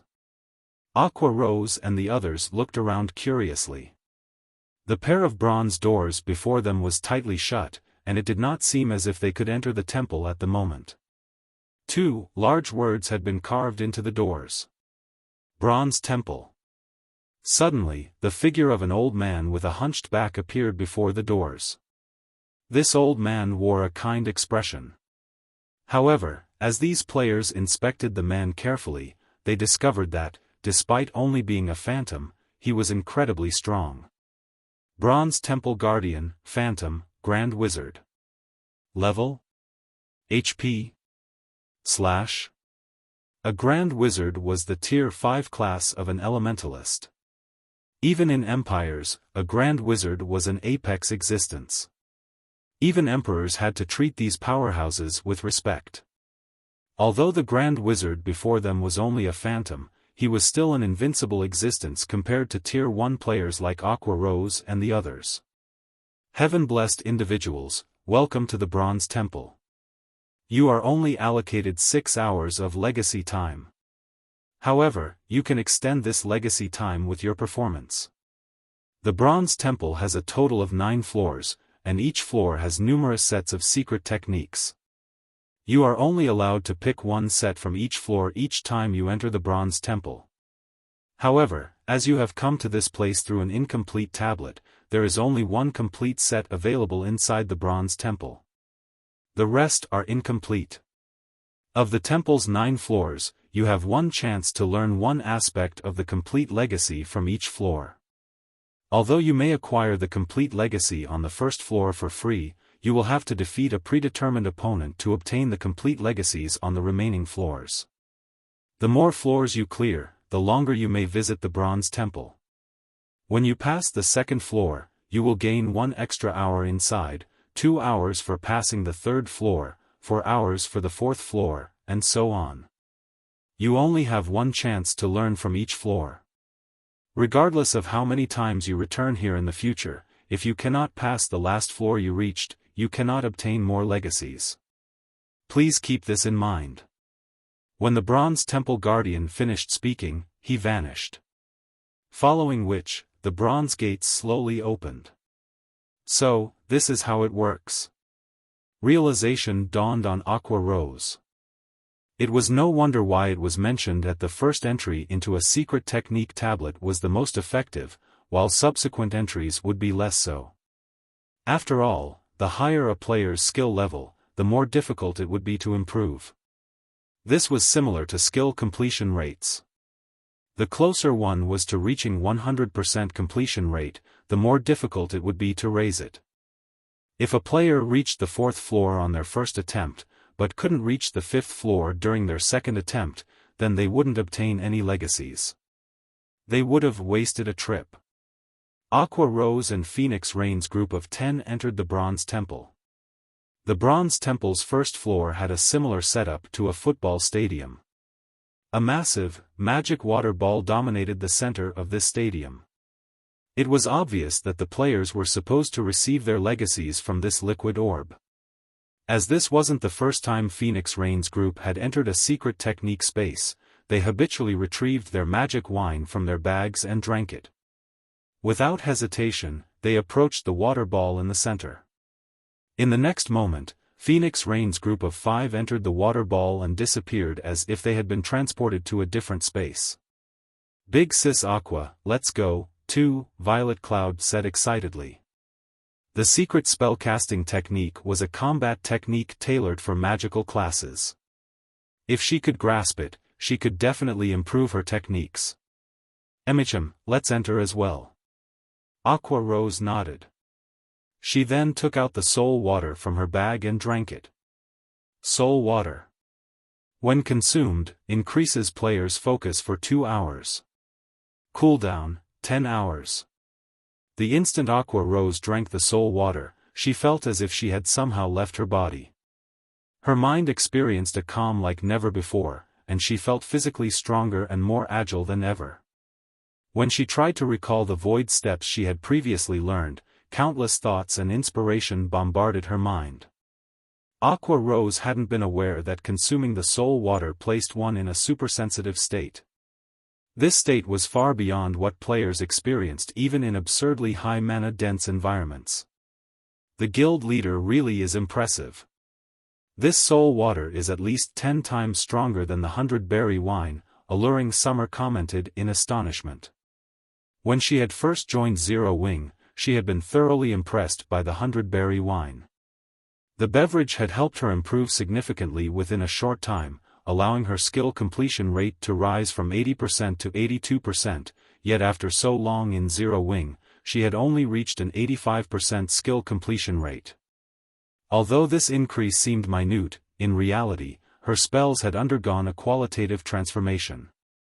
As for Zhao Yueru, she was at a loss for words. The more she knew about Xiaofan, the more mysterious he seemed. Xiaofan was a Pandora's box, hiding countless secrets. When she had discovered that Yifeng and Black Flame were actually the same person, she had been shocked.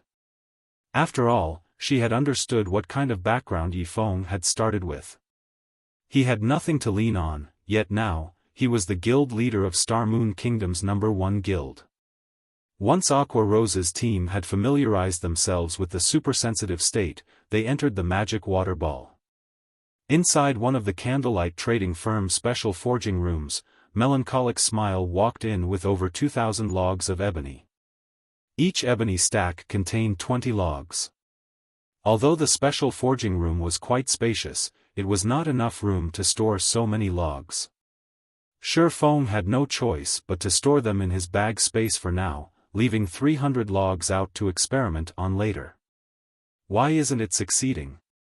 Xiaofan wore a confused expression as he held the Crimson Philosopher's Stone and stared at the pile of ash on the floor. Is it really impossible to transmute ebony into green ebony? So far, he had performed elemental strengthening on more than 200 logs of ebony. However, every attempt either did nothing or tuned the wood to ash. If others knew that Xiaofan had wasted over 200 logs of ebony, they would have fainted from anger. Although ebony was not a rare wood, it wasn't available in large quantities.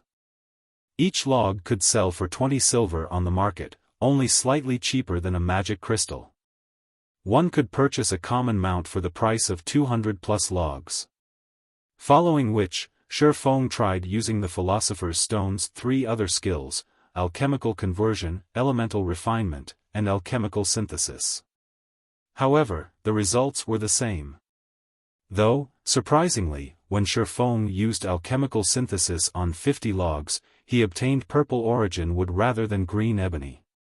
Purple origin wood was a rare wood.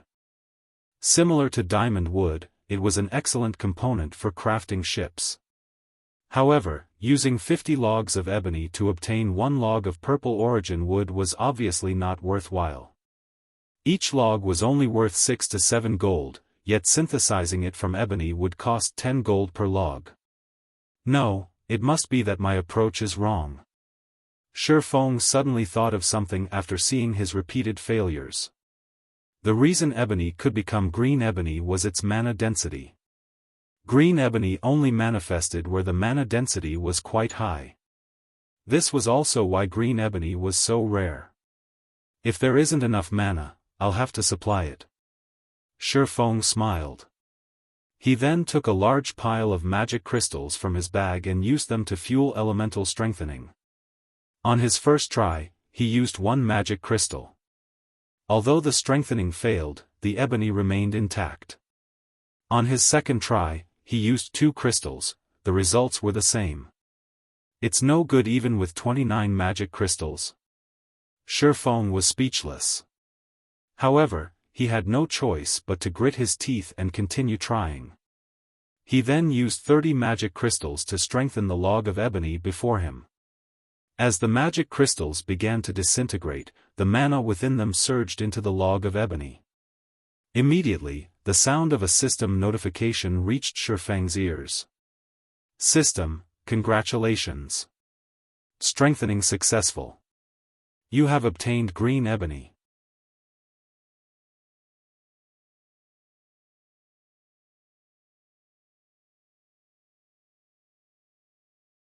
Chapter 1214, Raising Fame.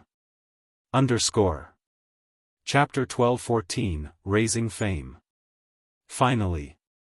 Xiaofan released a sigh of relief when he saw the green ebony log on the stone table before him, a hint of excitement flashing across his eyes.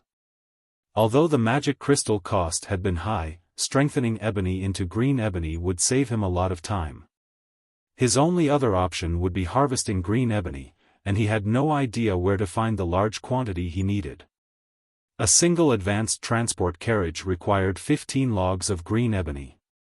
Even if he sent Blackie and the others to grind trolls in the Crying Ghost Ridge, they'd be lucky to obtain 8 or 9 logs per day. Furthermore, the Crying Ghost Ridge was currently home to the ancient abyssal monsters. The risk was simply too high. A single mistake could claim Blackie and the others' lives. In Xiaofan's opinion, trading 30 magic crystals and 1 log of normal ebony for a log of green ebony was worthwhile. However, magic crystals are going to be a problem. I can't mass-produce green ebony just yet. Xiaofan looked at the magic crystals in his bag and felt a headache brewing. Currently, with the 40,000 plus magic crystals left in his bag, he could create plenty of green ebony. However, if a guild wished to develop, it needed to invest resources in various aspects. If he wanted Zero Wing to advance by leaps and bounds within a short time, he needed to invest even more. This was especially true for the guild's elite members. Their training in the Divine Colosseum could not be forsaken. Considering this, Xiaofan somewhat lacked magic crystals. Although he had made a fortune in the Dark Arena, he had already spent his earnings. Moreover, he owed Phoenix Rain a monstrous debt of 250,000 magic crystals, which he needed to pay off within the next 5 days. The majority of his earnings from the Dark Arena consisted of weapons and equipment. If he traded these excellent items for coins and magic crystals, he could pay back the magic crystals he owed Phoenix Rain with a sizable stock to spare, enough to begin his city's construction. However, Zero Wing was expanding rapidly and in urgent need of excellent weapons and equipment. Unless he had truly run out of options, Xiaofan wanted to avoid selling those items. It seems that I'll have to increase Stone Forest Town's fame, Xiaofan pondered. Currently, Stone Forest Town was an intermediate town. Not only did it occupy a massive area, but it also had 3 magic towers, increasing the town's mana density significantly. Although the town had only reopened shortly after the war, far more players now occupied the town. However, if he wanted to earn a fortune from Stone Forest Town, attracting Star Moon Kingdom's players wasn't enough. After all, there was a limit to how many players in Star Moon Kingdom could afford a membership for the battle arena. However, there were plenty of players available in the neighboring kingdoms and empires. Unfortunately, these players either didn't know about Stone Forest Town, or it wasn't an attractive enough reason to make the journey. Considering his options, Xiaofan began to strengthen the ebony he had. If he wanted Stone Forest Town's fame to reach more players, he needed a convenient transportation system. Mass-producing Burning Abyss's modified advanced transport carriage would solve that problem. The nearest teleportation point to Stone Forest Town was roughly 10 hours away on foot. If one used a common mount, they could reach the town in half the time.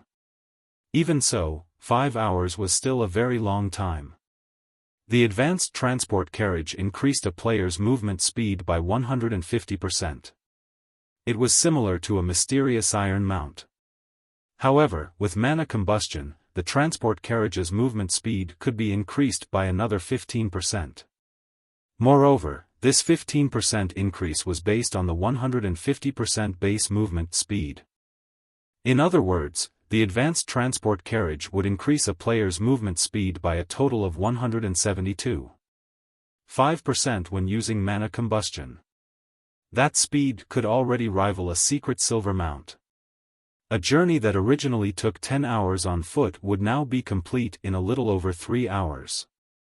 To high-level players, who frequently traveled for 5 or 6 hours to reach their grinding spots, 3 hours of travel was acceptable. Moreover, Xiaofan intended to offer even more bountiful rewards for the battle arena. Top-tier weapons and equipment were not particularly attractive to powerful independent experts. Hence, if he wished to attract more people, he needed to offer items that those independent experts wanted. He might not have previously had such items, but now he did. As long as independent experts wanted them, they were fully capable of obtaining top-tier weapons and equipment. However, combat techniques were a different story. Originally, Xiaofan had thought of offering the secret sword technique slots as a reward. However, now that he had the secret spellcasting technique, he could offer those. Although he would lose 2 slots as a result, this reward would definitely drive God's Domain's independent experts crazy. Time passed quickly.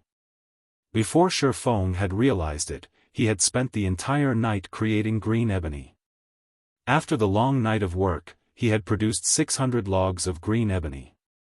Unfortunately, elemental strengthening success rate wasn't 100%, he had spent over 20,000 magic crystals to obtain these 600 logs. Fortunately, with 600 logs of green ebony, they could manufacture 40 advanced transport carriages for transporting goods and players to and from Stone Forest Town. With a large number of rental carriages as well, they would have more than enough carriages to meet the town's needs. Now, he just needed to manufacture the advanced transport carriages. Manufacturing the advanced transport carriage was incredibly tedious. Fortunately, he had employed the help of the NPC master engineer Rodney. With Burning Abyss and Rodney working together, they could craft the advanced transport carriage relatively quickly. As for the advanced speedboats, he would have to set that aside for now. After all, they hadn't even dealt with the Diamond Wood issue yet. How could they possibly begin building ships? Xiaofan had also produced plenty of magic array scrolls and advanced mana armor kits. Xiaofan now had 2 more sets of double protection barrier magic array scrolls and 2 sets of divine beasts descent magic array scrolls. If not for his limited materials, he could have produced even more. As for the advanced mana armor kit, Xiaofan had forged over 600. Aside from a fraction reserved for guild members, he intended to use the remainder to lure customers to the Candlelight trading firm and as daily rewards for the Battle Arenas tournament. Time sure flies by. However, these advanced mana armor kits should last us for quite some time. Now, I just need to inform players in other countries, Xiaofan said as he smiled in satisfaction. The advanced mana armor kit was exclusive to Zero Wing and the Candlelight trading firm. It was also one of the best available armor kits currently. With the addition of the secret spellcasting technique, he could already imagine the commotion Stone Forest Town would cause. Neither the advanced mana armor kits nor the secret spellcasting technique could be purchased with coins. Most likely, even independent experts would not be able to hold themselves back from joining the Battle Arenas tournament. As Xiaofan was about to write a post on the official forums, Melancholic Smile contacted him. Guild leader, the Phoenix Pavilion Master has emerged from the secret technique space and said she wishes to discuss something with you. She is waiting in the top floor meeting room. She's out already? Xiaofan could not help his surprise. From what she had heard from Phoenix Rain, even a powerful expert could easily remain in a bronze secret technique space for over 12 hours, much less an expert like Phoenix Rain, yet only 10 hours had passed. Logically, she should not be out so soon.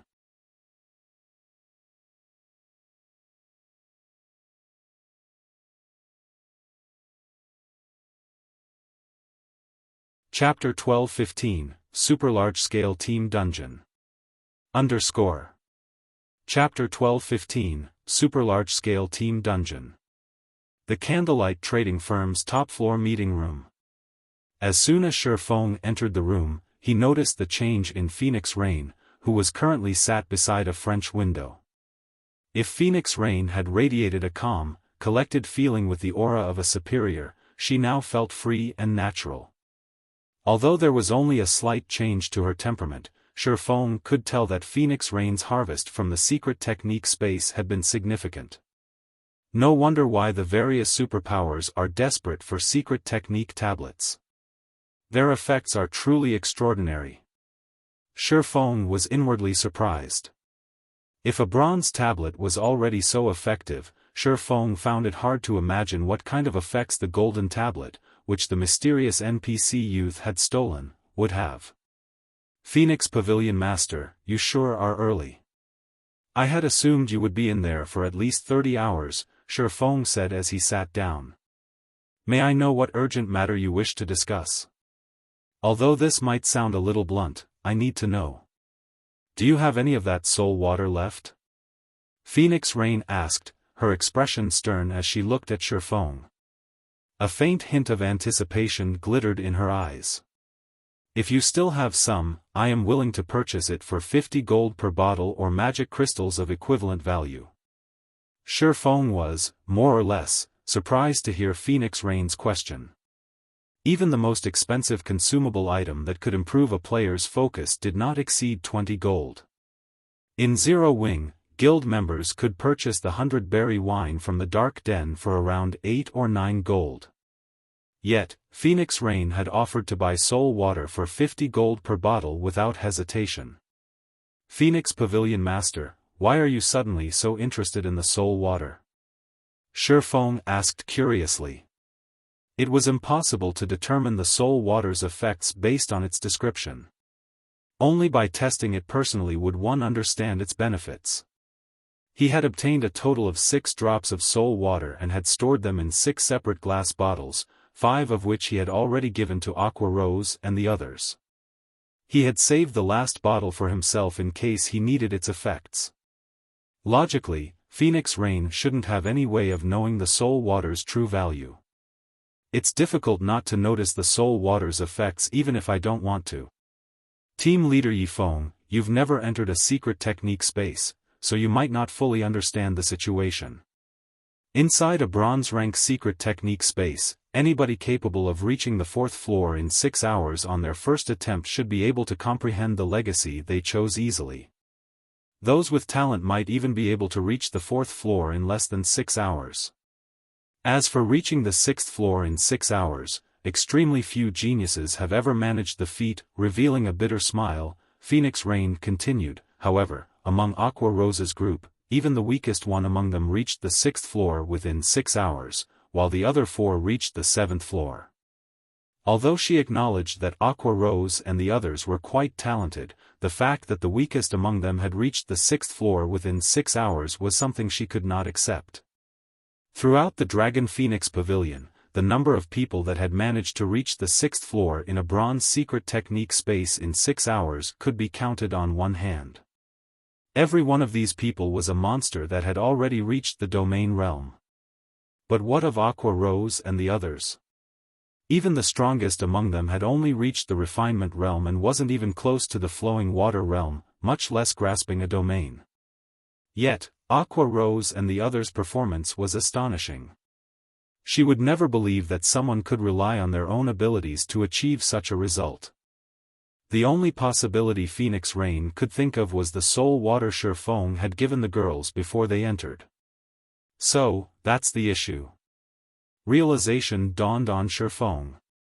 I do still have some soul water. However, it's far too valuable. I don't have a lot on hand right now. If you would like some, I can trade them to you, but I want neither coins nor magic crystals. Rather, I would like to borrow the Dragon Phoenix Pavilion's strength to help me with something. Once the task had been completed, I'll give you 10 bottles of soul water. Selling the soul water was the most foolish thing he could do. He wouldn't even sell the liquid if someone offered him 300 gold per bottle, not to mention 50 gold. 100 souls were required to make a single drop of soul water. This limited the soul water's production. He didn't even have enough for his own guild members, not to mention selling it to others. Moreover, if he mass-produced the soul water, the soul orb would be exposed. 10 bottles? Phoenix Rain pondered. 10 bottles of soul water wasn't nearly enough. She wouldn't even be able to supply her direct subordinates. However, after giving the matter some thought, she found it reasonable. The soul water could enhance a player's comprehension and allow them to reach the 7th floor of a bronze temple within 6 hours. How could such a treasure be available in large quantities? Although a bronze secret technique was the easiest secret technique to learn, it was still extremely difficult to complete all 9 floors. Not one player throughout the Dragon Phoenix Pavilion had comprehended an entire set of bronze-rank combat techniques. If she could get her hands on the soul water, however, someone in the guild might. Comprehending a combat technique to the 7th floor would already massive boost one's combat power. If one fully comprehended a complete bronze combat technique, their combat power would soar. May I know what you wish to use the Dragon Phoenix Pavilion strength for? Phoenix Rain asked. It's very simple. You just need to help me raid a dungeon, Xiaofan said, chuckling. Raid a dungeon? Phoenix Rain asked, confused. Zero Wing already has so many experts. Are they not enough? Zero Wing indeed had a vast collection of experts. Raiding a level 45, 100-man team dungeon shouldn't be an issue. While Hell mode might be challenging, once the team reached level 45, even that shouldn't pose as a problem for Zero Wing. No, they are not enough. I want to borrow at least 100 people, Xiaofan said after considering the matter. 100. Are you trying to raid? Phoenix Rain suddenly recalled a specific dungeon. That's right. The level 50, super large-scale team dungeon, Flaming Ruins. Xiaofan nodded. In God's domain, the largest team dungeons before level 50 were 100-man team dungeons. However, after level 50, super large-scale team dungeons would unlock.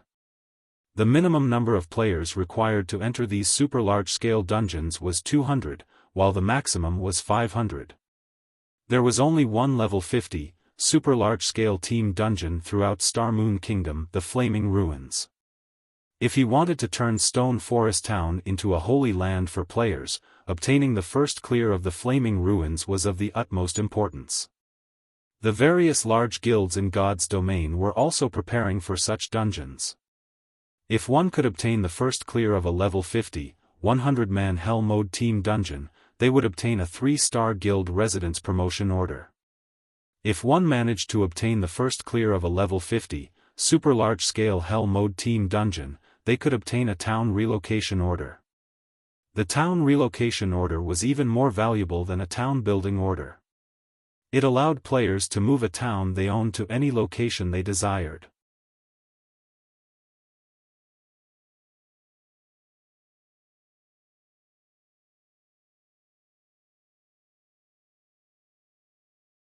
Chapter 12:16, Stone Forest Town's Shocking Transformation.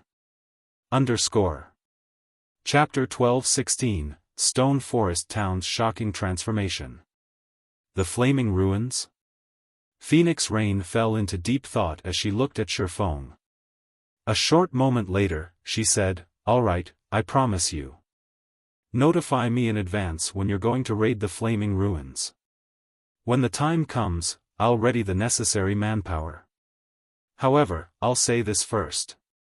You should know that the death penalty of a super large-scale team dungeon is greater than that of a large-scale team dungeon. If we suffer 3 team wipes, I'll withdraw my men. I also won't return the 10 bottles of soul water. The difficulty of a super large-scale normal mode team dungeon could rival that of a 100-man hell mode team dungeon.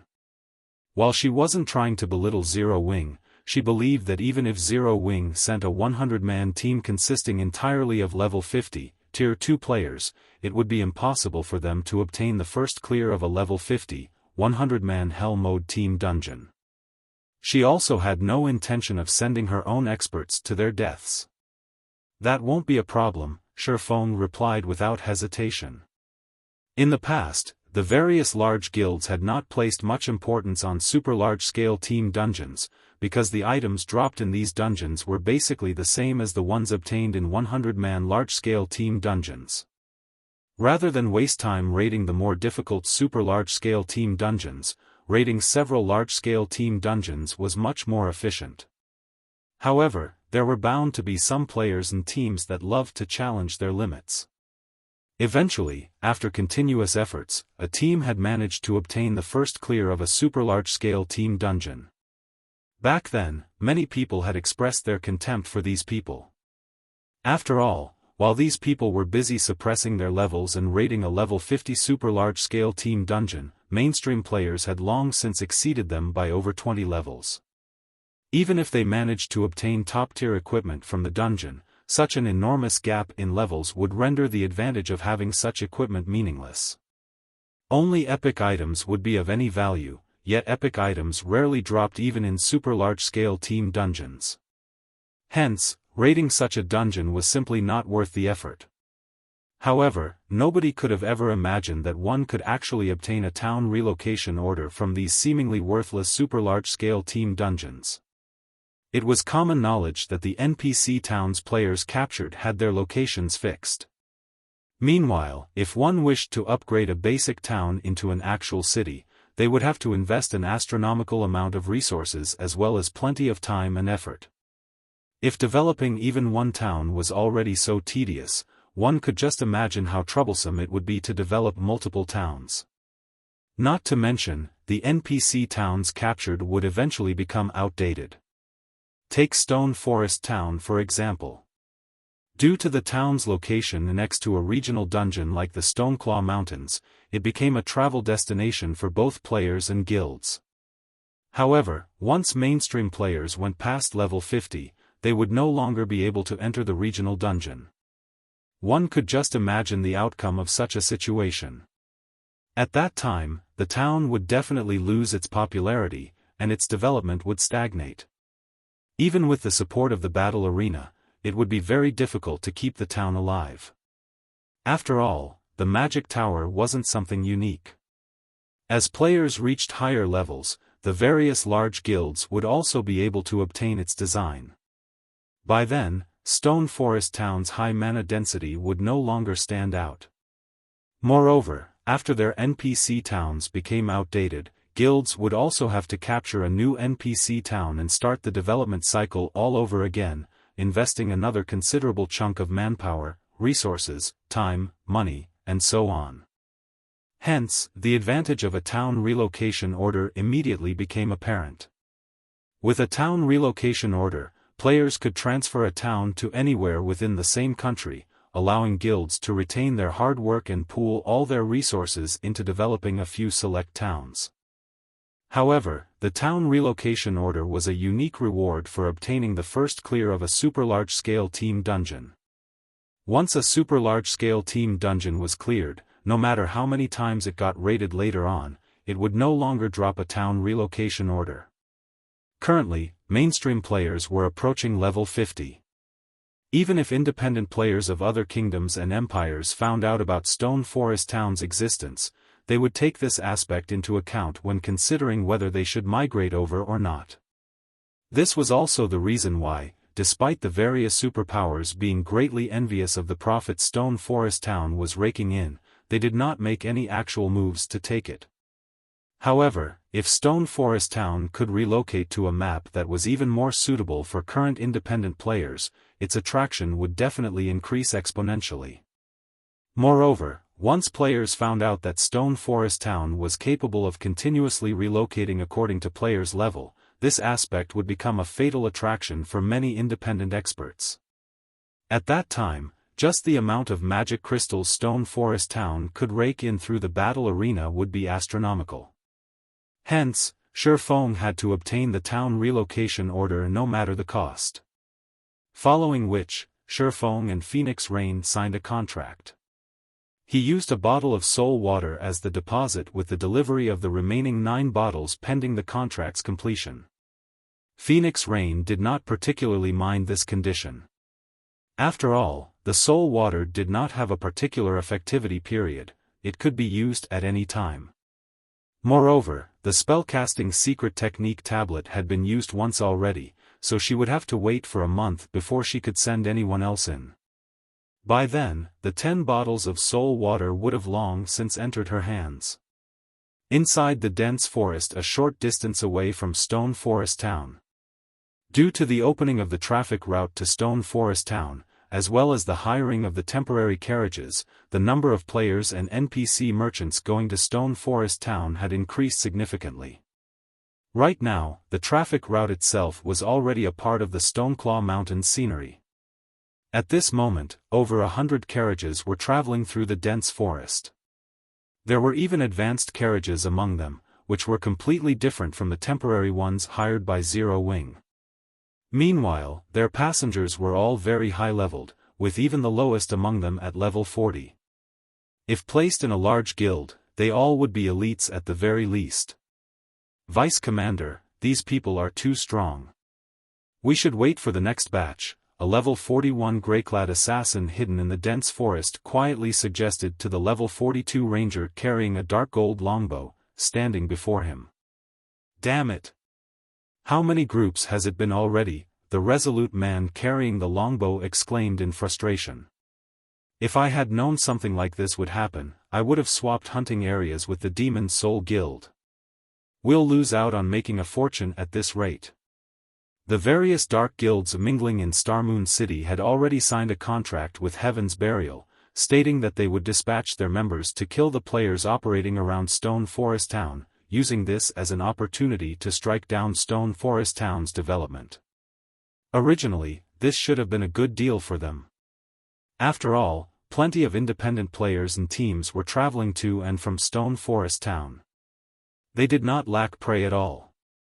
However, just an hour ago, Stone Forest Town had suddenly made an announcement that directly disrupted their guild's business. Stone Forest Town had revealed that it was going to replace its carriages with better ones as well as increase the rewards for the tournament held at the battle arena. For the mini-tournaments held every day, anyone that managed to become the champion of the said tournament would obtain not only top-tier weapons and equipment as a reward but also magic crystals and advanced mana armor kits. The top 3 players would receive similar rewards except for the advanced mana armor kit. Most importantly, however, players that became champions of the mini-tournament would get to live in a private suite on the battle arena's 7th floor for 10 days. The battle arena would also hold a large tournament once every 15 days, and the rewards for the champion were even more terrific. Aside from being able to obtain weapons, equipment, and advanced mana armor kits, the champion would have the opportunity to inherit a combat technique as well as live in a private suite on the 8th floor, which was also the top floor of the battle arena, for a month. Meanwhile, the top 5 players would also get to live on the 8th floor for a month. The quality of weapons and equipment awarded, as well as the quantity of advanced mana armor kits, would vary depending on their rank. In addition, those that received a private suite would have complete management over their own suites. As long as they had the money, they could spend some coins at the Adventurers Association and have the association construct a magic array in their suite to allow them to use return scrolls to teleport back to their room. This was an entirely new benefit. In the past, the rooms were only loaned to players temporarily. Now, however, players would become the contracted owners of the private suites for the entire duration of their stay. Due to the introduction of these several factors, a large number of powerful independent experts who were initially only a little interested in moving to Stone Forest Town took action right away. This development became the misfortune of dark players. After all, among the several groups of players that had entered Stone Forest Town so far, not a single one of them should be provoked. You're tuning into the Xiaofan's Wuxia Tales YouTube channel. Don't forget to subscribe and join us on this journey to catch the most captivating stories.